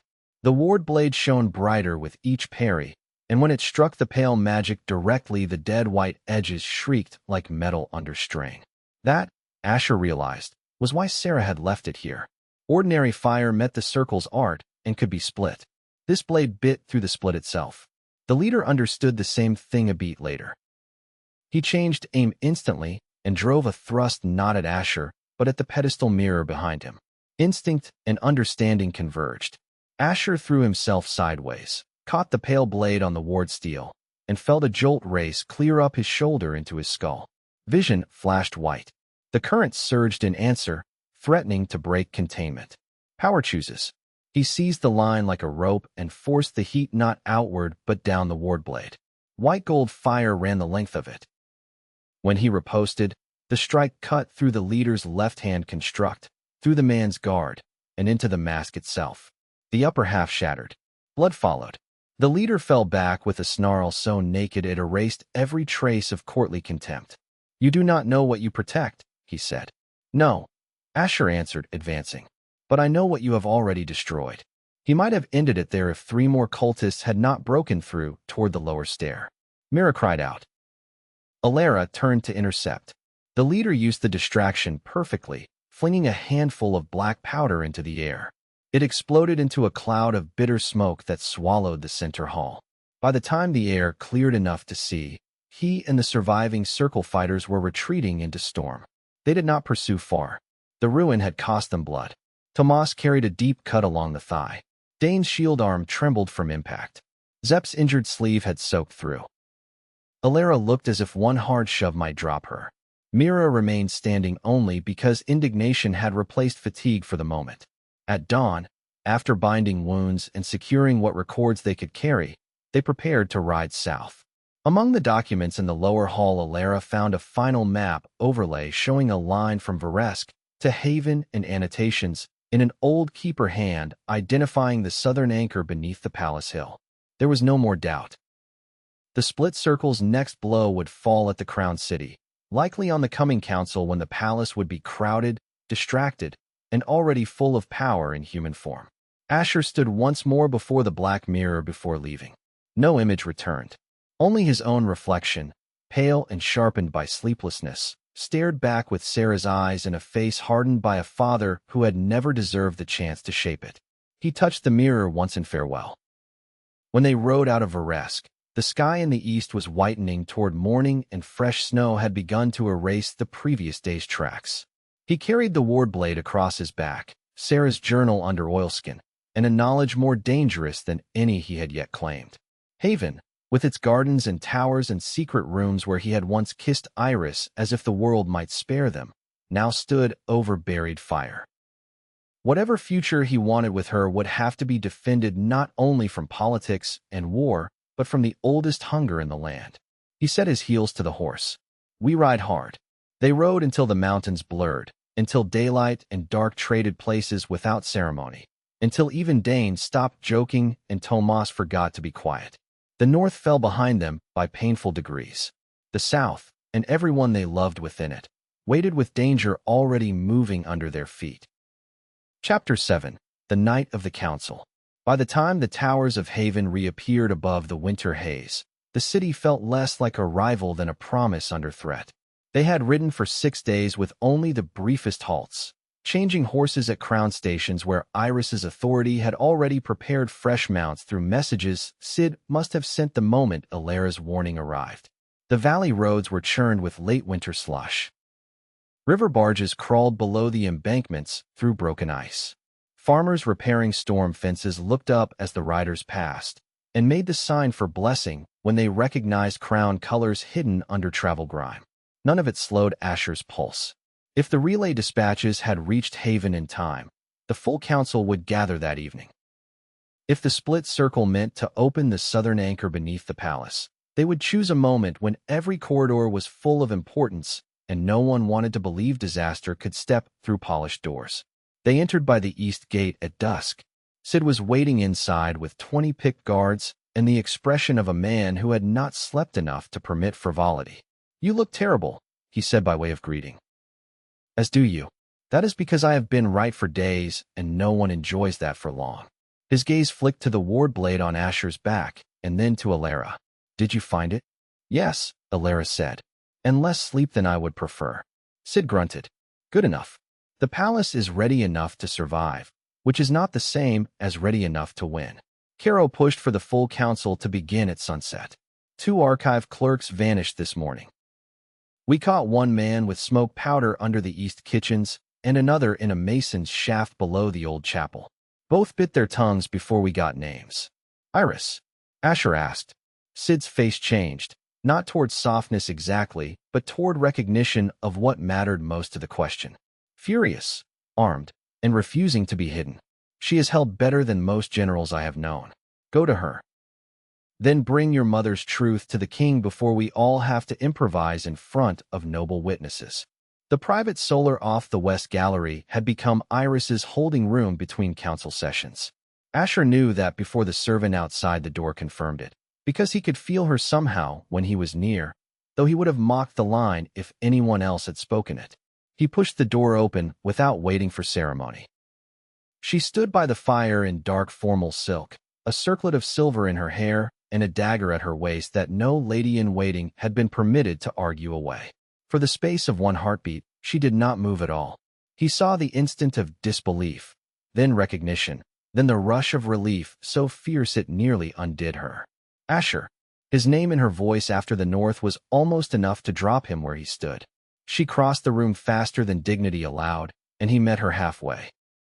The kiss they collided into held exhaustion, distance, fear, anger, and the entire unbearable relief of finding one another still alive on the far side of all of it.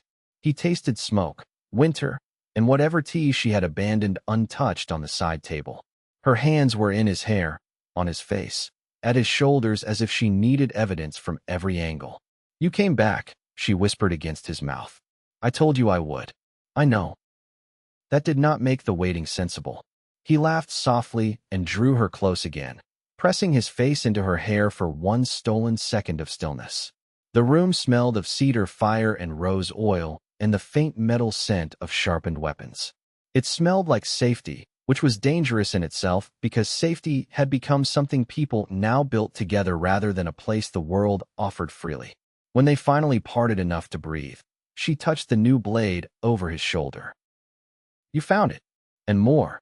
He took the packet of copied journal pages from inside his coat. My mother was one of the Ember Keepers. Vares confirms it. There is an anchor under Haven. The Circle wants my blood to open it. Iris closed her eyes briefly, not in surprise, but in the weary satisfaction of being proved right about the shape of danger. Then tonight they will try. Yes.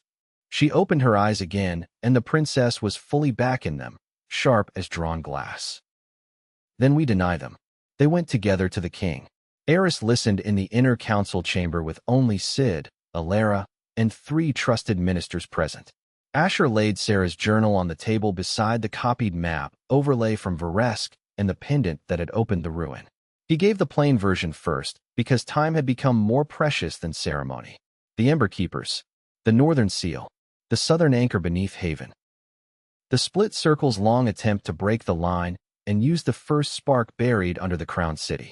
He left out nothing necessary and nothing merely dramatic. When he finished, silence followed with the weight of altered history. The king was the first to move. He set one hand flat on the old map. My palace was built over a fire prison by river kings who never knew it. Not a prison exactly, Alara said. A bound note. But yes. One more gift from our ancestors. Lady Maravin, pale but steady, said, if this becomes public in the wrong way, we will have panic in the streets before the first cultist reaches a stair. We do not let it become public in the wrong way, Iris said. Caro's absence from that room became more visible with every passing breath. Eris looked to Sid. Is he in the council chamber? He is where protocol says he should be, surrounded by men who think him tiresome and therefore harmless. That narrows the list of useful positions considerably. The king's mouth tightened once and then settled into decision. We proceed with the council as planned. If we cancel now, whoever is already placed below us chooses the timing instead. Sid, seal the lower service passages you can seal without spectacle. Put archers in the east triforium and 3 men you trust in the old chapel stair. Alara, you and Mira with the mages in reserve. Asher stays with me until the chamber doors close. If they need his blood, they will have to take it under witness, and I would like to see them try. His gaze moved to his daughter. Iris. She met it levelly. I know. No heroics for the sake of proving you are your mother's child. That is an unfair instruction because I very much am. The king almost smiled despite the hour. Yes, that is precisely the problem. The full council chamber had been built to magnify dignity and suppress noise. Its dome lifted high above polished stone. Windows of colored glass threw late light across the floor in long bars of blue and red.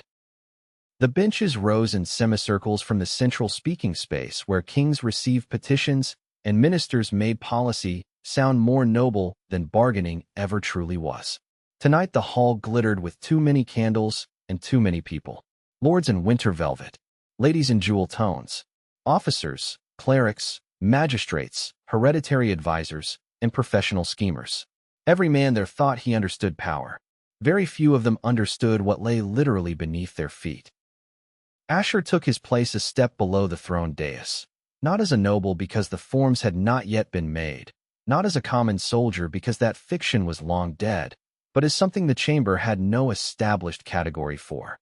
He could feel the stairs moving over him like weather. Some curious, some admiring, some hostile. Caro sat 3 rows down on the ministerial curve, expression composed into a fence at being made to witness an unwelcome future. The man looked tired. That, more than anything, made Asher watch him. The session began. Petitions came first, then grain tallies from the Western Valley, then river-toll disputes so trivial they nearly made Asher laugh from sheer contrast with what he knew waited below. He kept one hand loose near the wardblade hilt and the other near his ordinary sword. Iris sat at her father's right and spoke only when needed, but when she did the chamber's attention bent toward her like iron filings toward a magnet. Sid stood at the rear doors in plain formal dress and looked more like an executioner than a courtier, which improved the evening considerably. It happened during Caro's turn to address military appropriations. He had risen with 3 pages of figures in hand and was halfway through a sentence about Eastern fortification costs when the floor beneath the central speaking circle shuddered. Not hard, not enough for the uninitiated to call it an attack. Just enough to make water tremble in cups and to send every soldier in the room instantly alert. Then smoke rose between the flagstones. Iris was on her feet before half the chamber understood what they were seeing. Sid shouted for the rear guards. Archers in the triforium dropped into view above. Lords surged backward in a rustle of silk and panic as the carefully polished center of the hall split open along a hidden seam and black, chemical smoke billowed upward in a choking column. Figures came with it. Gray-cloaked cultists vaulted through the rupture in disciplined sequence, masks already in place against the smoke. Their first blades went not for the throne, but for the clustered ministers on the lower benches, sowing terror outward and turning the chamber itself into a trap of fleeing bodies. Caro did not run. That told Asher everything. He stepped back from the smoke too neatly, too early, his outrage preserved while others shouted and stumbled. "Traitor," Iris said, and the word carried farther than a scream would have. Caro's face finally shed its mask of injured prudence. "No, Highness," he said as a cultist seized Lady Merivin by the throat to hold the chamber at bay. "Pragmatist. The realm cannot be governed by accidents of affection and gutter-born miracles." Asher moved before the last word finished. 2 cultists intercepted him. The wardblade flashed out in white gold and cut through the first man's pale inversion spear as if slicing through rotten cloth. The second caught Asher's shoulder with a short knife before he could turn fully. Pain flared hot. He answered with a reverse cut that opened the attacker from collar to chest. Around them, the chamber dissolved into chaos. Guards fought between overturned benches. Nobles crawled under seats to preserve bloodlines they had spent years pretending were stronger than fear. Alara and Mira came through the side doors with the reserve mages and turned the smoke itself into a weapon, heating the upper drafts until it peeled away from the throne and backed down toward the intruders. Caro did not retreat toward safety. He retreated toward the breach. "He is going below," Sid shouted. Of course he was. The chamber attack was not the goal. It was the distraction required to reach the anchor with enough blood and enough confusion to work. Asher vaulted the speaking rail and drove for the opening. Caro vanished into the smoke with 2 gray-cloaked escorts. Iris started after them and would have succeeded if the king had not caught her wrist for half a second. She looked back at him. Father, Eris let go. Bring me my city back. That was permission enough for any daughter of his. Asher dropped into the breach with Iris, Sid, and 6 guards at his heels. The air below was immediately worse, thick with smoke and old damp, the tunnel lit by shielded lanterns the cult had placed hours earlier in readiness. Ahead, running feet splashed through shallow water toward the deeper foundations under the eastern tower. Behind them, battle from the council chamber rang down the shaft like a war heard from underwater. Sid coughed once and grinned with murderous exhaustion. Now this, he said, drawing both blades, is at last an honest kind of evening. The pursuit bent down into the old bones of Haven, toward the anchor sleeping under stone and history alike. Above them the council fought to survive. Below them something older was about to wake, and the only people close enough to stop it were the very ones the kingdom had spent months debating whether it should trust. Chapter 8. Fire Under the Crown. The tunnels beneath the palace hill had been cut in layers over centuries, each generation using the work of the last, and then forgetting enough to make the result dangerous. The upper passages were service corridors and old flood channels, narrow enough for 2 men abreast, and patched with newer brick where the original River King masonry had cracked. The deeper they ran, the older the stone became. Mortar vanished. Walls broadened into blocks too large to have been hauled by any common labor gang. The air cooled despite the smoke above, and a mineral scent rose through the damp as if heat lived somewhere far below and breathed only rarely. Caro knew the way. That was the most infuriating part. He ran without hesitation through branchings that should have confused anyone guided only by stolen maps. One escort stayed close to him. The other 2 dropped back to delay pursuit whenever the tunnel narrowed. Sid killed the first with a knife thrown underhand, so cleanly it looked like inevitability. The second Iris took herself, ducking beneath a slash and driving her dagger under the attacker's ribs with a precision that would have shocked half the women who had attempted to instruct her in ornamental femininity. She did not pause afterward. Blood on the blade seemed only to sharpen her. "You have improved," Asher said between breaths as they ran. "I have been having a very educational season." The passage opened abruptly into a cistern chamber supported by square pillars whose tops vanished in shadow. Water lay ankle-deep over most of the floor, black and still except where their movement broke it into ripples. Old chains hung from one wall. On another, half submerged in mineral crust, glimmered carvings like those at Varesk, circles enclosing flame divided by cuts, binding lines drawn in patterns too deliberate to be decoration. At the center of the chamber a stair descended around a stone well whose depths breathed faint warmth. Caro and the cult were already below. The cult leader waited halfway down the stair. He had discarded the broken upper half of his mask. Blood from the wound Asher had given him at Varesk had dried black along one side of his coat, but he stood with maddening composure, one hand resting on the stone rail. In the redder lantern light of the deep chamber, his face looked less handsome than severe, all angles and conviction. "You are earlier than expected," he said. "Your planning has a flaw," Sid replied. "It depends on everyone else being stupid." The leader's mouth curved. "No, it depends on everyone else believing stability is more important than truth. That has served very well for generations." "You have a weak understanding of the word served," Iris said. Below him, at the base of the stair, Caro had reached the well floor. There he turned toward a circle of carved stone set into the ground.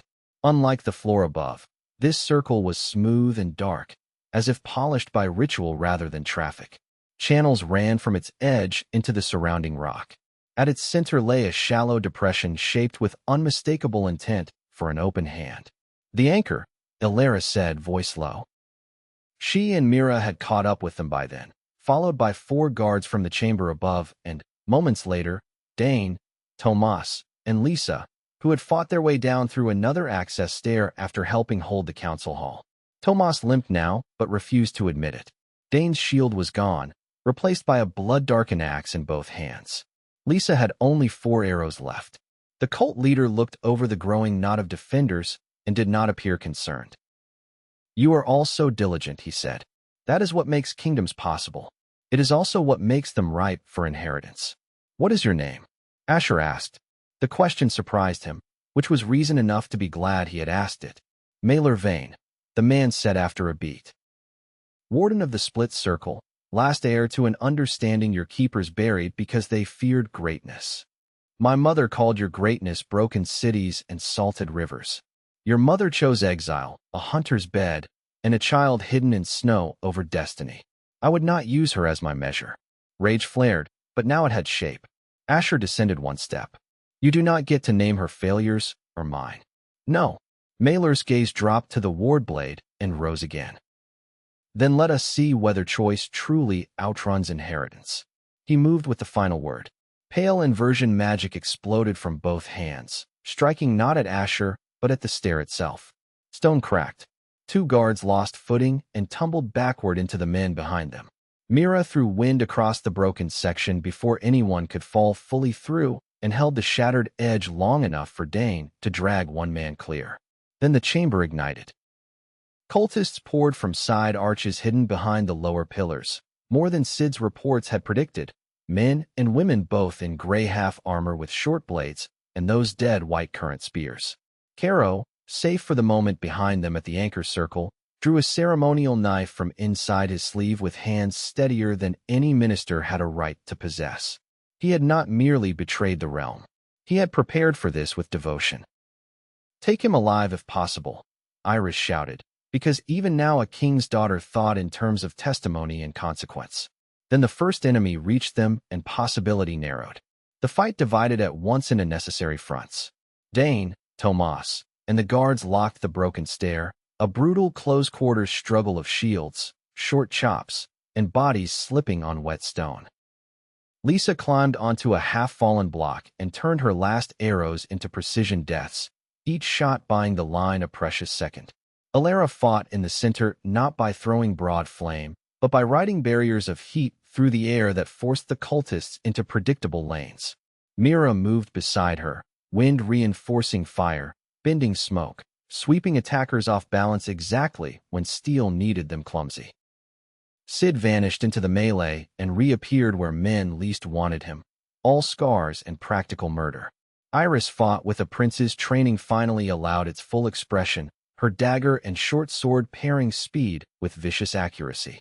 She was not the strongest person in the chamber and knew it, which made her all the more dangerous. She never contested force she could evade. She redirected it into bone, tendon, throat. Asher had only Mailer. Their duel carried them down the final steps to the well floor where the carvings underfoot seemed to brighten faintly each time current or inversion touched them. Mailer's style was cleaner here, less hurried, almost elegant. He shaped pale edges that extended from his hands like temporary blades, parried with them, split Asher's fire whenever it came too directly, and kept moving in a circle that drew him subtly toward the anchor. You are strong, Mailer said between exchanges.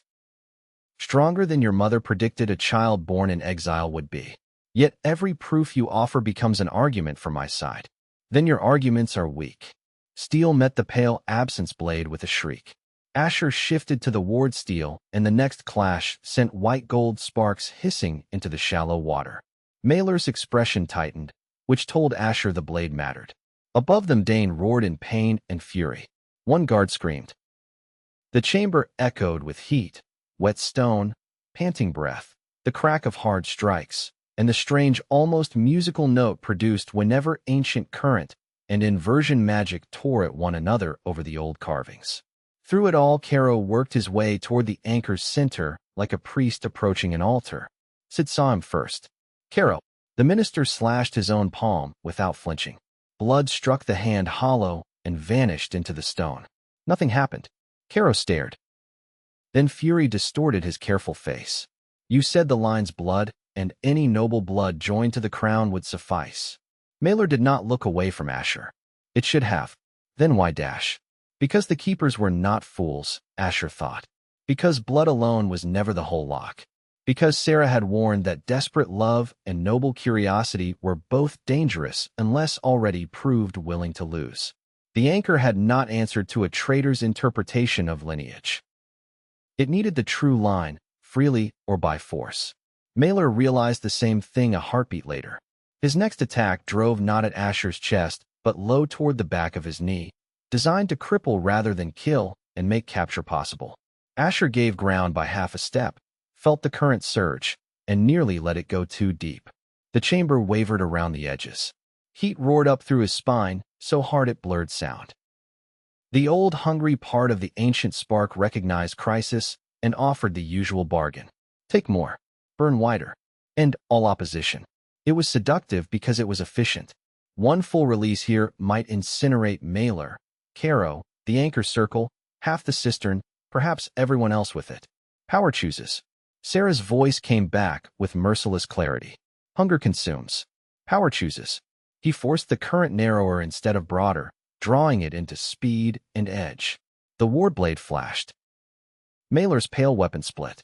Asher followed with a body turn Zepp had taught him on a frozen ridge years before, the sort of cut old soldiers favored because it required no flourish and granted no time for regret. The white gold edge opened Mailer from shoulder to hip. The cult leader stumbled backward into the anchor ring and caught himself on one knee. Blood hit the carved stone and smoked. Still he smiled, though now the smile was broken by pain. You think killing me ends anything? No, Asher said. I think it ends you. He moved to finish it, but Caro came between them with the ceremonial knife raised in both hands and madness at last plain on him. You have no understanding of what you destroy, the minister shouted. The realm could have been remade. A crown not bound by old houses, not bargaining with river lords and petty bloodlines, but absolute. Cleansed. Sid, reaching the ring a fraction too late to stop the speech, said, Every fool with a plan for cleansing eventually means burning. Caro lunged anyway. Iris struck first, not at the knife, but at his wrist. The blade spun away. Sid hit him from the side and drove him face first into the stone with enough force to break several admirable opinions at once. Two guards piled on. Caro fought like a cornered clerk and was bound in 3 heartbeats. Mailer laughed blood into the shallow water. You hold one city, he said, lifting his head with effort. The greater ember is not only here. It sleeps under older lands as well. The line is found now. Every remnant of the circle will hunt it. Every ruler who learns what your blood can open will want it. The age of hiding is over. Perhaps he meant to say more. Perhaps some curse or prophecy waited on his tongue. A cultist broke through the stair line before he could manage it, rushing down with a white spear aimed straight at Asher's unguarded side. Myra's wind slammed the attacker off course. The spear, warped by the gust, drove instead into the anchor circle itself. The chamber changed. Heat did not burst upward in flame. It rose first as pressure, sudden and immense, as though the earth under Haven had drawn one vast breath after centuries of enforced sleep. The carved channels around the anchor blazed red. Cracks of light raced out through the floor and up the well walls. Water on the stone began to steam. Alara, Asher shouted. I know. Her face had gone stark. The spear broke the binding seam. Not fully, but enough. Can you stop it? Not alone. The ancient spark in him answered before thought did. Of course. The line bound it. The line must hold it. He stepped into the center of the anchor ring. No, Iris said at once. He looked at her. Smoke drifted between them. Blood marked one sleeve of her gown. Her dagger was red to the hilt. She looked like royalty stripped to truth, which was to say more formidable than any crown portrait had ever captured. If I do not, he said, the chamber goes, then the tower, then perhaps the hill. There must be another way. There may be. We do not have time to find it. The heat underfoot climbed through his boots. Around the chamber men were still fighting the last of the circle. Dane had gone to one knee, but not down. Tomas held the stair with a cut across his brow, blinding one eye. Lisa, out of arrows, fought with a dead man's knife. Sid and the guards dragged Caro clear, while cursing the entire noble order in terms that would have scandalized a monastery. Haven, beautiful, foolish Haven, balanced above all this on stone and ignorance alike. Asher sheathed his ordinary sword and gripped the ward blade with both hands. The metal answered hot. He thought of Sarah, of Zepp's ring, of Harlan's cabin burning, of Iris in the conservatory saying worry should be more useful than it was. He thought of Mira at the fireside claiming the right to her own appetite, of Sid walking the lower rings like a man who knew cities were worth their dirt, of the first time he had seen Haven shining below the mountain and understood that the world might contain a place for him. Then he drove the blade point first into the center hollow of the anchor and opened himself to the current. Fire found fire. He had no other words later. In the moment there were no words at all, only magnitude. Heat flooded up through him, not merely from within now, but from the buried seam under the city, old and furious and too vast for a human frame. It wanted release. It wanted sky. It wanted to remember the age when the world had not yet learned restraint. The ancient spark inside him rose to meet it with dangerous joy. For one shattered instant, he understood how the split circle had ruined cities. The power was intoxicating because it made annihilation feel simple. Then a hand closed around his free wrist. Iris. She had stepped into the ring despite Alara's cry, despite the heat, despite all reason except the one she had chosen for herself. Her skin reddened at once where the current licked over them both. Tears streamed from the strain in her eyes, but her grip did not loosen. "Choose," she said. The word cut through the roar like a bell. It was not a command, but a reminder that he still had to choose. He saw the difference, then with a clarity beyond thought. Hunger wanted to be everything. Power could decide to be enough. He bent, not physically at first, but inwardly, forcing the surge through the path Sarah's blood had once carved, into the anchor, around the broken seam, back toward binding rather than release. Myra's wind slammed down over the circle to cool the outer stone. Alara added her fire, not to expand his, but to shape it, turning raw heat into lines that sealed rather than burst. Their magic met in violent harmony, flame, storm, and the discipline of a living bond. The chamber shook. A crack shot up one pillar and stopped. Red light flared blindingly once, twice, 3 times. Then the heat slammed downward as if an enormous door had been forced shut. Silence followed so abruptly it felt like falling. Asher collapsed to one knee. The ward blade remained standing in the anchor hollow, dim now but whole. Steam rolled off the ring.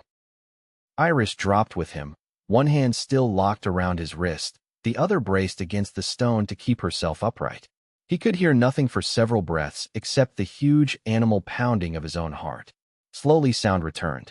Water dripping. Men groaning. Dane swearing that he was in fact entirely fine. Sid ordering shackles for Caro with inventive hostility. Alara breathing as if each breath had to be reasoned into existence. Mira laughing one short hysterical laugh, and then clapping both hands over her mouth. The red light in the carvings faded to sleeping embers, and then to ordinary stone. "It is held," Alara said at last, voice raw with exhausted disbelief. "Not perfectly. The seam will need watching. But it is held." Above them, faint through all the layers of rock and architecture, bells began to ring. Not alarm bells. The all-clear signal from the upper guard posts once a threat within the palace had been contained. Haven still stood. Maelor Vane had bled out against the edge of the ring while the anchor was sealed. Caro lived to face public ruin, which Iris insisted upon with a ruthlessness her father later called both admirable and terrifying. The surviving cultists were taken where they could be taken and killed where they refused anything but suicide. By the time they climbed from the Undercity into the ash-streaked wreck of the council chamber, dawn had begun whitening the windows. Snow fell beyond the colored glass in slow, almost delicate flurries that made the devastation inside seem unreal. Nobles, it turned out, looked much the same after surviving near catastrophe as common soldiers did, pale and shaken and grateful in ways they tried immediately to dress back into dignity.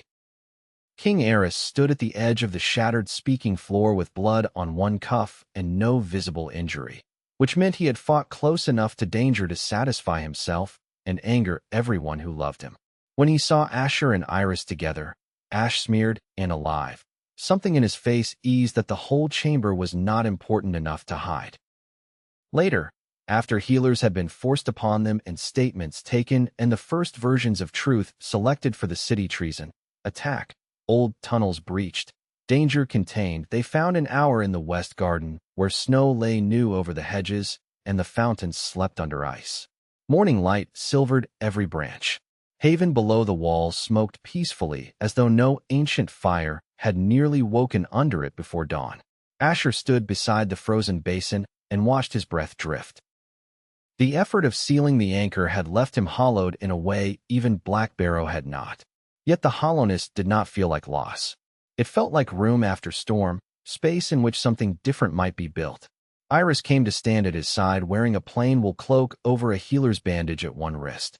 "My father is going to announce the betrothal within the month," she said. "That sounds less like a romantic declaration than a military timetable." "It is both. He has decided that any man who survives traitors, cultists, buried fire, and my temper is fit to enter the family.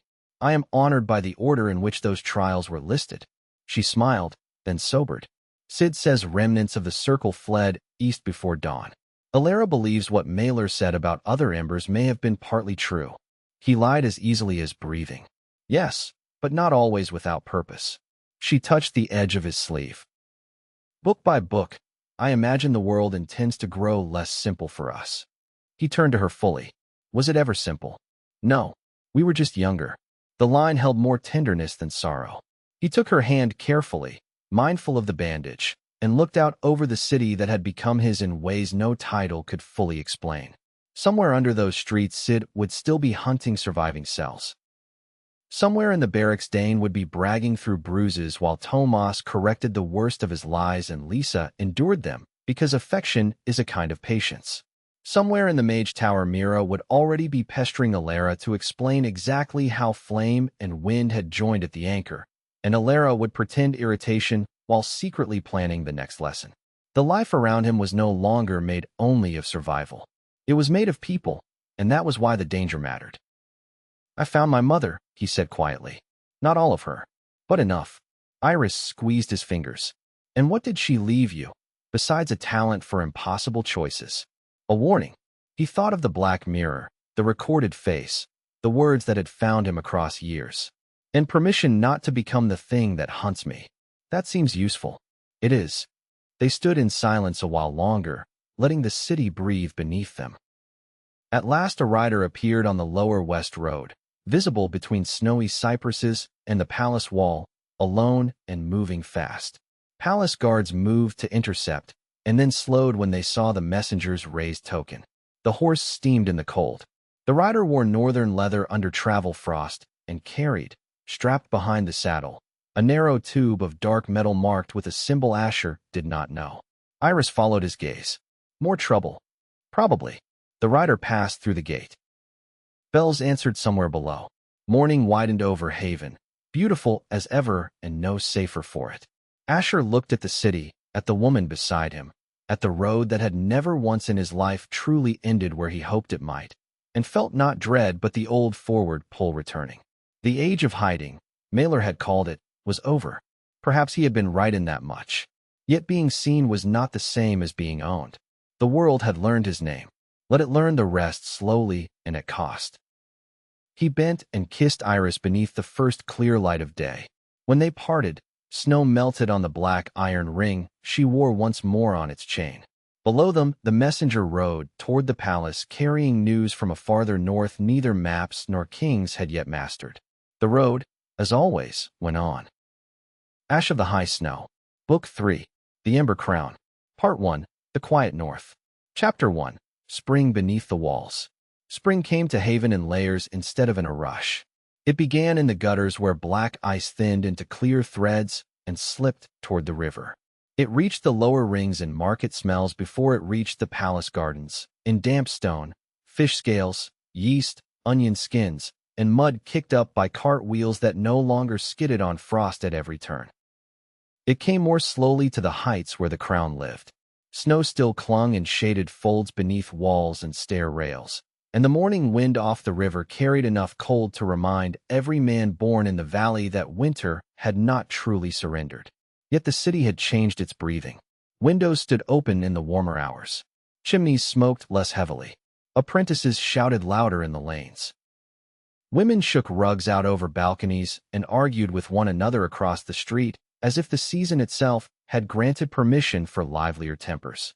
Haven, which could grow solemn under long snow, was remembering movement. Asher stood in the palace training yard before dawn and felt all of it around the edges of his thoughts while Alara tried, with her usual merciless patience, to separate discipline from the dangerous confidence victory had planted in him. He had changed since Black Barrow, and since the northern ruin at Varesk, changed not only in reputation, but in the feel of his own body. Fire answered him faster now. Heat moved through his limbs with frightening eagerness whenever he reached for it. The power that had once flared only in moments of mortal need had become wakeful, listening, almost curious. Some mornings he woke before first light with the sense that his bones themselves remembered flame. Again, Elara said from beneath the archway. He was already on the fourth form, and she knew it. She always knew exactly how much effort he had already spent, which made it impossible to win any argument built on exaggeration. He reset his stance, boots firm on the damp flagstones, and raised the ward blade recovered in the north. The steel caught the early gray light in a dull silver line. He moved through the pattern Zep had first taught him years ago with a carved practice sword and a winter patience no boy ever truly appreciated until he became old enough to understand what had been given. Cut, recover, turn, guard high, drop the shoulder before the weight committed. Keep the hips under the strike. Let the ground carry what the arms could not. The sequence had once been only swordsmanship. Now it was also a way of measuring whether the fire would behave like a servant or like a storm pretending to be one. By the last turn the current had already gathered behind his ribs. He had not called it fully, not even close, but it hovered there. He could feel the shape of it under the sternum, bright and alert. Elara saw the smallest tightening in his shoulders and clicked her tongue once in annoyance. You anticipate power before you need it, she said. That is how men end up burnt from the inside and then written about as cautionary examples. That sounds ungrateful on behalf of future historians. It sounds accurate. Draw less. Feel more. He did it again, slower this time, letting breath settle the pulse instead of chasing the thrill that still came whenever fire sharpened the world. Frostdark seams in the stone brightened to impossible detail. The morning air thinned until he could almost count the drifting threads of stable steam beyond the far wall. When the cut came across his body, he caught the surge before it reached the chest and bled it instead into the blade's edge, where only the faintest white line flickered and vanished. Elara stepped forward, blue wool cloak stirring around her boots. She examined him the way a master builder might inspect a bridge after hard weather, not because she expected ruin, but because trust without scrutiny offended her principles. Better, she said, still too eager. I would like a larger share of your praise before I die. You will not know what to do with it if you get it. Her gaze softened by a fraction. You are improving. The deeper layer is only improving more slowly than I would prefer. That was close enough to warmth for Elara. He accepted it as such. Above them the upper palace windows had begun catching pale gold. A bell sounded from the kitchens. Somewhere along the western terraces gardeners were already at work turning thawed soil under fruit trees that had stood there longer than any current court feud. Haven woke in ranks and rhythms. The city's life moved under the palace like blood under skin, and Asher had come to love it in a way that still surprised the mountain boy buried somewhere inside him. He loved the smell of hot bread drifting up from servant courts, the racket of wagon axles at market hour, the river barges sliding past with timber and barley and news. He loved, too, that the city now felt partly his not because he owned it, but because he had bled for it and been claimed by it in return. Iris crossed the yard not long after, carrying that impossible blend of grace and impatience that made even her quiet approach feel like the arrival of weather. She had left behind the stiff, formal braids expected during morning audience, and wore her hair loosely pinned beneath a light circlet, as if she had chosen practicality first and royalty second. The choice suited her better than ceremony did. Spring green silk marked the line of her shoulders under a riding-weight cloak, and the first light touched her face in a way that made him, not for the first time, distrust the fairness of the world when it occasionally decided to be generous. She dismissed her attendants to the edge of the court with a glance and came close enough to lower her voice. You are pale, which means Elara has been reasonable by her standards and monstrous by everyone else's. Her standards are the only ones keeping me alive. I know. I dislike that she keeps being correct. Iris glanced at the blackened seam his last misstep had left near the wall 3 days earlier. You are still fighting the deeper current. He heard the worry under the calm and answered honestly, because she deserved truth even when truth was not comforting. Yes, it listens too well when battle is near. Training helps, but it has begun to feel less like I am learning a language and more like I am bargaining with a thing that was speaking long before I was born. Iris studied him in silence. The pressure of crown life had not made her brittle. It had made her sharper, more deliberate, and in some private ways more tender because she spent so much of the day denying softness to lesser people. Then we keep learning, she said. You do not get to become ancient and terrifying without first enduring me complaining about it for years. He laughed, and the sound relieved something in her face that she had tried not to show. They walked the western cloister together, the one lined with old mosaics of river kings and reed marshes from the age before Haven gathered valley and port and eastern farms under a single crown. The palace in spring had a strange beauty. The winter hush had cracked, but not vanished. Servants moved faster, courtiers lingered more easily, and everywhere one felt preparation. Open crates of imported glassware stood near the great hall. Tailors waited in side passages with pinned silk and chalk. Musicians argued over seating order in tones of exaggerated tragedy. The court had learned that King Aerys meant to formalize the betrothal sooner rather than later, and even those who disliked the match had begun adjusting their masks to survive it. Lord Dresk tried again this morning, Iris said, with the controlled irritation of someone recounting an insult already examined and stored.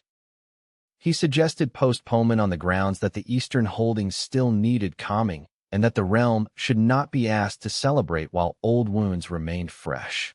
As if he has ever cared about Eastern grief. He cares about having more time. He thinks delay creates room for alternatives. Her mouth tightened. Lady Merivin, in one of her more entertaining moods, praised you so extravagantly that half the chamber grew suspicious of her and the other half of themselves. That sounds like her preferred form of charity. It is. Father let them all circle one another until boredom defeated strategy. He knew what lay beneath the lightness. The kingdom was not falling apart, because Iris had asked him not to turn this season into a tale of inward ruin, and King Aerys would never permit rot to spread so far unchecked. Yet pressure existed all the same. There were nobles who feared what Asher represented. There were merchants who preferred a prince they could predict. There were officers whose loyalty to the crown remained sound, but whose imagination had always stopped at old bloodlines and marriage ledgers. The turmoil was not a mob in the street. It was quieter than that and therefore, in some ways, more dangerous. It lived in whispered advice, delayed signatures, careful little counsels about appearances and stability. They had reached the conservatory by then, the warm secret room behind the west salon where orange trees slept in huge glazed pots and roses climbed trellises beneath a glass roof beaded with morning condensation. It had been theirs in stolen fragments since before Black Barrow. Now it was theirs in fuller moments, yet not freely enough to blunt the hunger each meeting still carried. Iris turned toward him beside the fountain. Sid sent word that he wants you in the lower registry by midday. One of his warehouse contacts saw a man buying old harbor plans with coin too clean for ordinary smuggling. The split circle still hunting old stone. Or someone working for them who has not learned subtlety. She placed a hand against his chest, directly over the place where the fire sometimes surged. Asher, I know the realm is not in flames. I asked for that, and Father means to keep it so. Yet quiet danger has its own appetite. Promise me only one thing. If it is reasonable, I will consider pretending to resist. Promise me that whatever comes next, you will not try to protect me by deciding for me. The line struck deeper than just aloud. He covered her hand with his own. I promise. She kissed him then, without haste and without apology, the kind of kiss that carried memory and claim and the steady fact that whatever storms approached, this was the center he measured himself against. By the time they parted, the world beyond the glass roof had returned, but not with the same weight. It returned harder an hour later when the northern courier arrived. His name was Ren Tao, and he came into Haven under mud and road dust instead of heroic drama, which made the news he carried feel more dangerous by contrast. The man was young enough to have only recently grown into his shoulders and old enough already to wear fatigue like a permanent garment. His horse had foam dried in white crusts across the neck, and his cloak bore the dark stain of old blood near one side seam.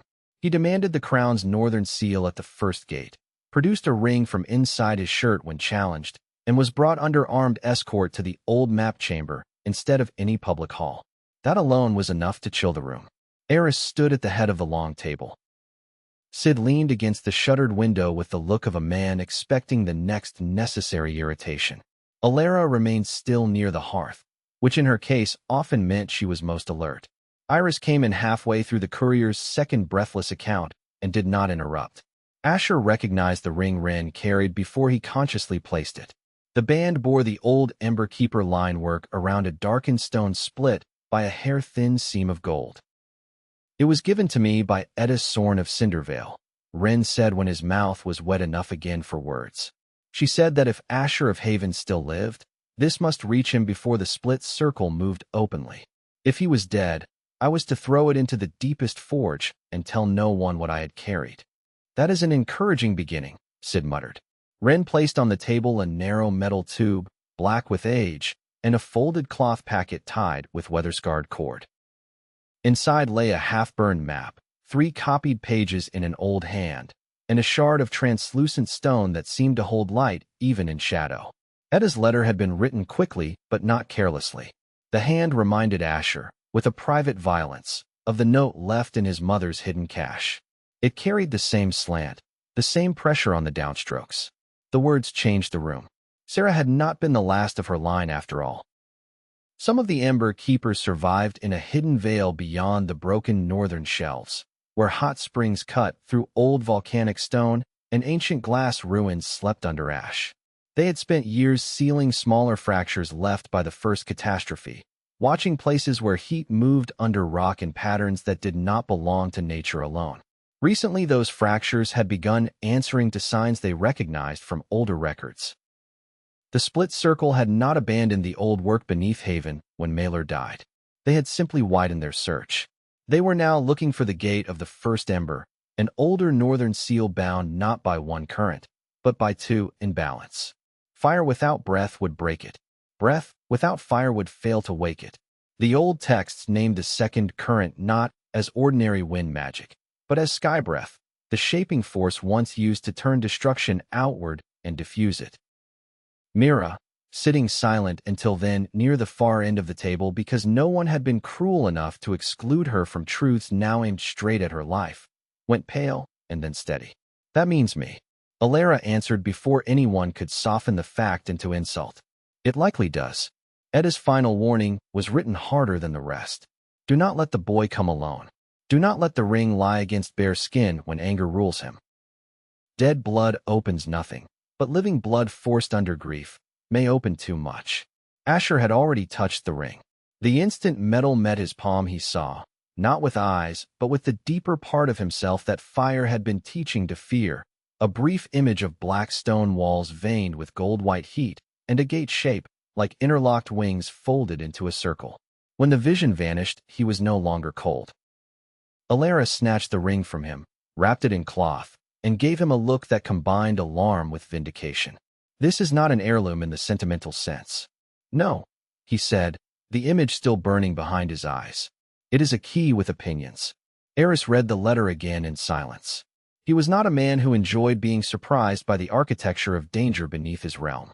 When he finally looked up, his face had hardened into the expression officers dreaded and ministers respected. "There will be no public panic," he said. "No rumors of ancient gates, no songs about buried fire, and no invitation to every foolish lord in the valley to invent private theories.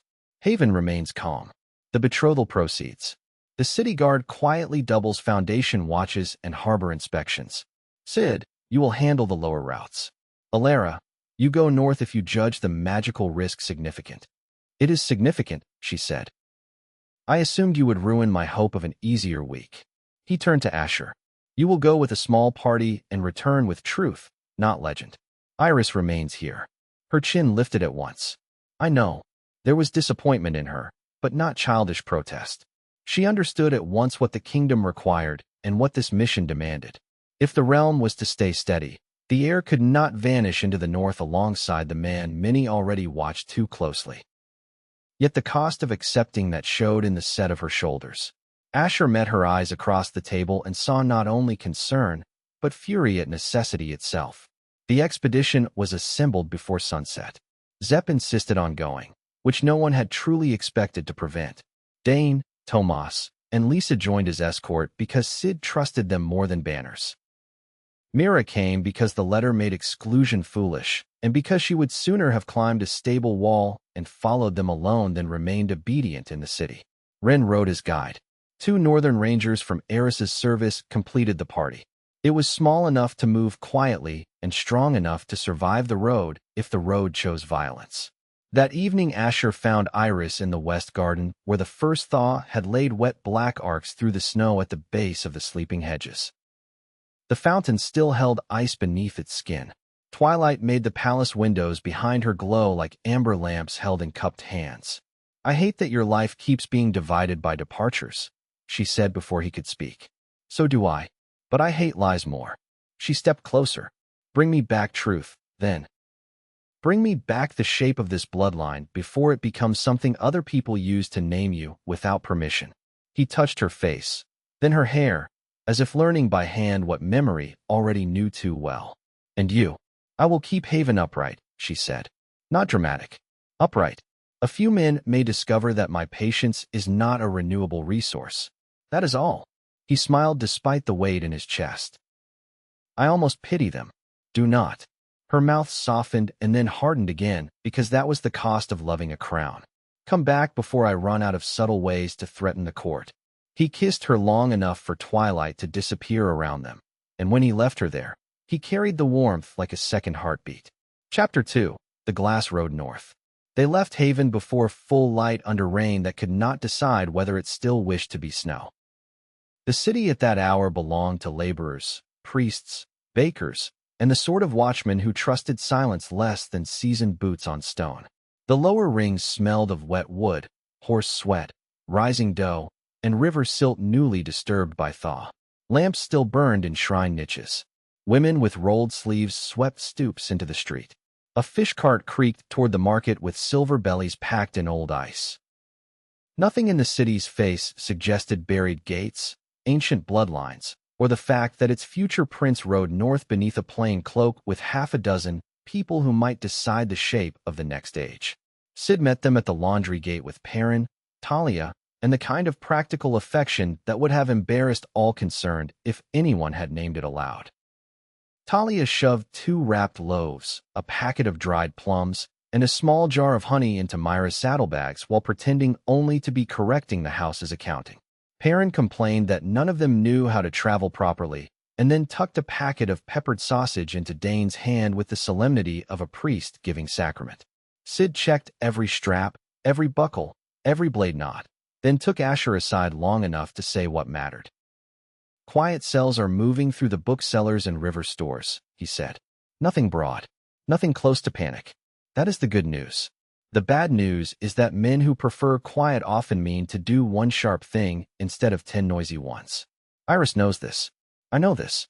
You do not need to turn around if the weather bruises your feelings. It comforts me that concern has improved your manners so little.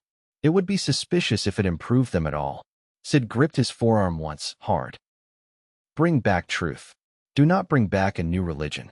They rode out along the north road, while the city still wore half-darkness. Asher looked back only once.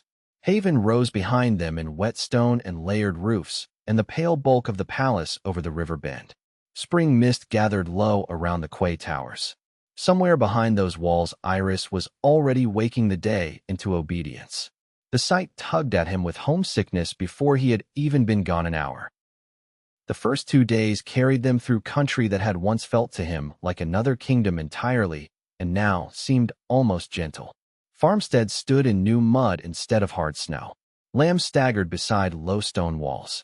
Men pried winter-fallen branches from orchard rows and burned them in sweet blue heaps. Children waved from a bridge where meltwater thundered between old supports.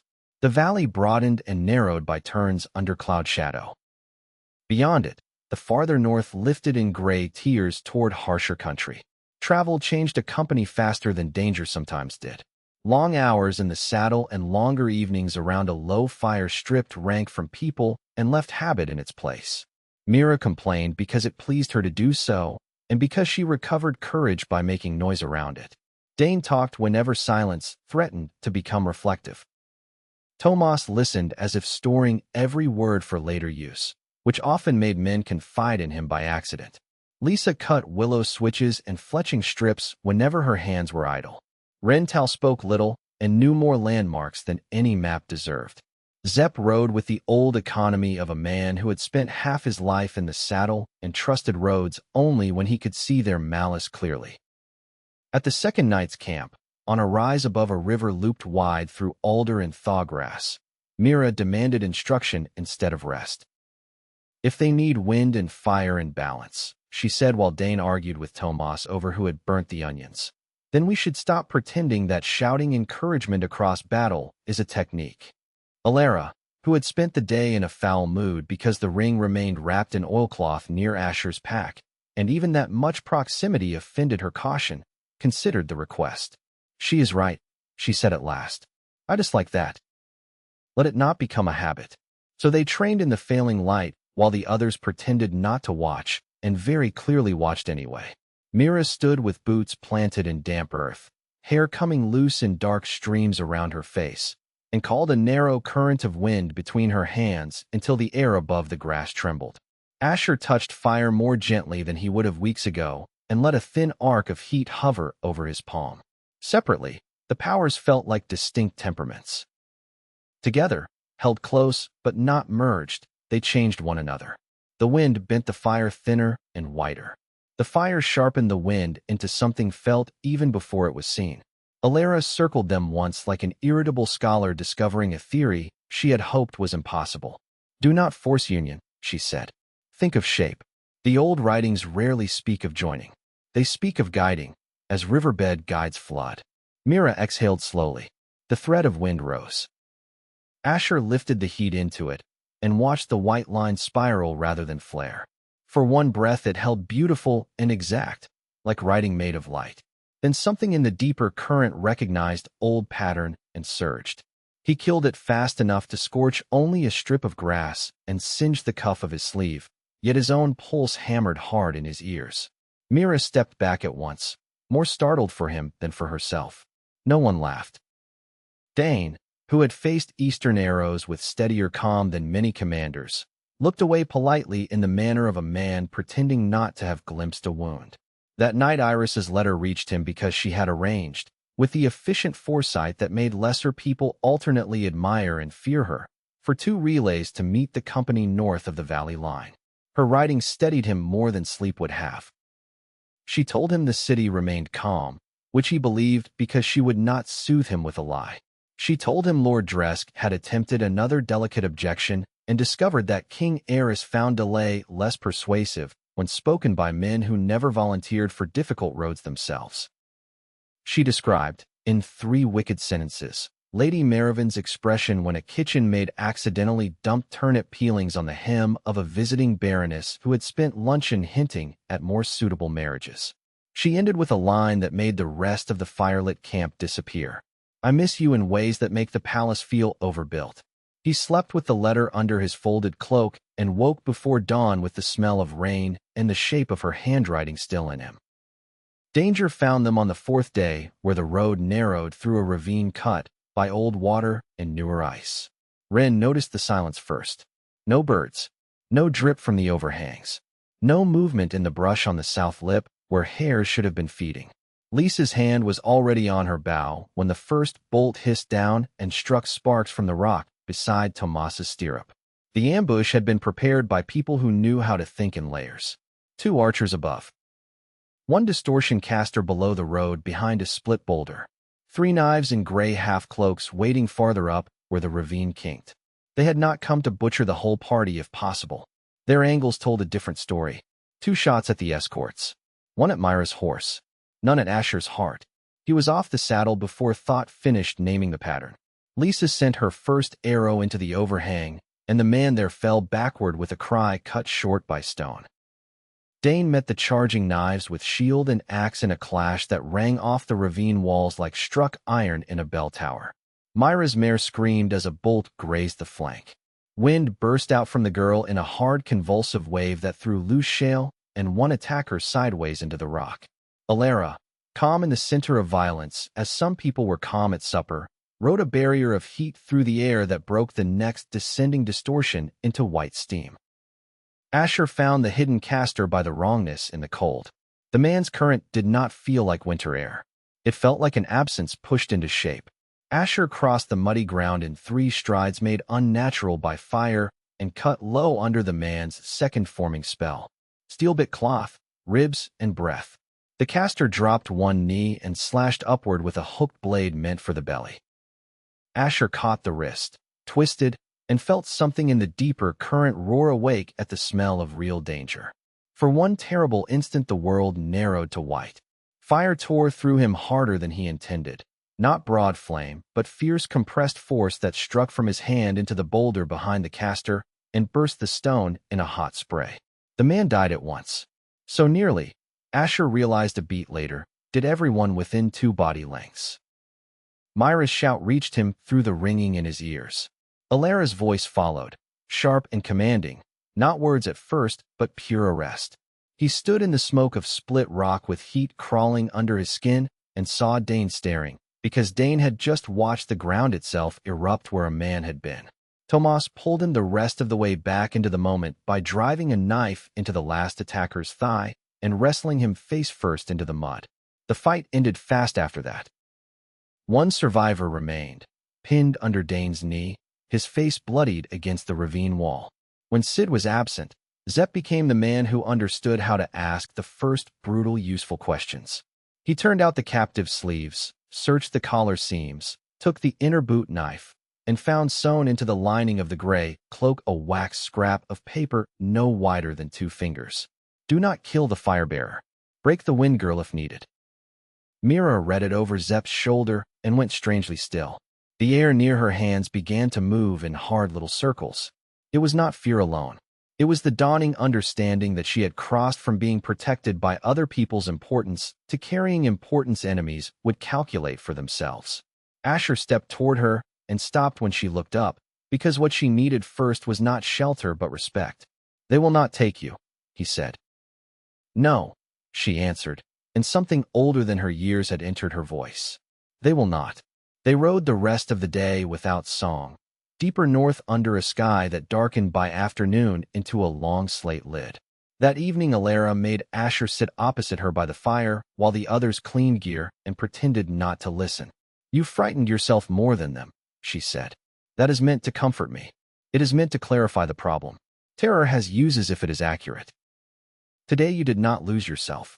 You nearly let the deeper draw define proportion for you. There is a difference. Learn it quickly. He said nothing. Rain clicked softly in the pines. You are not a weapon that happens to speak, she went on. If that becomes the story you believe, the circle will need no ritual at all. You will make their argument for them. He looked past her into the dark where Mira sat under Zepp's cloak near the pack horses, writing a reply for Iris because she had decided letters should move both directions whether anyone liked it or not. Dane argued with Lisa over rabbit traps. Tomas cleaned blood from the hilt of a knife with the same patient attention he brought to every task. Ordinary life, even here, persisted around danger. The sight of it steadied him more than reprimand could. When sleep came, it came uneasy, but it came. By the 6th day the land had begun to change in earnest. Pine gave way in places to black fir and twisted birch. The road broke into older tracks laid over older ones still. Ash appeared in the soil in fine dark bands where no recent fire had passed. Some ridges shone as if fused, stone gone glassy under weather and age. Wren pointed once toward a line of cliffs far ahead, where pale light gathered even under cloud. There, he said. That is the outer shelf above Cindervale. From a distance, it looked like the world had once burned and then chosen to keep the scar because it was beautiful. The 7th day brought sleet in the morning and bright, clear sun by noon. They crossed a narrow bridge of old black stone over a boiling stream that smelled faintly of copper and eggs, then climbed into country where ravens sailed under them and the wind carried both winter bite and the strange underlying warmth of hidden springs. At a sheltered hollow below the last shelf, they found a shepherd family bringing down their early goats. The mother sold them 2 rounds of hard cheese and a sack of early greens for a silver clip and asked no questions beyond whether they had seen her oldest son on the South Road. The ordinariness of the exchange pleased Asher. Even on the edge of old magic and older fears, people still worried about daughters who coughed through the night and sons who rode too fast between villages. That evening the company camped beneath a basalt overhang polished by ancient meltwater into a dark reflecting curve. The sky cleared hard and cold after sunset. Stars hung low and numerous enough to make the world seem roofed in fire itself. Dane, who believed silence after supper represented moral weakness, demanded that Wren tell them something cheerful about Cindervale. Wren thought for a long time and finally said, "The bread is better than the weather." "Good," Dane said. "At last a civilization." Mira laughed into her cloak. Zep carved a strip from the new cheese with the concentration of a priest cutting relic cloth. Lisa mended a leather thong by firelight, hands moving small and precise. Alara sat with the ring in her lap on its folded square of cloth, studying it the way another woman might study an enemy letter. Asher moved a little apart and read Myra's unfinished note to Iris because Mira had thrust it into his hand with strict instructions to make it less childish and more dignified, but not boring. The letter began by reporting that the mountains were beautiful in the rude manner of people who did not care whether visitors approved. It moved quickly to the state of everyone's tempers, accused Dane of speaking more than was structurally necessary, praised Lisa's aim, and ended with the line, "He misses you in a noble and deeply inconvenient way, though he will likely deny I said so." "She should be exiled for treason," Asher muttered. "She should be rewarded for accuracy," Alara said without looking up from the ring. He looked toward her. "Does it trouble you even wrapped?" "It troubles me because artifacts made by frightened ancestors always carry the same flaw. They answer true need and false urgency with equal willingness. The metal does not care whether the hand wearing it has wisdom. It only cares whether that hand belongs to the line. That seems a poor basis for inheritance. Most inheritance is a poor basis for anything." She finally lifted her eyes. Firelight sharpened the fine bones of her face and turned her pupils almost black. "When we arrive, listen more than you speak. Grief does not make old communities generous, and hidden communities survive by mistrust.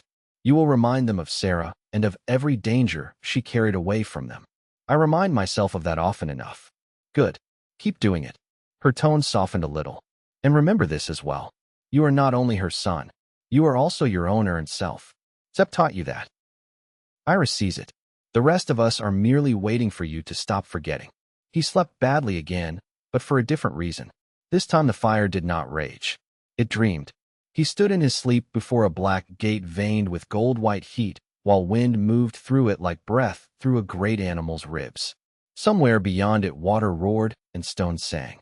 On the far side, too far to see clearly, figures moved through red-lit halls carrying lamps shaped like caged stars.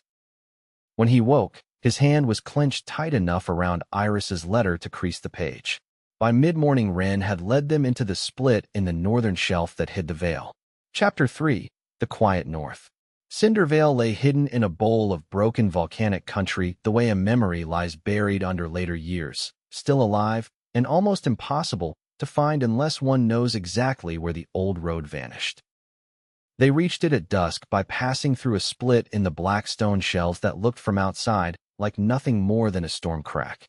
Beyond it the land opened suddenly into warmth and vapor and sound. Hot springs threaded down the center of the vale in white, breathing ribbons. Birch and dark pine grew together where the ground allowed them.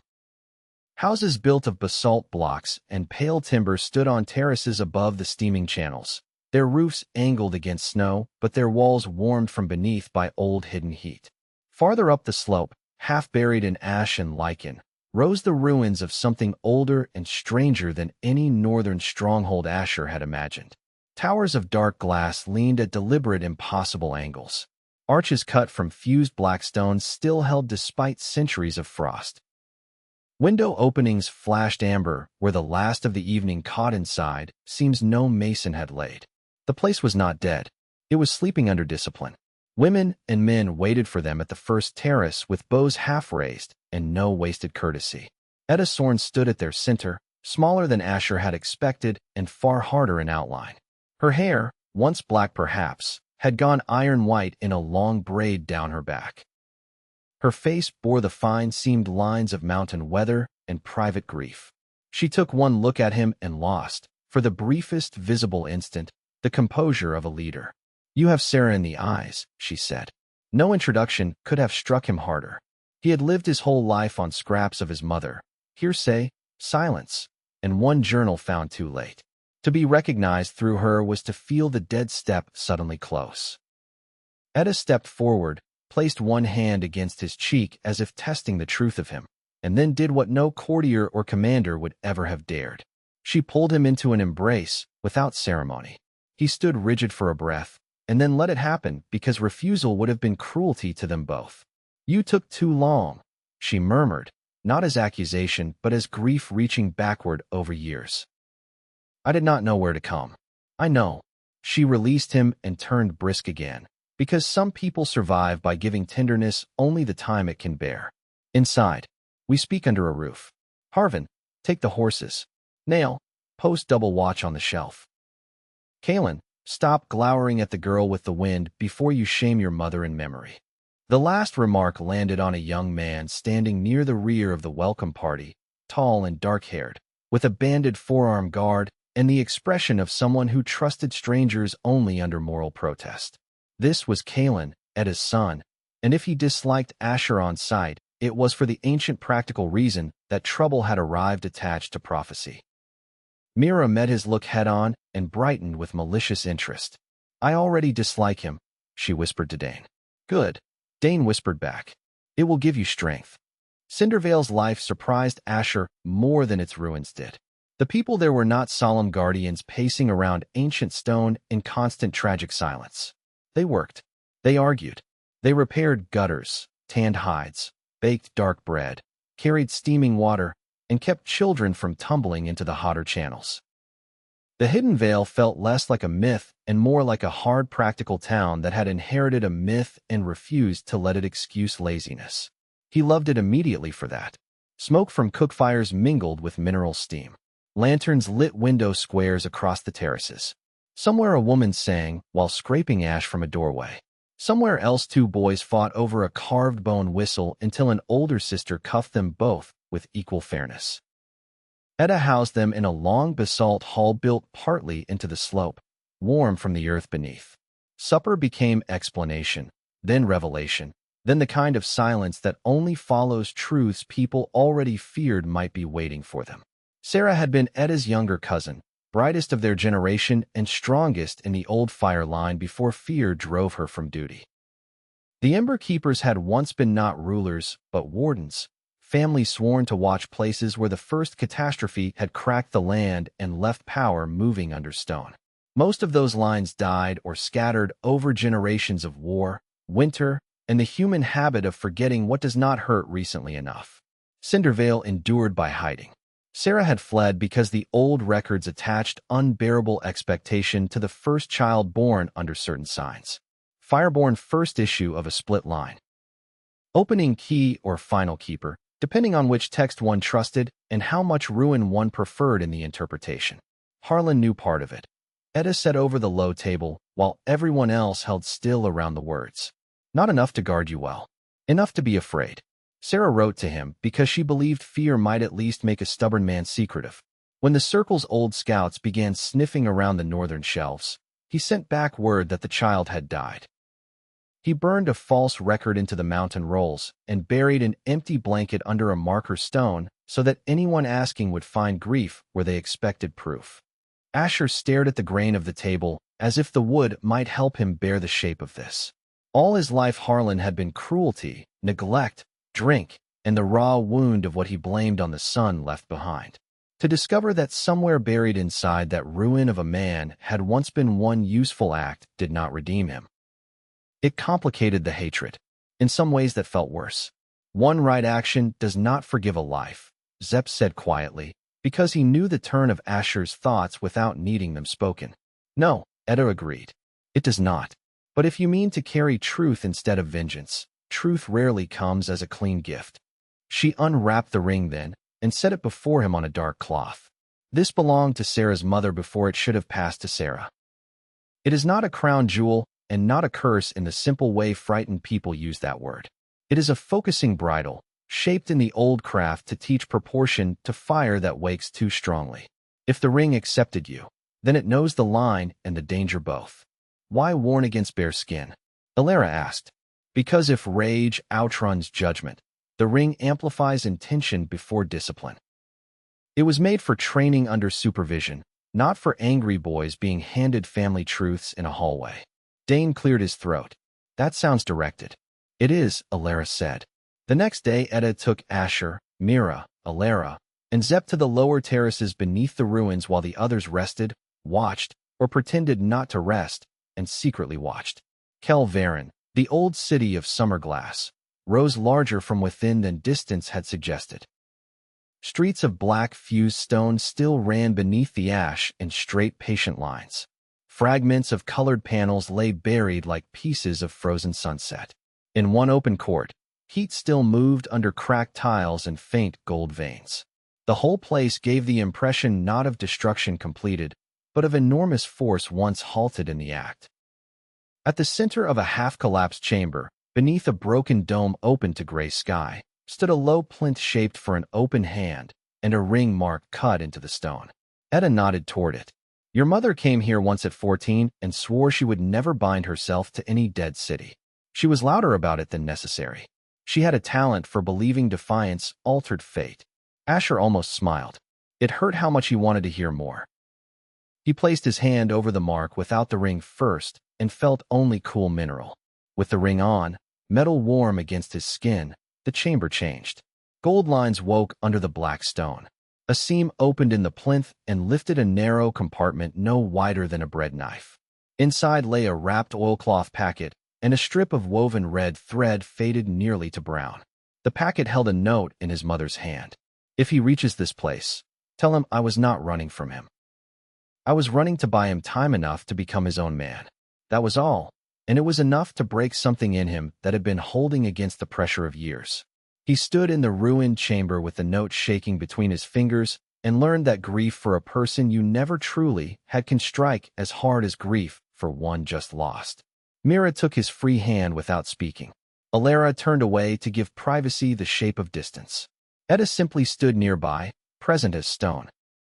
He did not hear the warning shout until the powder burst. It came from above and behind, from the upper stair cut through the dome wall.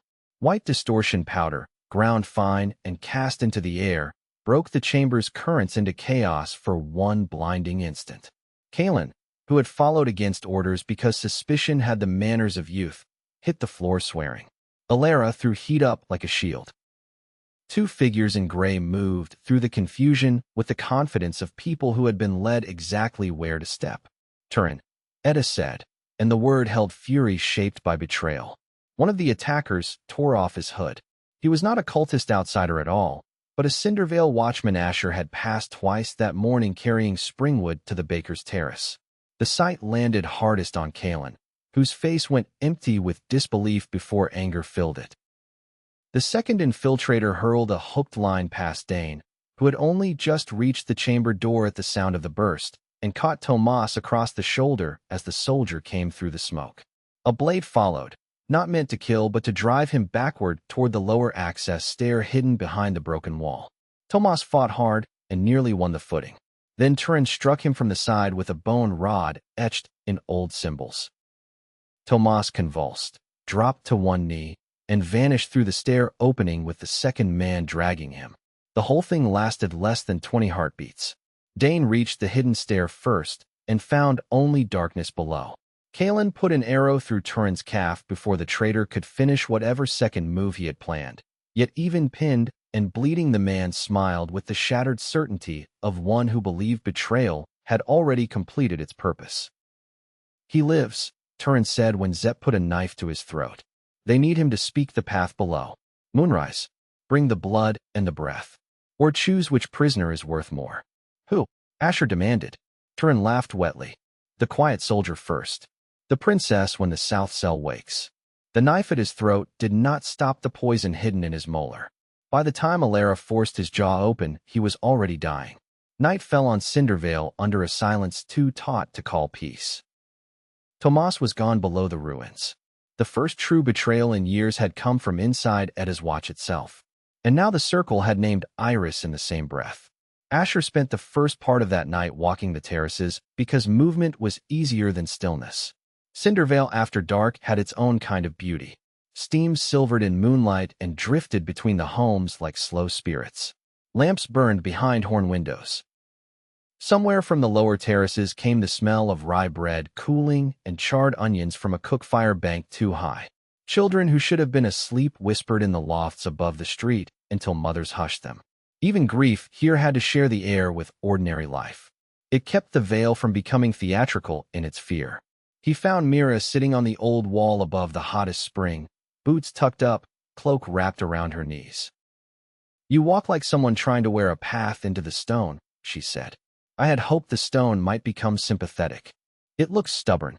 She tilted her head toward the north shelf where the dark bulk of Kel Varen cut the stars. "Do you think Tomas is all right?" "For now, yes. They still need him, or they think they do. That is not as comforting as perhaps you meant it to be." "No." Mira was silent a moment. She had changed since the girl he pulled from war. Haven had softened some of her edges and sharpened others. Her face still carried youth, but there was steadiness in her now, a hardening where fear had learned it could exist without ruling every choice. "He never lets anyone notice when he is kind," she said. "Did you know that? He leaves the good part of the bread and pretends he was not hungry. He fixed the loose strap on my winter boot in Haven and told me it had somehow repaired itself from shame." Asher smiled despite himself. "That sounds like Tomas. If they hurt him," she said, voice gone low and flat, "I would like notice before I begin breaking things. I will do my best to schedule your vengeance politely." That would help. A shadow moved below them on the path and resolved into Kalen carrying a bow case and all the stiff remorse of a man forced to stand inside the consequences of his own suspicion. He stopped a careful distance away. "My mother says you should sleep," he told Asher without looking directly at him. "My habits remain my own.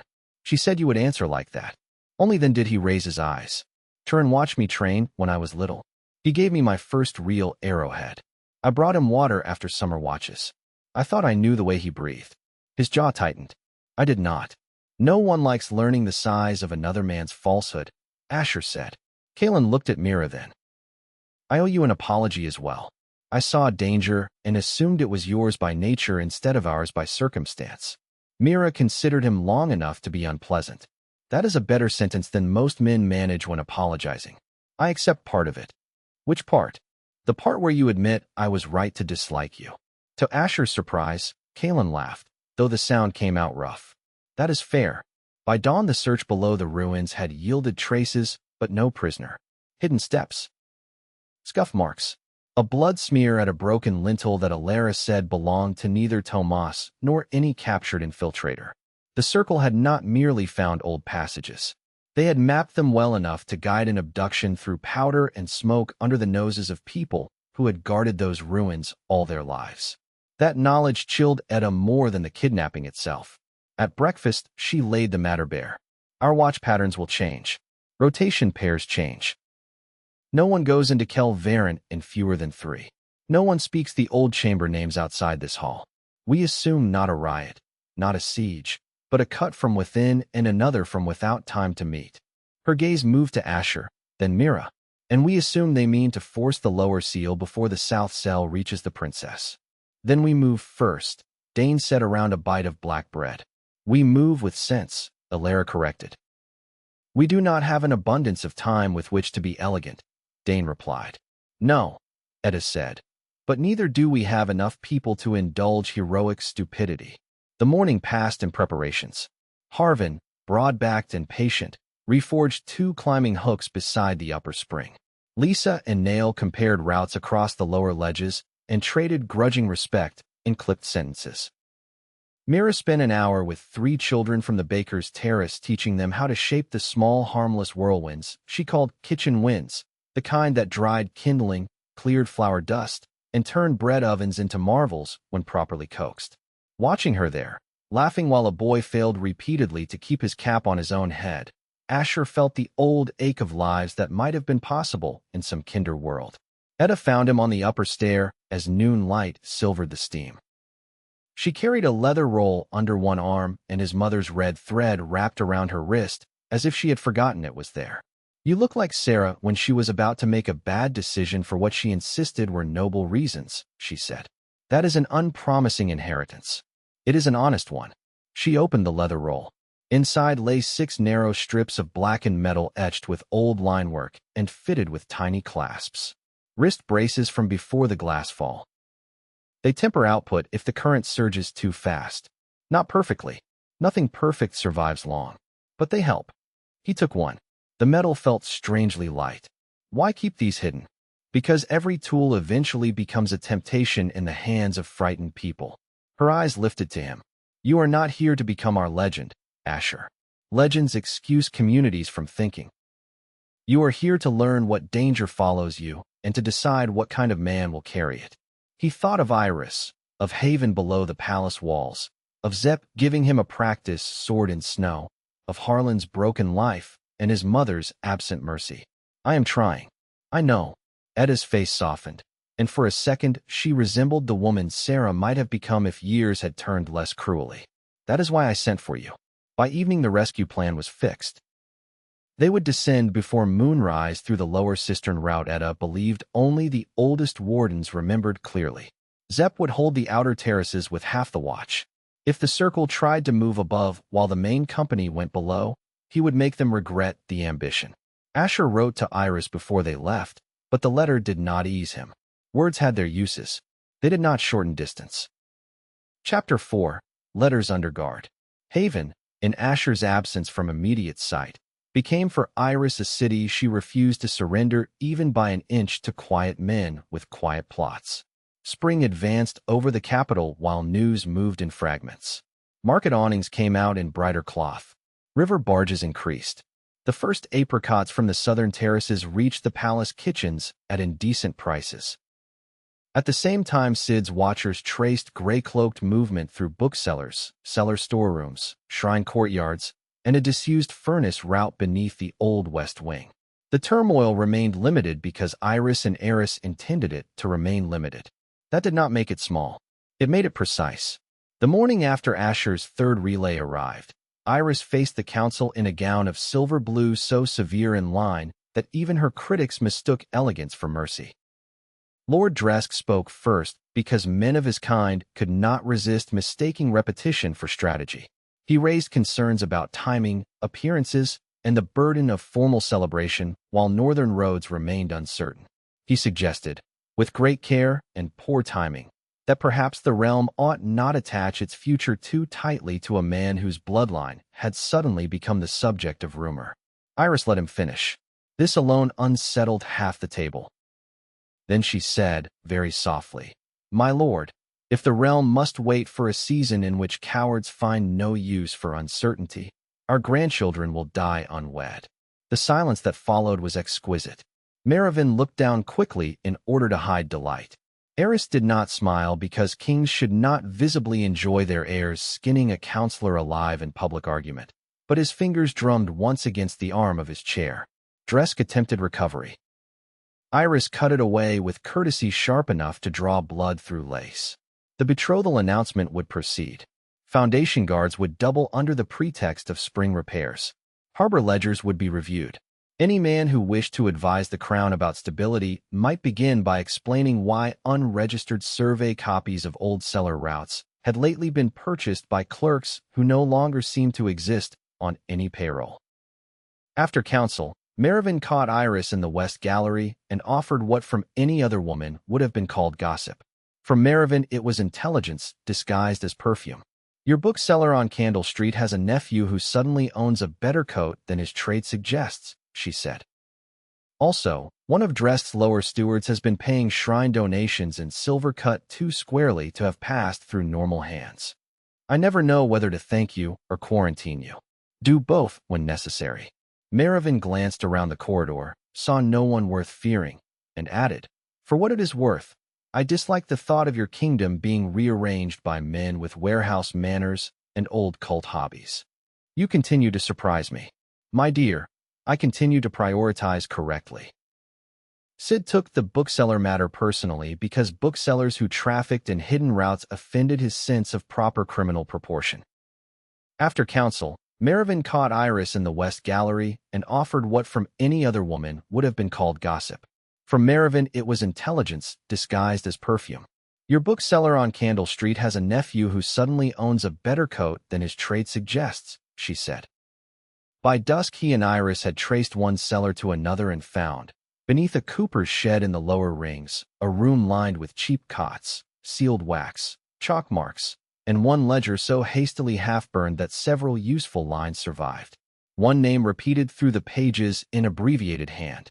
Hail. Another line, written in a different script, proved more urgent. Take the girl below quiet.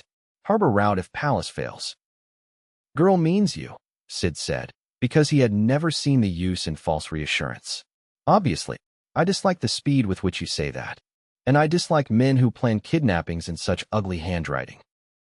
We all suffer. They raided the harbor cell that same night, not with a company large enough to spook the city, but with 12 hand-picked guards, 2 plainclothes river officers, and 1 kitchen porter who knew the old furnace drains because his grandfather had cleaned them under Eris's father. The route came up through a disused herb corridor below the west kitchens. When the first infiltrator rose through the grate, he expected dark and quiet. He received instead a copper pot to the mouth from the pastry cook who had volunteered to wait behind the larder shelves and had not been told until afterward that nobility considered this behavior unconventional.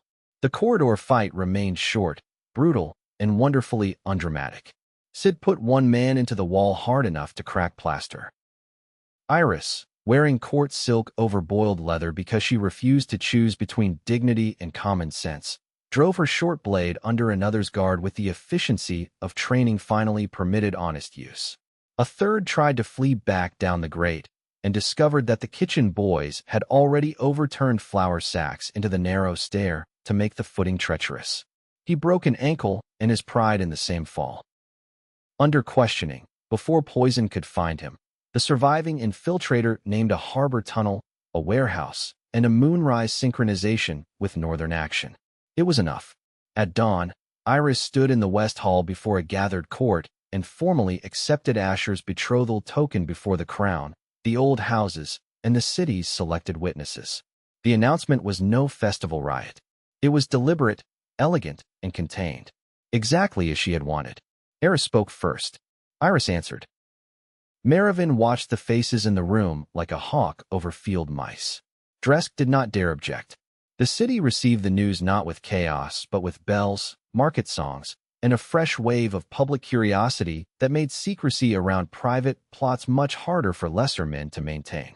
In the north, none of that warmth reached Cindervale fast enough to soften the hard work waiting below Kelvaren. Edda buried Turin without honors on a stony shelf above the vale where traitors did not deserve good ground. Kalen helped dig in silence sharp enough to cut. No one stopped him. Some griefs must labor before they can speak. Tomas remained missing beneath the ruins, alive if the circle still meant to use him as pressure.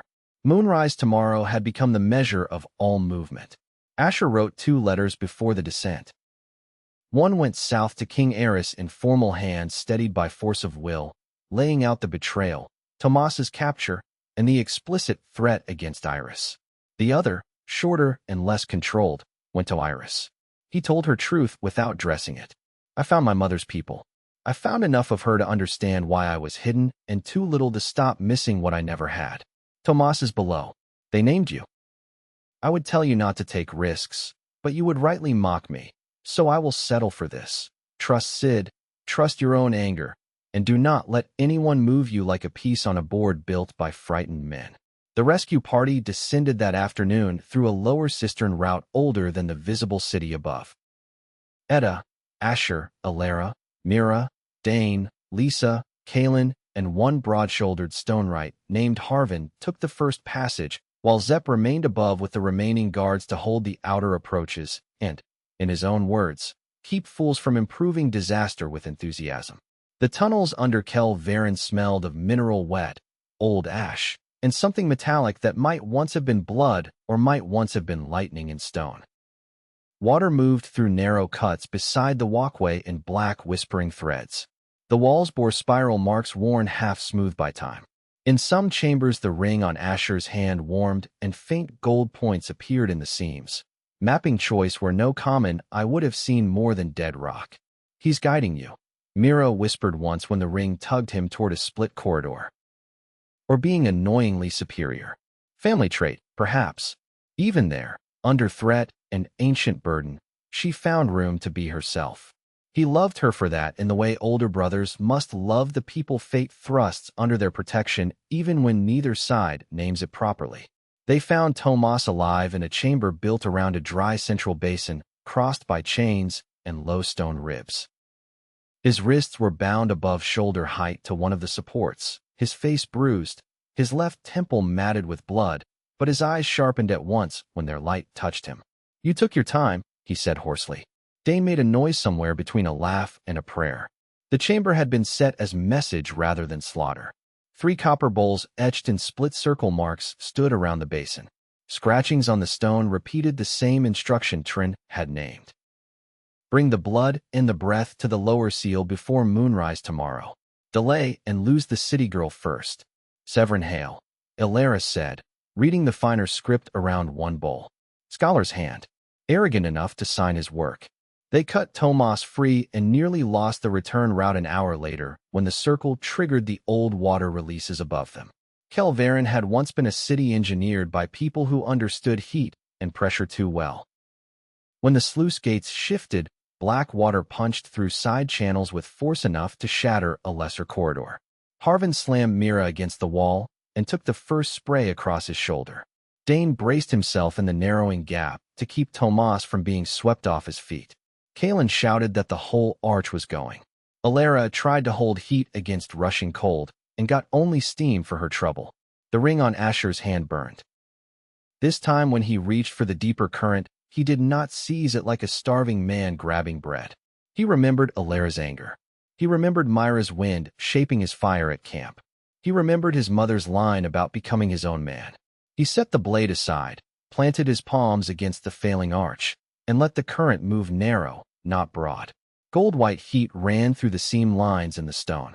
Not explosion. Fusion. Not destruction. Joining. Rock screamed under the change. Water hissed into vapor. The broken side of the arch sealed not cleanly, but enough. Enough to hold. Enough to save every person in that passage. When the roar finally lessened, everyone looked at him the same way for one bare, unnerving breath. Not with fear exactly. Not with comfort either. With the silence people give a man who has just done something none of them can fully understand. Kalen broke it first by coughing hard and saying, "That was either very impressive or incredibly stupid." "It was both," Alaris said. "He has range." They emerged into evening steam above Cindervale before dark with Tomas limping and alive. No one celebrated loudly. Moonrise still waited. Yet bread appeared, blankets appeared, and someone somewhere began a low song while Harvin's shoulder was bound. Life insisted on existing even at the lip of terror. Asher sat on a terrace wall with a bowl of lentil stew cooling in his hands and watched the veil move around him. Kalen approached at last, face closed with the difficulty of earned humility. "I misjudged you," he said. "That seems common lately." Kalen almost smiled and then did not. "I thought you were another outsider with too much fire in him and not enough history to respect what he touched. Perhaps I was only jealous that the dead city answered you before it answered me. It answers me because it wants something from me. That may be true." Kalen looked toward the ruins. It does not make the answering lighter. Far south by then, Iris had already moved against the harbor route, and the kingdom held because she refused to let fear enlarge itself into spectacle. Before sleep, a courier hawk reached the Vale from Haven with a strip of silk-bound message tucked under its leg. Iris's hand, compressed by urgency and still somehow graceful, filled both sides. The harbor tunnel had failed. A warehouse cell had been seized. One surviving infiltrator named a second timing. Not only moonrise in the north, but midnight bells in the palace quarter should the first plan fail. She wrote, in a line that made his chest tighten and settle at once. I accepted your token before the court today with every eye in the room on me, and I have never once been more certain of anything. Come back alive if only to suffer the ceremony to which I have now publicly committed you. He smiled at the letter alone in the dim corner of the hall, while Dane snored nearby, like a bear digesting badly. Outside, spring water whispered through Cindervale's steaming channels. Above, the ruined city waited under moonrise for the next descent. Part 2. The Ember Crown. Chapter 5. The Gate of Ash and Wind. Moonrise over Kel Varen turned the black ruins silver at the edges and gold within the cracks. The city of Summerglass lived up to its old name under that light. Every fused wall caught the sky differently. Every broken arch seemed to hold trapped dawn instead of night. It was beautiful enough to make men careless if they did not know beauty could also be a snare laid by the dead. The final chamber opened so suddenly, it made the earlier tunnels feel like preparation by an architect with a taste for cruelty. The gate hall had been carved into a cavern vast enough to hold a palace on its side. Black stone terraces fell in concentric steps toward a central platform ringed by channels of dark metal. At the far end rose the gate itself, taller than 3 houses and shaped as the ring had shown him. 2 great interlocked wings of black glass and metal folded inward upon a circular void. Gold-white seams pulsed faintly through the surface like a slow heartbeat. Copper bowls burned along the lower rings with inverted light, not flame but pale distortion that bent shadow wrong. Captives knelt bound between the bowls. 3 were Cindervale wardens dragged from outer watches. The 4th was a kitchen boy of 13 from the baker's terrace, his face white with the effort of not crying. The sight of him stopped Mira harder than any spell could have. Pavel, she whispered. The man waiting by the central channel heard it and smiled with scholarly pleasure, as if one more element in his diagram had resolved correctly. Severin Hale did not look like Mailer Vane or any war leader shaped by theatrics. He looked like a patient teacher gone hungry in the soul. Narrow-faced, dark-clad, silver-thread gloves, hair tied back with indifferent neatness. His danger lay not in spectacle, but in conviction sharpened over years without mercy. You came in better order than I expected, he called across the chamber. Your predecessors always preferred grief to timing. Release them, Asher said, and lose the evening's efficiency. Surely the North has taught you something better than that. Severin's gaze moved to Mira, then to the ring on Asher's hand. There you are, fire and breath. The old harmony stumbling home in peasant boots and palace habits. Kalen swore softly. Dane set his feet. Alara's fingers brightened faintly at their tips. Severin raised a hand, and the channels ringing the central platform lit in sequence. Not red, as the palace anchor had done, but white gold veined with pale blue. Your dead keepers misunderstood the gate, he said. They believed sealing was salvation. They saw catastrophe and called restraint a virtue. Yet every old record points in one direction. The first ember was not merely a lock. It was a junction, a road, a way by which the elder cities spoke across mountains and seashells before fear made provincials worship their own ignorance. You are murdering children to recover an argument, Edda said. His head inclined politely. I am correcting a small-minded age. He indicated the bowls. Blood awakens recognition. Breath shapes flow. Fire supplies passage. I had hoped to persuade rather than improvise. But history rarely sends us cooperative heirs. What lies beyond it? Mira asked, surprising everyone including herself. Severin smiled fully then, delighted by genuine inquiry. Memory. Power. Maps not owned by kings who mistake borders for wisdom. Other ember stations if the stories are true. Perhaps living cities. Perhaps only ruins. I confess I would be satisfied with either. Ruins tell the truth more often than courts. Asher, Alara said quietly, without turning, do not let him pace your thinking. Hale heard and laughed. The mage is right. Think quickly instead.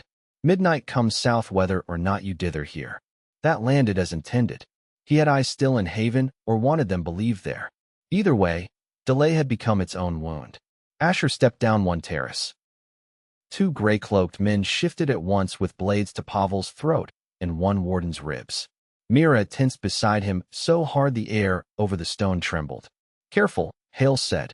"I know your type, boy. Too much conscience bred under too much pain. Noble, tedious, useful. If you rush me, the child dies first and the gate opens wrong. Then perhaps the south cell makes use of the confusion. Perhaps your princess bleeds for your principles. We can all become tragic together." For an instant Asher hated him so purely that the ring heated on his hand. He felt the deeper current leap toward that hate like hounds toward a horn. Alara's warning, Iris's voice, Zep's old lessons, all arrived within the same heartbeat and held him together. "What do you want?" he asked. "The simple version." Hale spread his hands. "Stand at the lower inlay. Place the ring hand to the ember mark. Let the fire answer." The girl shapes sky breath through the opposite channel. No flood, no panic, no childish heroics. "The gate opens enough to show me the line beyond. Then we all decide which century we prefer. And if we refuse, then the hostages begin dying in a sequence designed to encourage cooperation. I will also be disappointed, and I dislike disappointment." The chamber held stillness like a drawn bow. Dane's jaw clenched visibly. Tomas, pale from the earlier beating and the hard return from the cisterns, shifted his weight in a way that told Asher he was already looking for the throw or rush that might buy one fatal half-second. Edda's eyes had gone to the channels, measuring. Kalen watched Pavel instead of Hale. Mira stared at the gate as though it were a storm cloud deciding whether to fall. Asher stepped down another level. "Alara," he said without looking at her, "if he is telling even half the truth, do you think the gate can be touched without breaking?" "Yes," she said after one taut breath. "Not safely by him. Possibly by you. More safely by both of you if neither of you panics." "I never panic," Mira murmured. "No," Kalen said. "You simply become louder than weather." That almost made her smile. The small break in tension saved something in the room. Asher reached the lower inlay. Gold-white symbols curled under ash dust at his feet. Across the ring, Hale directed Mira to the opposing mark. She looked at Asher once. He gave her the smallest nod he could manage. Not surrender. Preparation. The moment his palm touched the ember sign, the hall woke. Light ran through the floor channels and branching threads. The gates seemed open a hair wider. Heat rose not like common flame, but like memory turning bodily. On the opposite side, Mira gasped as wind began drawing through her from every quarter of the chamber. Her hair streamed back. The bowls flared white-blue. Somewhere above, far beyond the rock, thunder muttered though the night had been clear. Hale stepped nearer, eyes wide with reverence, so naked it bordered obscenity. "There," he whispered. "There you are." The gate did not open outward. It unfolded inward by degrees, layer behind layer, revealing not empty darkness but depth lit by moving amber lines, corridors or roads or currents too distant to judge. Asher saw black towers under red cloud. He saw a coastline of glass teeth. He saw, for one impossible breath, points of answering light scattered far away as if other stations had felt this touch and turned their heads. The vision nearly took him.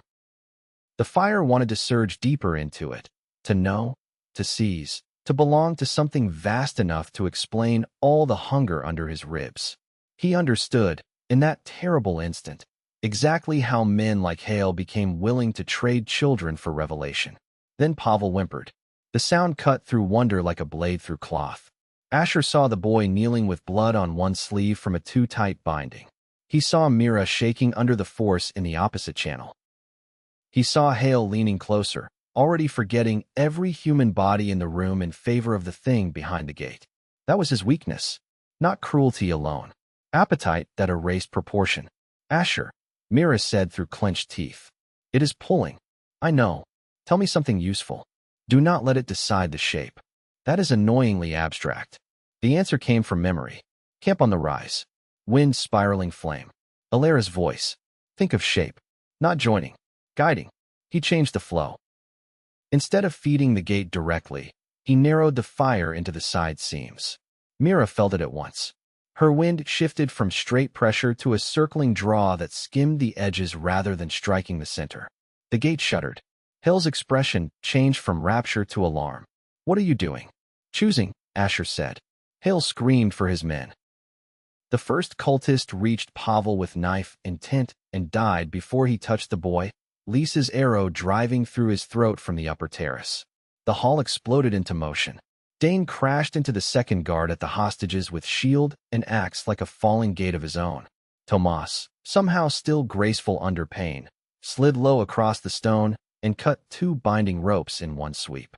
Kalen leapt the channel between levels to drag Pavel backward by the collar.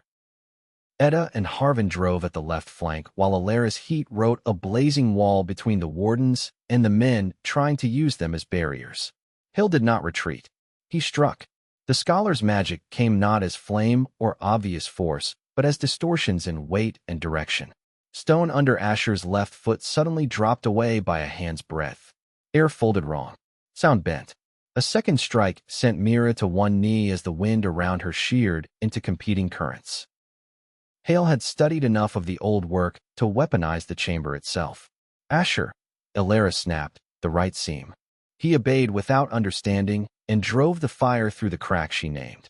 A buried line in the floor erupted in white light. Hale's next distortion broke apart midshape. Alara had read the old geometry faster than he had. Of course she had. Dane bellowed as he took a blade along the shoulder and buried his axe in the railing of the central stair when the man ducked too fast. Tomas finished that attacker with a thrust under the ribs.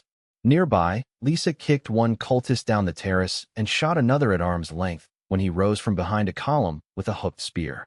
Kalen, one arm wrapped around Pavel, used his free hand to loose 2 short arrows so quickly Asher almost missed the motion. Then the gate pulled harder. What had been a controlled widening became hunger. The ring on Asher's hand bit hot against the skin. Mira cried out as the opposite channel dragged at her breath with enough force to blur the edges of her body in pale, spinning strands. Hale saw the danger and smiled with wild, sudden triumph. Yes, he said. Yes, now. Let it take the rest. He was willing to die for it after all. That made him more dangerous and simpler at once. Mira, Asher shouted above the noise, not inward. Lift. She looked at him through streaming hair and understood in the same instant he did. Skybreath had never been meant to force open a buried door. It had been meant to carry heat upward and outward, to diffuse, to bleed, to spare the land. She rose, not physically at first. The current under her changed direction. Wind that had been compressing through the channel opened into a vast spiraling column that climbed the chamber instead of plunging through the gate. Steam and ash and loose sparks rushed with it. The effect on the fire was immediate. Asher's white gold surge stretched thin, went bright, and turned from spear to lattice. He fed that lattice into the widening seams, not to open them farther, but to stitch them around the edges while Mira drew the excess upward. The whole chamber became storm. Cultists lost their footing on the terraces. Copper bowls split one after another with shrieks like metal animals. Hale staggered and for the first time looked afraid, not of death but of losing his glimpse.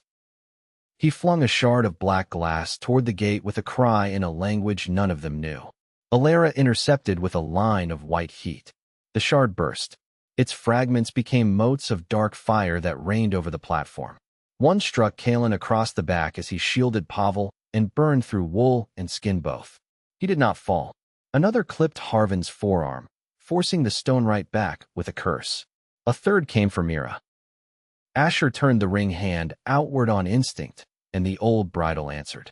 A small curving shield of gold-white bloom rose and took the fragment in a spray of sparks. Hill saw that too. He saw the ring obey, the gate resist, the old design choosing heir over scholar. Hatred hollowed his face. You provincial bastard, he hissed, and came for Asher with a blade at last because learning had failed him and murder still felt human. Asher met him halfway down the platform. Steel rang on steel. Hale fought like a man who believed technique excused every other lack. Fast hands. Economical cuts. No wasted motion. He had not spent his life only in archives. Yet his center was wrong. He fought for access, not for anyone behind him, and that difference showed in the first hard bind. Asher felt it through the blades. There was no rootedness in him, only reach. He broke Hale's line with a shoulder turn Zepp had taught him in a snow-buried yard years before. Cut low. and drew blood across the man's thigh. Hale stumbled, twisted a distortion underhand, and sent the world tilting. Asher nearly went down. The gate's hunger surged. Mira screamed once, not in fear, but effort so intense it sounded like pain made into weather. Asher, she gasped. Now. He ended it. Not with the deeper explosion that still waited eager under his ribs, but with the seam-working fusion he had learned in the flooded passage and refined across this very storm. He drove the ring hand flat against the central join between the interlocked wings. Fire ran not outward, but through. Every gold-white line in the gate blazed. Mira hauled the sky breath upward in one impossible heave that lifted heat, ash, and unfinished opening together. The wings slammed shut. The concussion knocked men from their feet across 3 levels of stone. Bowls shattered. Lamps died. The roar emptied the air of sound. Asher hit the floor on one shoulder and slid through a rain of black dust. When hearing returned, it came in pieces. Coughing, distant groans, water dripping again. The terrified crying of one rescued child who had at last remembered he was allowed to be frightened. The gate stood closed. Hairline gold seams remained, glowing faintly, but whatever road had almost opened was once more denied. Hill was gone, not vanished into sorcery. Fled. A blood trail and a drag boot print led to a service cut behind the western pillar where one of the ancient stair runs dropped into deeper dark. He had escaped with nothing except his life, which in men like him often proved enough to continue ruining better people's sleep. Pavel flung himself at Mira and sobbed into her cloak until she sat on the stone and held him as if she had always known how. Kalen sank to one knee only after the boy was safe, blood soaking his scorched back. Dane found time, even half-stunned, to say, I dislike scholars on principle now, before Tomas told him to stop trying to be memorable while bleeding. Etta stood before the sealed gate a long time without speaking. At last she touched one of the cooling seams and bowed her head, not in worship, but in acknowledgement. It holds, she said. Not forever. Nothing holds forever, but it holds. Alara came to Asher and examined the ring hand first, because sentiment did not govern her trio. You kept proportion, she said. It was the closest thing to praise he had ever heard in her voice. He looked across the chamber. Mira was still seated on the stone with Pavel in her arms and wind slipping gently around them, now like the last of a lullaby. She raised her eyes to his, exhausted and fierce and somehow amused despite everything. You owe me, she said. I suspected as much. For several things. That also. Outside, somewhere above layers of black glass and ash, spring night moved over Cindervale as if the world had not nearly remembered an older and more dangerous self. Chapter 6. Midnight Bells. Dawn over Cindervale came warm along the lower terraces and cold across the upper shelves, so that steam and frost met in the middle streets like 2 nations pretending courtesy. After the gate hall, the Vale wore exhaustion plainly. Men limped. 2 roofs burned all night with healing braziers for those marked by dark fire fragments. Children were kept closer. Watches doubled without being announced as doubled, which meant every resident noticed and no one complained. Yet bread still came from the baker's terrace before sunrise. Goats still had to be milked. Buckets still rang against stone at the springs. Ordinary labor returned first, and because it returned, the survivors believed themselves not beaten. Asher woke on a pallet in Etta's hall, with every joint speaking in separate grievances. The ring lay on a folded cloth beside him, cooler than it had been in days, and somehow heavier for that. Across the hall, Dane snored under a healer's shoulder wrap and 3 blankets he had almost certainly acquired by shameless means. Tomas sat awake against the wall, one eye bruised yellow at the edge and his hands around a steaming mug. When he saw Asher stir, he inclined his head.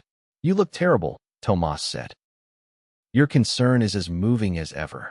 I saved the generous version for people likely to die. It keeps morale efficient. Asher pushed himself upright. The hall smelled of willow bark, hot stone, dried mint, and yeast. Near the open shutters, Mira slept on her side with Pavel curled against her like a younger brother too frightened to admit the need for closeness. Kalen, stripped to a light shirt while healers had salved the burn across his back, dozed in a chair with his head tilted back and a bough still within reach of one hand. Seeing them there, alive and unbeautiful in the ungainly shapes of exhausted sleep, steadied something in Asher more than victory had. Outside, he found Etta on the upper terrace directing the repair of a cracked aqueduct lip. She held herself with the same hard competence as the day before, but grief had sunk a shade deeper under the eyes. Hale bled heavily on the lower western stair, she said before greeting him. Not enough for my satisfaction. Enough that he will remember your face whenever he tries to sit. That is a small comfort. It remains mine. She handed him a cup of bitter spring tea.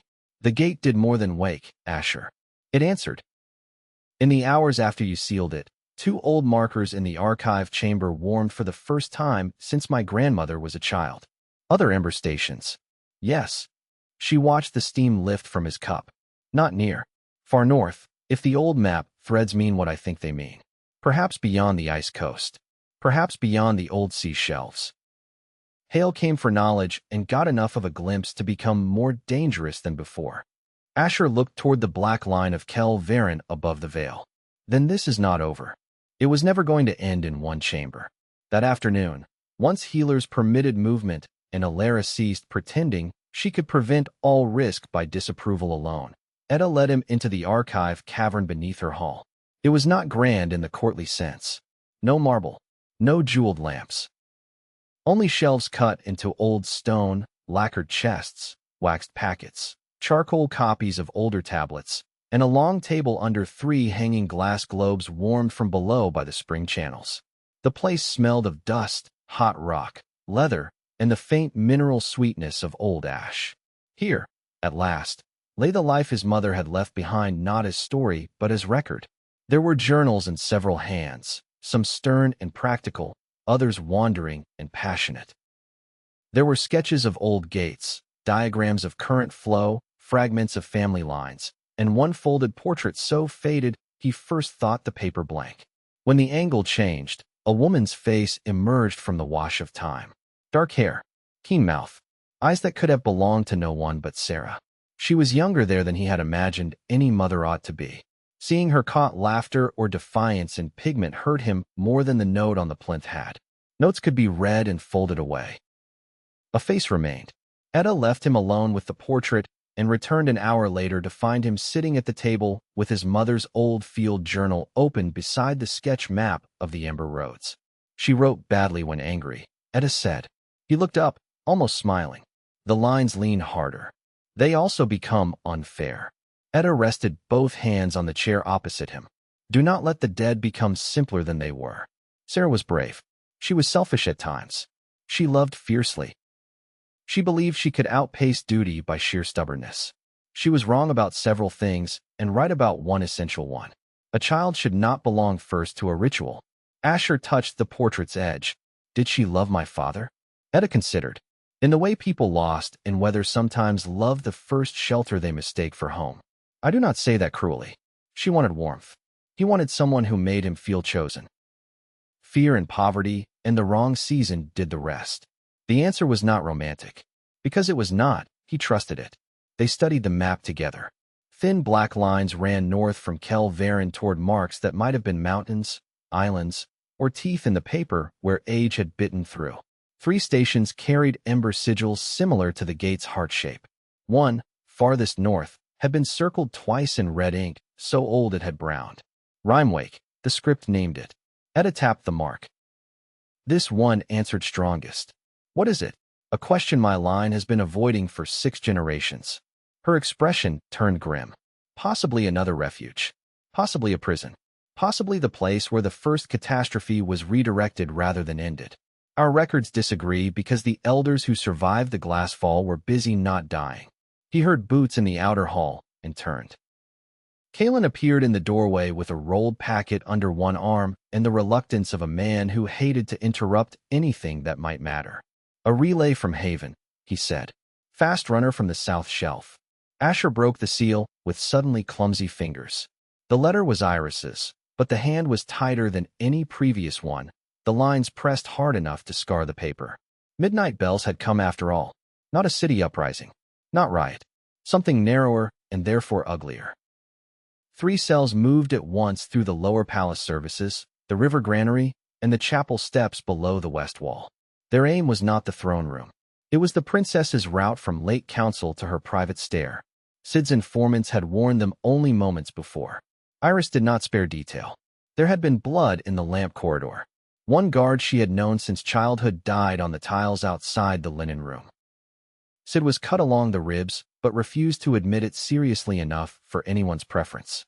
Eris himself had ridden down the granary cell before dawn and afterward ordered the city quieted not by proclamation, but by opening the markets on time and sending extra watchmen into the lower rings in plain coats.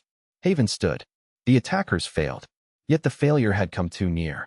The last lines were written more slowly. I am furious enough to bite iron. I am also alive. Before you decide to become noble on my behalf, know that I killed one of them myself in the West Passage and felt no uncertainty at all. Come back soon. The palace has too much stone in it when you are not here. He read the letter twice before realizing his hand shook. Etta saw enough in his face. She lives. Yes. And the kingdom? Holding. Good. She took the page after he finished and scanned it with the clean appetite of a woman who had long since learned to value information over etiquette. This confirms it. Hail timed north and south together. He still thinks in linked strikes. If one Ember Station responds, another cell moves elsewhere. The knowledge matters as much as the wounds. That evening Cindervale did something in his honor that nearly undid him more than battle had. They fed everyone in the open spring court. No speeches opened it. No solemn vows. Merely benches dragged out under hanging lamps, bowls of dark stew, platters of roasted root vegetables glazed with honey and char, rounds of rye and barley bread, smoked char from the hot channels, pickled greens, and the valley wine Etta claimed was too poor to serve guests, while serving it freely all the same. The wardens sat with bakers, smiths, children, guards, travelers, and the half-healed. The saved wardens drank a toast so short it would have disappointed any court poet. Pavel, restored to his natural impudence by safety, announced to anyone who would listen that Mira had summoned the whole sky underground and therefore ought to be obeyed in ordinary matters like cake distribution. Mira accepted the promotion with dignity so poor that Dane laughed stew through his nose. Lisa, who nearly never smiled where others could see, reached over and wiped Pavel's brow with the edge of her sleeve because he had managed to wear half his dinner. Tomas sat at Asher's side and ate in the patient, deliberate way of a man rediscovering appetite after fear. Kalen, one arm still stiff from the burn, argued with Mira over whether kitchen winds or valley archery required more real skill, which was perhaps the closest thing to flirting either of them would have admitted under oath. The life scene lodged in Asher's chest like a quiet blade. So this, too, was what had been at stake under the gate. Not only kingdoms and rituals and names in old books, but hot bread, quarrels over fish sauce, steam rising from bowls while people leaned close against chill evening air and laughed because death had failed to get them that day. Alara sat across from him with a cup of the rough wine and watched the court with a faint, unreadable expression. You are thinking sentimentally, she said. I was not aware it showed. It shows because you look less guarded. She lowered her voice. Do not apologize for that. Affection is often the only force stronger than appetite. Entire magical traditions would improve if they admitted it. He blinked. Did you just say something kind? I said something accurate. Do not decorate it. The following morning they began south. Etta sent Nail and Harvin with them as far as the outer shelves, both for escort, and because Cindervale had finally accepted that some portion of its old knowledge now had to travel if it meant to survive. Kalen insisted on coming all the way to Haven with the archive copies of the map threads and current diagrams. You need someone who actually knows which bundle of old paper matters, he said when Etta raised a brow. Also, if your capital insults my valley's handwriting, I would like to be present for the correction. So they rode out in cold bright weather with spring opening below the north shelf and winter still waiting on the higher stone. The road south seemed both shorter and more uncertain than the road north had been. Every relay tower now held the possibility of fresh bad news. Every ridge invited the memory of Hale's escape. He did not attack them on the open road. In some ways that made him worse. It meant he was still choosing his moment. On the third day south, they stopped by a river in where the first willow leaves had begun silvering above the water. A fiddler played in the yard for a wedding feast being held under patched canvas, and a little girl with flowers in her hair demanded, with the tyrannical confidence of the well-loved, that Mira make the ribbons on the tables dance. Mira obliged by sending a line of blue and yellow cloth streaming upward in a spiral that made the bride clap both hands over her mouth and cry with delighted surprise. Dane drank sour cider and attempted dancing with such military certainty and such ruinous lack of rhythm that even Lisa had to turn away to hide laughter. Asher watched and thought again that the world kept offering ordinary happiness in defiance of every myth that claimed only grand suffering mattered. That night, under an roof instead of stars, he unfolded Iris's letter once more and slept with it under his hand. Chapter 7. The Open Name. Haven smelled of river, wet stone, horse leather, lamp oil, bread crust, and early roses when they came back through the north gate. The city had moved farther into spring while they were gone. Window shutters stood open in whole streets now. Blue cloth shaded fish stalls on the lower quays. Children raced one another along the stepped lanes between guild halls and shrines. Women leaned from balconies to beat rugs or trade insult and recipe with equal confidence across the alley. Above it all the palace rose pale and layered against the morning, not serene exactly, but steady in the way living things sometimes are after surviving their own near wounds. Asher had imagined the return in a dozen forms while riding south. In some, Iris met him at the gate. In others, she waited in the west garden as she had on the evening he left. Once or twice, when fatigue and longing made fools of caution, he imagined seeing her on the highest terrace before the escort even entered the outer ring. The truth was less poetic and struck deeper for it. She found him in the lower horse court because she had ignored 2 separate instructions to remain in the upper apartments until the king formally received the northern party. She came down the stable stair in riding boots under a dark blue gown, hair half-pinned and half-escaped from the journey she had clearly ridden to get there before protocol could catch her. She did not slow when she saw him. Neither did he. They met between 2 sweating horses and an astonished groom carrying a grain bucket. The kiss was not courtly. It was not elegant. It contained 2 hard weeks of letters, fear, anger, missed sleep, and the terrible bright relief of finding the beloved not imagined but real under one's hands again. He felt the tension in her shoulders first. He felt it go only a little even when she pressed her forehead to his. "You took too long," she said into his collar. "I am told this is a family trait." She drew back enough to look at him fully. There was a thin-heeled line near one knuckle and another disappearing under the cuff at her wrist, marks he had not left and instantly hated. She saw his gaze drop and closed her fingers over his. "Later," she said. "You are here now." Behind them, Dane cleared his throat with theatrical sorrow. "I would object to this if I were not so moved," Tomas answered. "You would object to sunlight if it did not flatter your beard." Sid came striding from the archway with a bandage hidden badly under his coat and the expression of a man determined to turn tenderness back into practical business before it infected the yard. "If the reunion is complete," he said, "the king would like his son-in-law candidate delivered in one piece and not entirely dazed." "Candidate," Iris repeated, without turning. "You grow bold in convalescence." "I grow alive," Sid said. "The distinction matters." Eris received them first in private council and then, once the immediate necessities were spoken, in that more dangerous arena where truth had to learn court manners.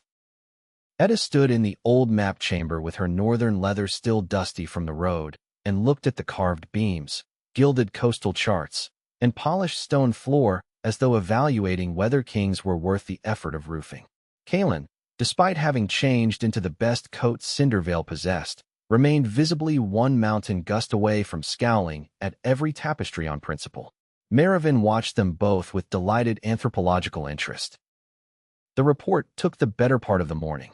Asher laid out the messenger warning, the gate, Hale's attempt, the simultaneous south strike, the maps of the Ember Roads, and the answering sign from Rimewake. Mira spoke of Skybreath and what it had actually done at the gate, not in vague phrases, but in the plain practical detail Ilera insisted upon. Etta added the history her line had kept and the history it had lost. Kaelin unrolled copies of the map, threads across the table, and snapped at one court scholar so sharply for trying to touch them with sugared fingers that even Eris looked briefly entertained.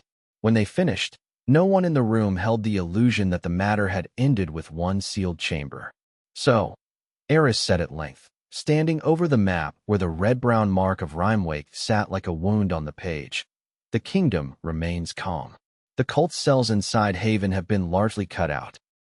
The betrothal is public, yet somewhere beyond our mastered north a second station has answered, and a scholar fanatic with half a revelation is still alive. That is a tidy summary, Sid said. I practice. Eris looked to Etta. Can your people hold the northern gate? We can watch it, she answered. Holding is a word old fools use when they want to sound stronger than stone allows. The seal stands. It will require tending, discipline, and a line of warning between Cindervale and your capital faster than rumor. That can be arranged. Eris turned to Asher. And you. The realm will not hear all of this. It does not need legends fed in order to remain loyal. But it will hear enough. Your name cannot be kept half-hidden any longer. I will not have frightened men defining you before you define yourself. Asher felt every eye in the room shift toward him.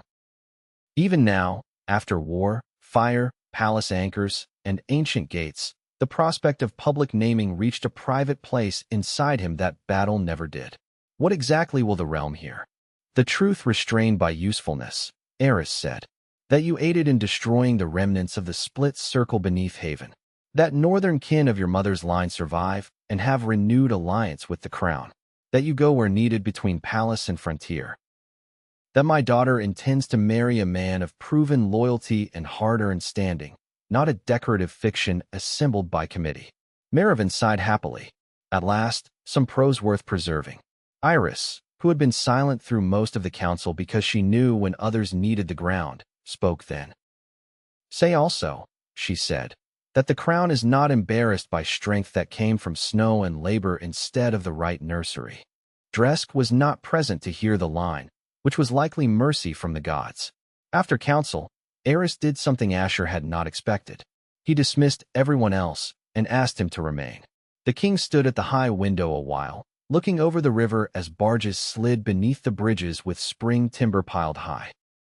You know, he said at last, that this was never only about blood. I suspected. Good. Men who think marriage into a crown depends only on ancestry are useful to their enemies. Blood opens doors. Character decides whether one should walk through them. He turned then, and the hard planes of his face gave little away, but not nothing. You have frightened me more than once. You will likely continue. Yet you have also done the one thing I needed before I put my daughter's life beside yours. You keep choosing restraint when appetite would be easier. Do not stop. I will try. Try harder than that. The king's mouth moved by the smallest degree. And when she is furious, agrees sooner than instinct suggests. It saves time. That, from Eris, was nearly paternal. The first full evening back, Asher went to Sid's house because some part of him still needed the lower rooms, the familiar table scar, the smell of onions and old books and oil-blackened iron, to believe he had truly returned. Talia cried when she saw him and denied it at once with such offended precision that even Perrin left the lie undisturbed.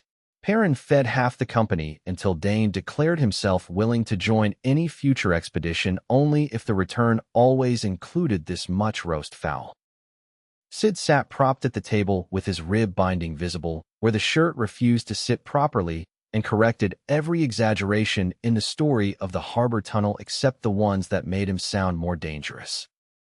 When the meal ended and Mira had been sent unwillingly to bed under Talia's command because young magic does not excuse young bones from needing sleep, Asher walked the little garden behind the kitchen and found Iris there already, as if Sid's house, too, had accepted that she belonged in whatever space held him. Night warmed the air. Somewhere beyond the wall a neighbor played a reed pipe badly and with great sincerity. The herb boxes along the path smelled of mint and thyme. Fireflies, early and indecisive, hovered among the damp leaves. Iris stood in the narrow stripe of moonlight between the pear tree and the back steps. No crown, no court silk, only a soft gray dress, loose hair, and the tiredness she had kept hidden all day. He crossed to her, and this time the kiss was quieter. It lingered. It knew them. When he held her after, she let her face rest against the hollow below his throat in a way she never would where Rank had eyes. I wanted to run to the gate, she said. I nearly did. Maravin threatened to distract half the city if I insisted. That sounds generous of her. It was selfish. She said public yearning is far more dignified when arranged with timing. Iris gave a tired breath that might have become laughter on a better rested night.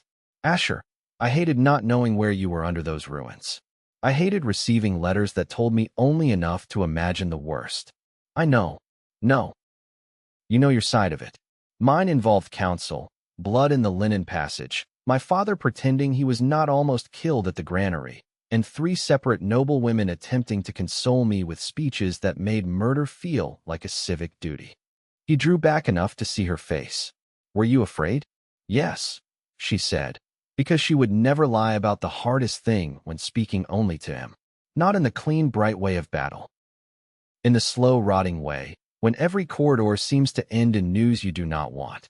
I was afraid for you. I was afraid for the city. I was afraid I might become the sort of ruler who learns to live inside fear and call it prudence. He touched her cheek. You are not that. No. Her eyes searched his. But neither are you only the boy who left the mountain. We cannot keep pretending the life ahead of us will be simple if we name it lovingly enough. He smiled faintly. You always improve my attempts at romance. It is one of my gifts. She took his hand and placed it against the center of her chest, where her heart moved quick and real under the cloth. Here is the honest version. I do not want less of you in order to feel safe. I want the whole difficult man. The one who loves me, and the one who terrifies old magic, and the one who still thinks Sid's kitchen feels like home. I only need you not to leave me outside the choice when danger comes. He remembered the promise in the conservatory before the road north. I know. Then say what you want. He had been wanted so rarely in the clean human sense that the question still struck like a new thing. He answered slowly because haste would have cheapened it. I want a life that includes your work and mine without reducing either of us to symbols for other people. I want to come back from roads and wars and whatever old fire still waits for us, and find you there not because the crown arranged it, but because we kept choosing it. I want children someday who know warmth before hunger. I want not to become the thing Hale saw when he looked at me. Her eyes changed then, softened and steadied at once. That is the first time you have said children as if you believe the future would give them to us. I am trying on optimism. It feels unsafe. Good. Unsafe often means alive. They stood close until the pipe music beyond the wall ended and the city settled into later night. When they finally went inside, it was hand in hand. The next weeks passed not peacefully, exactly, but with the sort of measured strain under which strong structures sometimes prove themselves. The crown named no emergency because none was needed. Markets held. Barges arrived. Planting began on the lower estates.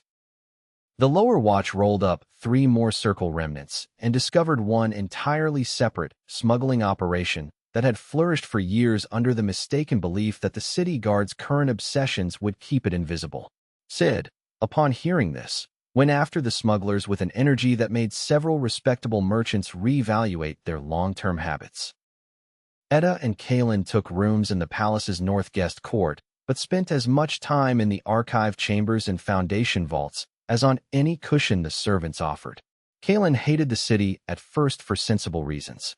Too many people, too many smells, too much polished stone pretending it had not once been mud. Yet within a week he had begun arguing with the palace Fletchers over Shaft Grain and with Mira over whether Haven's rooftops were superior to Cindervale's terraces for watching storms.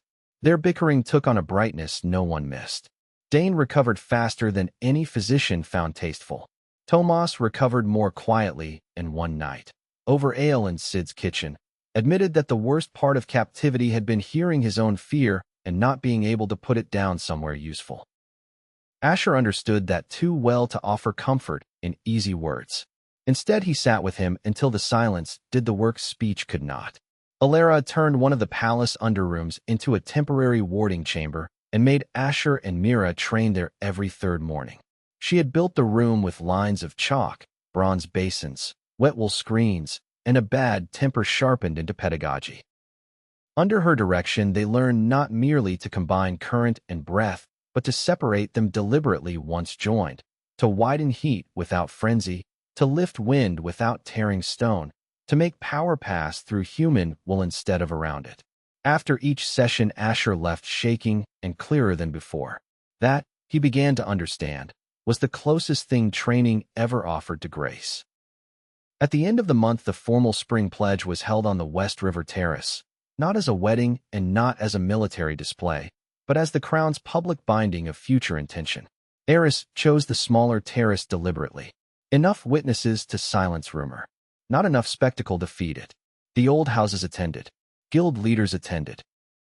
Senior officers, river merchants, temple heads, and a selected knot of common witnesses chosen from every ring of the city stood under silk awnings while the river flashed below in full spring light. Iris wore ivory and pale blue, nothing overburdened, because she disliked clothing that announced its cost before its wearer spoke. Asher wore dark formal wool cut by palace tailors who had despaired at his shoulders and then accepted them as a problem sent by the gods.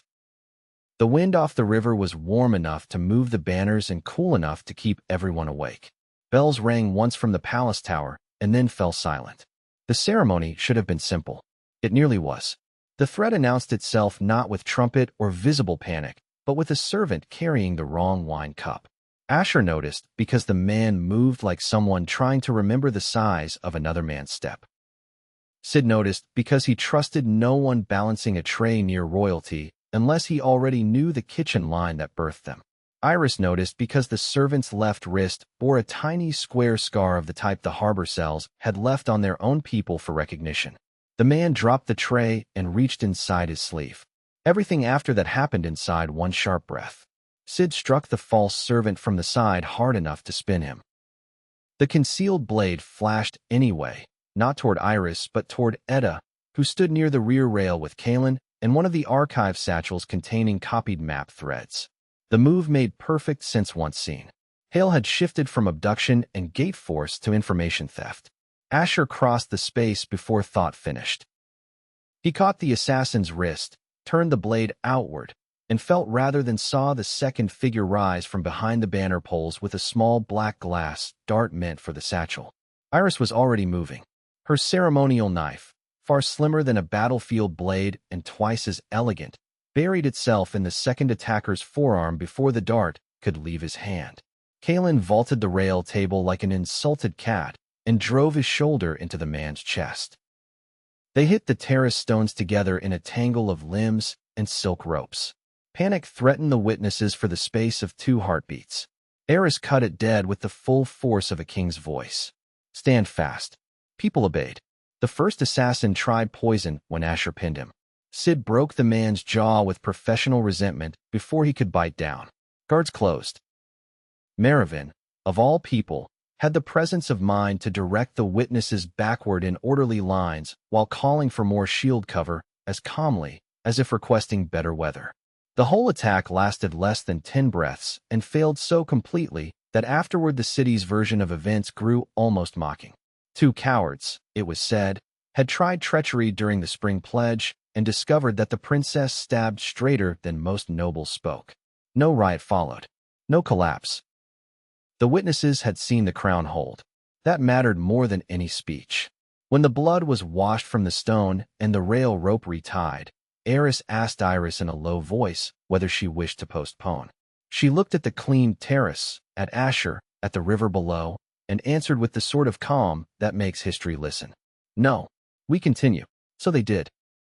Before crown and city, under river wind and spring light, Iris placed her hand in Asher's and spoke the pledge binding future marriage and shared duty. He answered not with the polished perfection scribes preferred, but with the plain strength of a man who knew exactly how costly vows became when made in living worlds. There was no thunder, no miracle, only the human power of choosing in public what one intends to keep in private when the harder days arrive.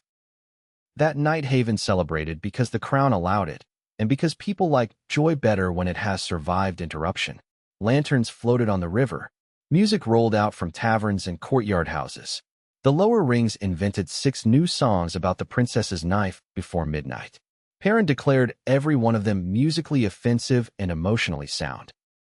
Later, much later, when the terraces had emptied and the city below glowed with scattered lantern fire, Asher and Iris stood on the highest western walk, where the river bent toward darkness, and the roads north and east disappeared among the hills.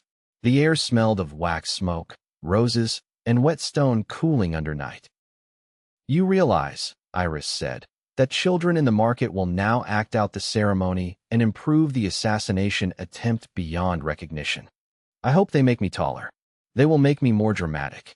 You manage that without help." She leaned against him, shoulder to shoulder, and for a while they let the city speak below them in its million ordinary sounds. At last footsteps approached behind, not hurried, too deliberate for panic. They turned to see Ren Tao, the northern courier, mud-spattered once more from hard riding, and carrying under one arm a narrow box bound in seals no one in Haven recognized. He bowed first to Iris, then to Asher, then to the king's guard who had accompanied him up the stair. "Forgive the hour," he said. "This came from the far north relay at dusk." The rider who bore it collapsed before finishing the second sentence. The box itself was black, wood-veined pale like frozen milk under ice. A strip of metal sealed it shut, stamped with the ember sigil, and beneath it another mark not one of them knew, a long prow over jagged waves. Asher's ring heated the instant he touched the latch. Inside lay a sliver of black glass warm as living skin, a scrap of weather-stained map, and a single line written in a hard, unfamiliar hand. "Rimewake is lit. They are already moving south." No name signed it. No explanation followed. Yet the map scrap showed enough to chill the blood. Beyond the northern shelves, where most of Haven's charts dissolved into guesswork and white margin, someone had marked not one coast but a chain of harbors, and beside the southernmost one a fleet sign in dark red ink. Iris read the line twice. "They," she said quietly. Asher looked north into the dark where no road could be seen from here and felt the old forward pull return, no longer the lonely hunger of the mountain boy, but something larger, steadier, chosen. The world beyond Haven had learned his name, just as Mailer once promised it would. Now some farther power had answered it. He closed the box, slid the map under his arm, and turned to the woman beside him. Lantern light from the city below touched one side of her face and left the other in shadow. Beautiful as ever and no safer for it. "We keep tonight," she said, hearing the thought before he spoke it. "Tomorrow can be greedy later."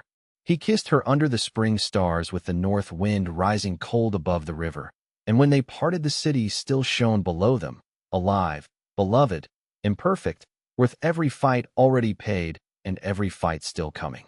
Far beyond the palace walls, beyond the river, beyond the thawing valleys and the black shelves of Cindervale, another ember burned awake in the dark.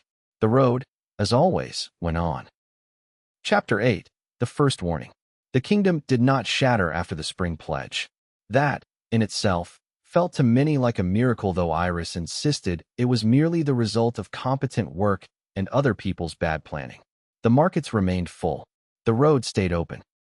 Lords who had hoped uncertainty might create new room for themselves discovered that seeing the princess hold a terrace under attack and complete her vows without flinching had made the city less tolerant of delicate sabotage than before.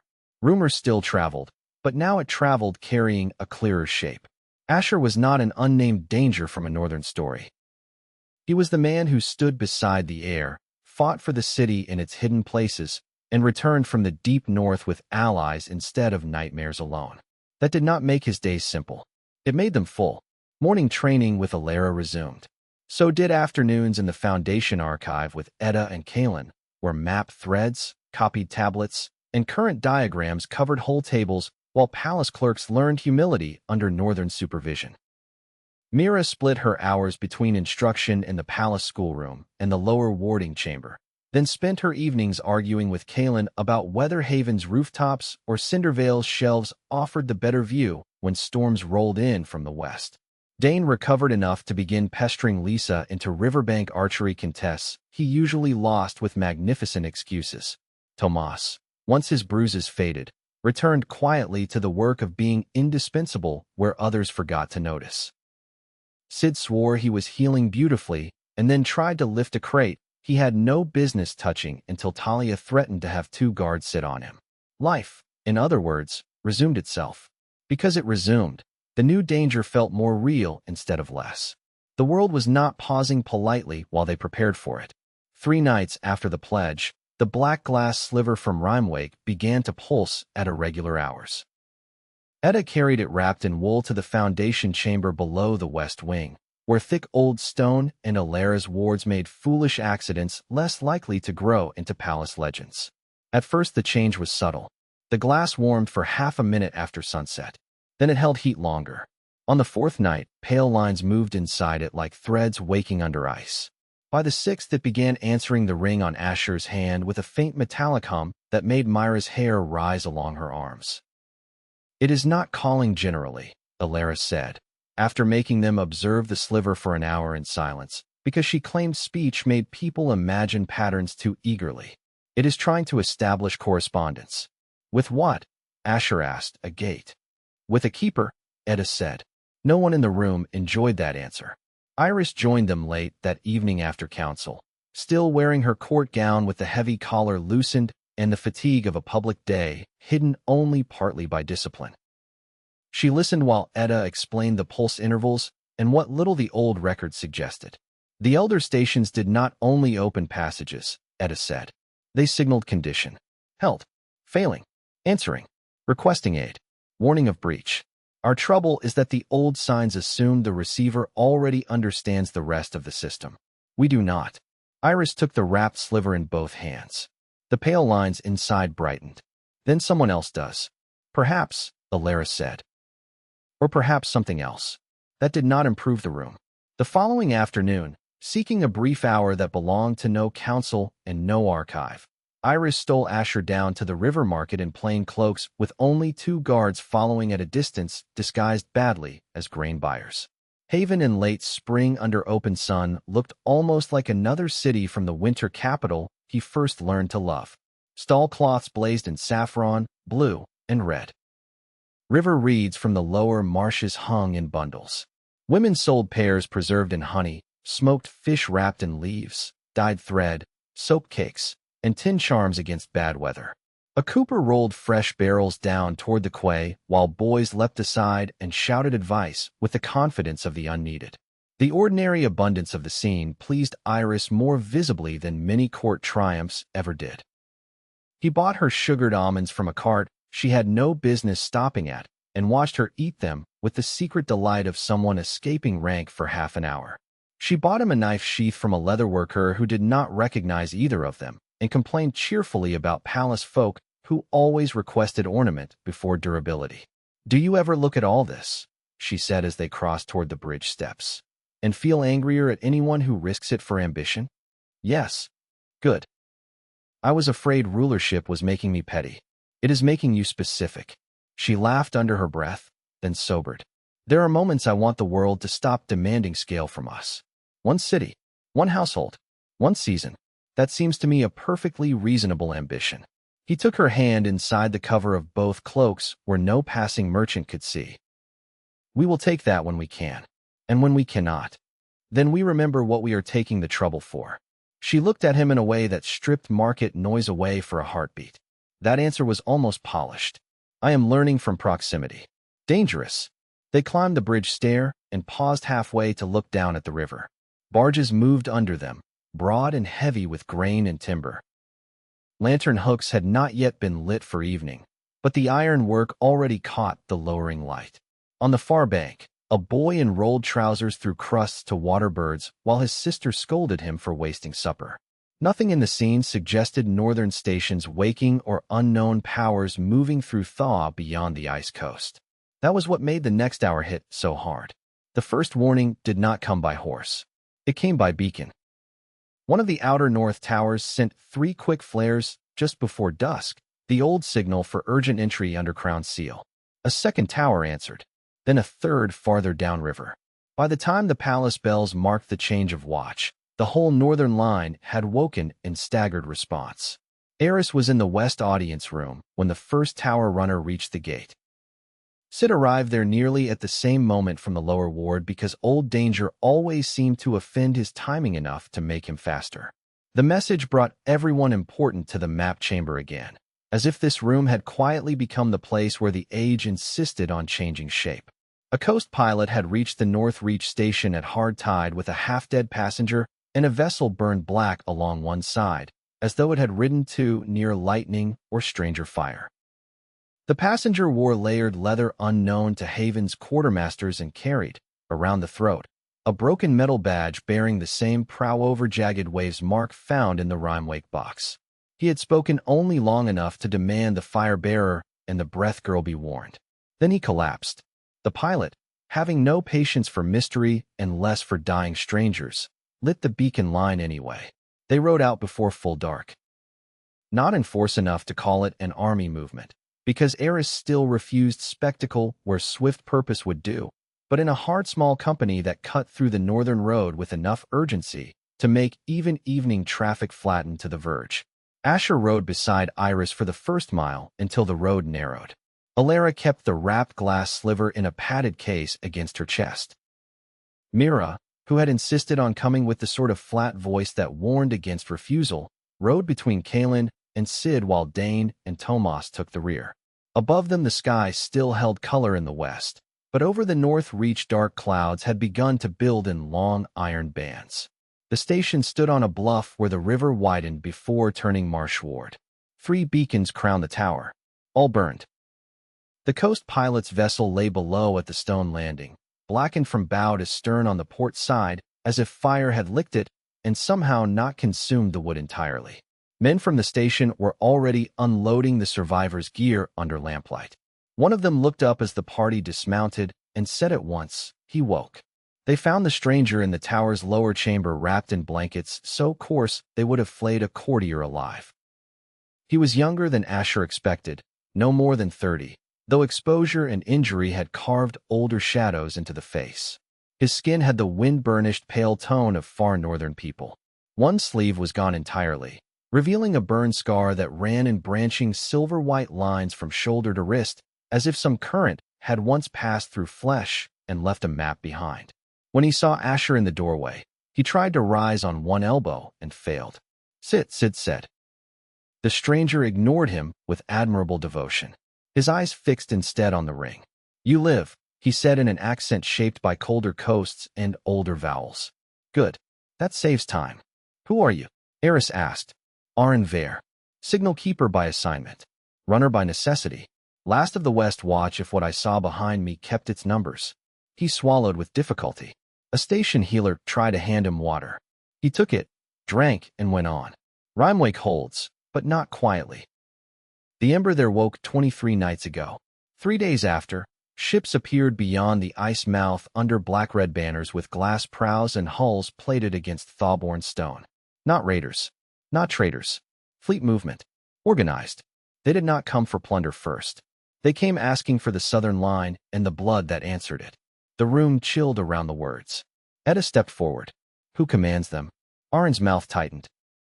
"A woman they call the Lantern Queen, though whether in fear or loyalty I could not judge. Her envoy said the old roads are opening and the South has delayed too long. They offered alliance to Remake's watch. When we refused, they burned the outer harbor with white fire that moved under wet wood." His gaze flicked to Mira. "They have windworkers. Not many. Enough. They also carry scholars of the old gates. Better prepared than the circle men you cut down here, from the sound of it." Hail, Asher thought at once. Or someone like him. Not a lone fanatic after all, but a fragment of something larger that had outlived Haven's maps. Arin drew a breath that hurt him. "I was sent because the old records in Remake named one southern answer still living, a bearer under split ember blood and the breath shaper beside him. We were to warn you that the fleet is not feeling for the way south. It knows it." Outside, wind struck the tower hard enough to rattle the shutters. Alara opened the wrapped sliver. The pale lines inside had gone from pulse to steady glow. Iris turned to the narrow window where the river beyond had darkened almost black. "How long?" Arin looked at the floorboards before answering. "If the thaw passages hold and nothing slows them, less than a season." No one spoke after that for several heartbeats. In the silence, Asher could hear the station beacon crackle above them, the shift of armor leather, the river below the bluff striking rock in steady dark water. He felt no panic, only the old forward pull, and, beside it now, something steadier still. Not the lonely need to prove himself against the world. Not even the fierce, simple desire to protect the people he loved. Something broader. Acceptance of scale without surrender to it. Eris broke the silence first because kings who hesitate too long in such rooms teach lesser men to do the same. Then we prepare before they expect us to, he said. Asher looked at Iris. She met his eyes, and in them he saw fear, yes, and anger, and resolve, and beneath all three the same answer he had begun giving with his whole life. Tomorrow could be greedy later. Tonight, however brief, still belonged to them. And after tonight the road would open farther north than any of them had yet dared to imagine.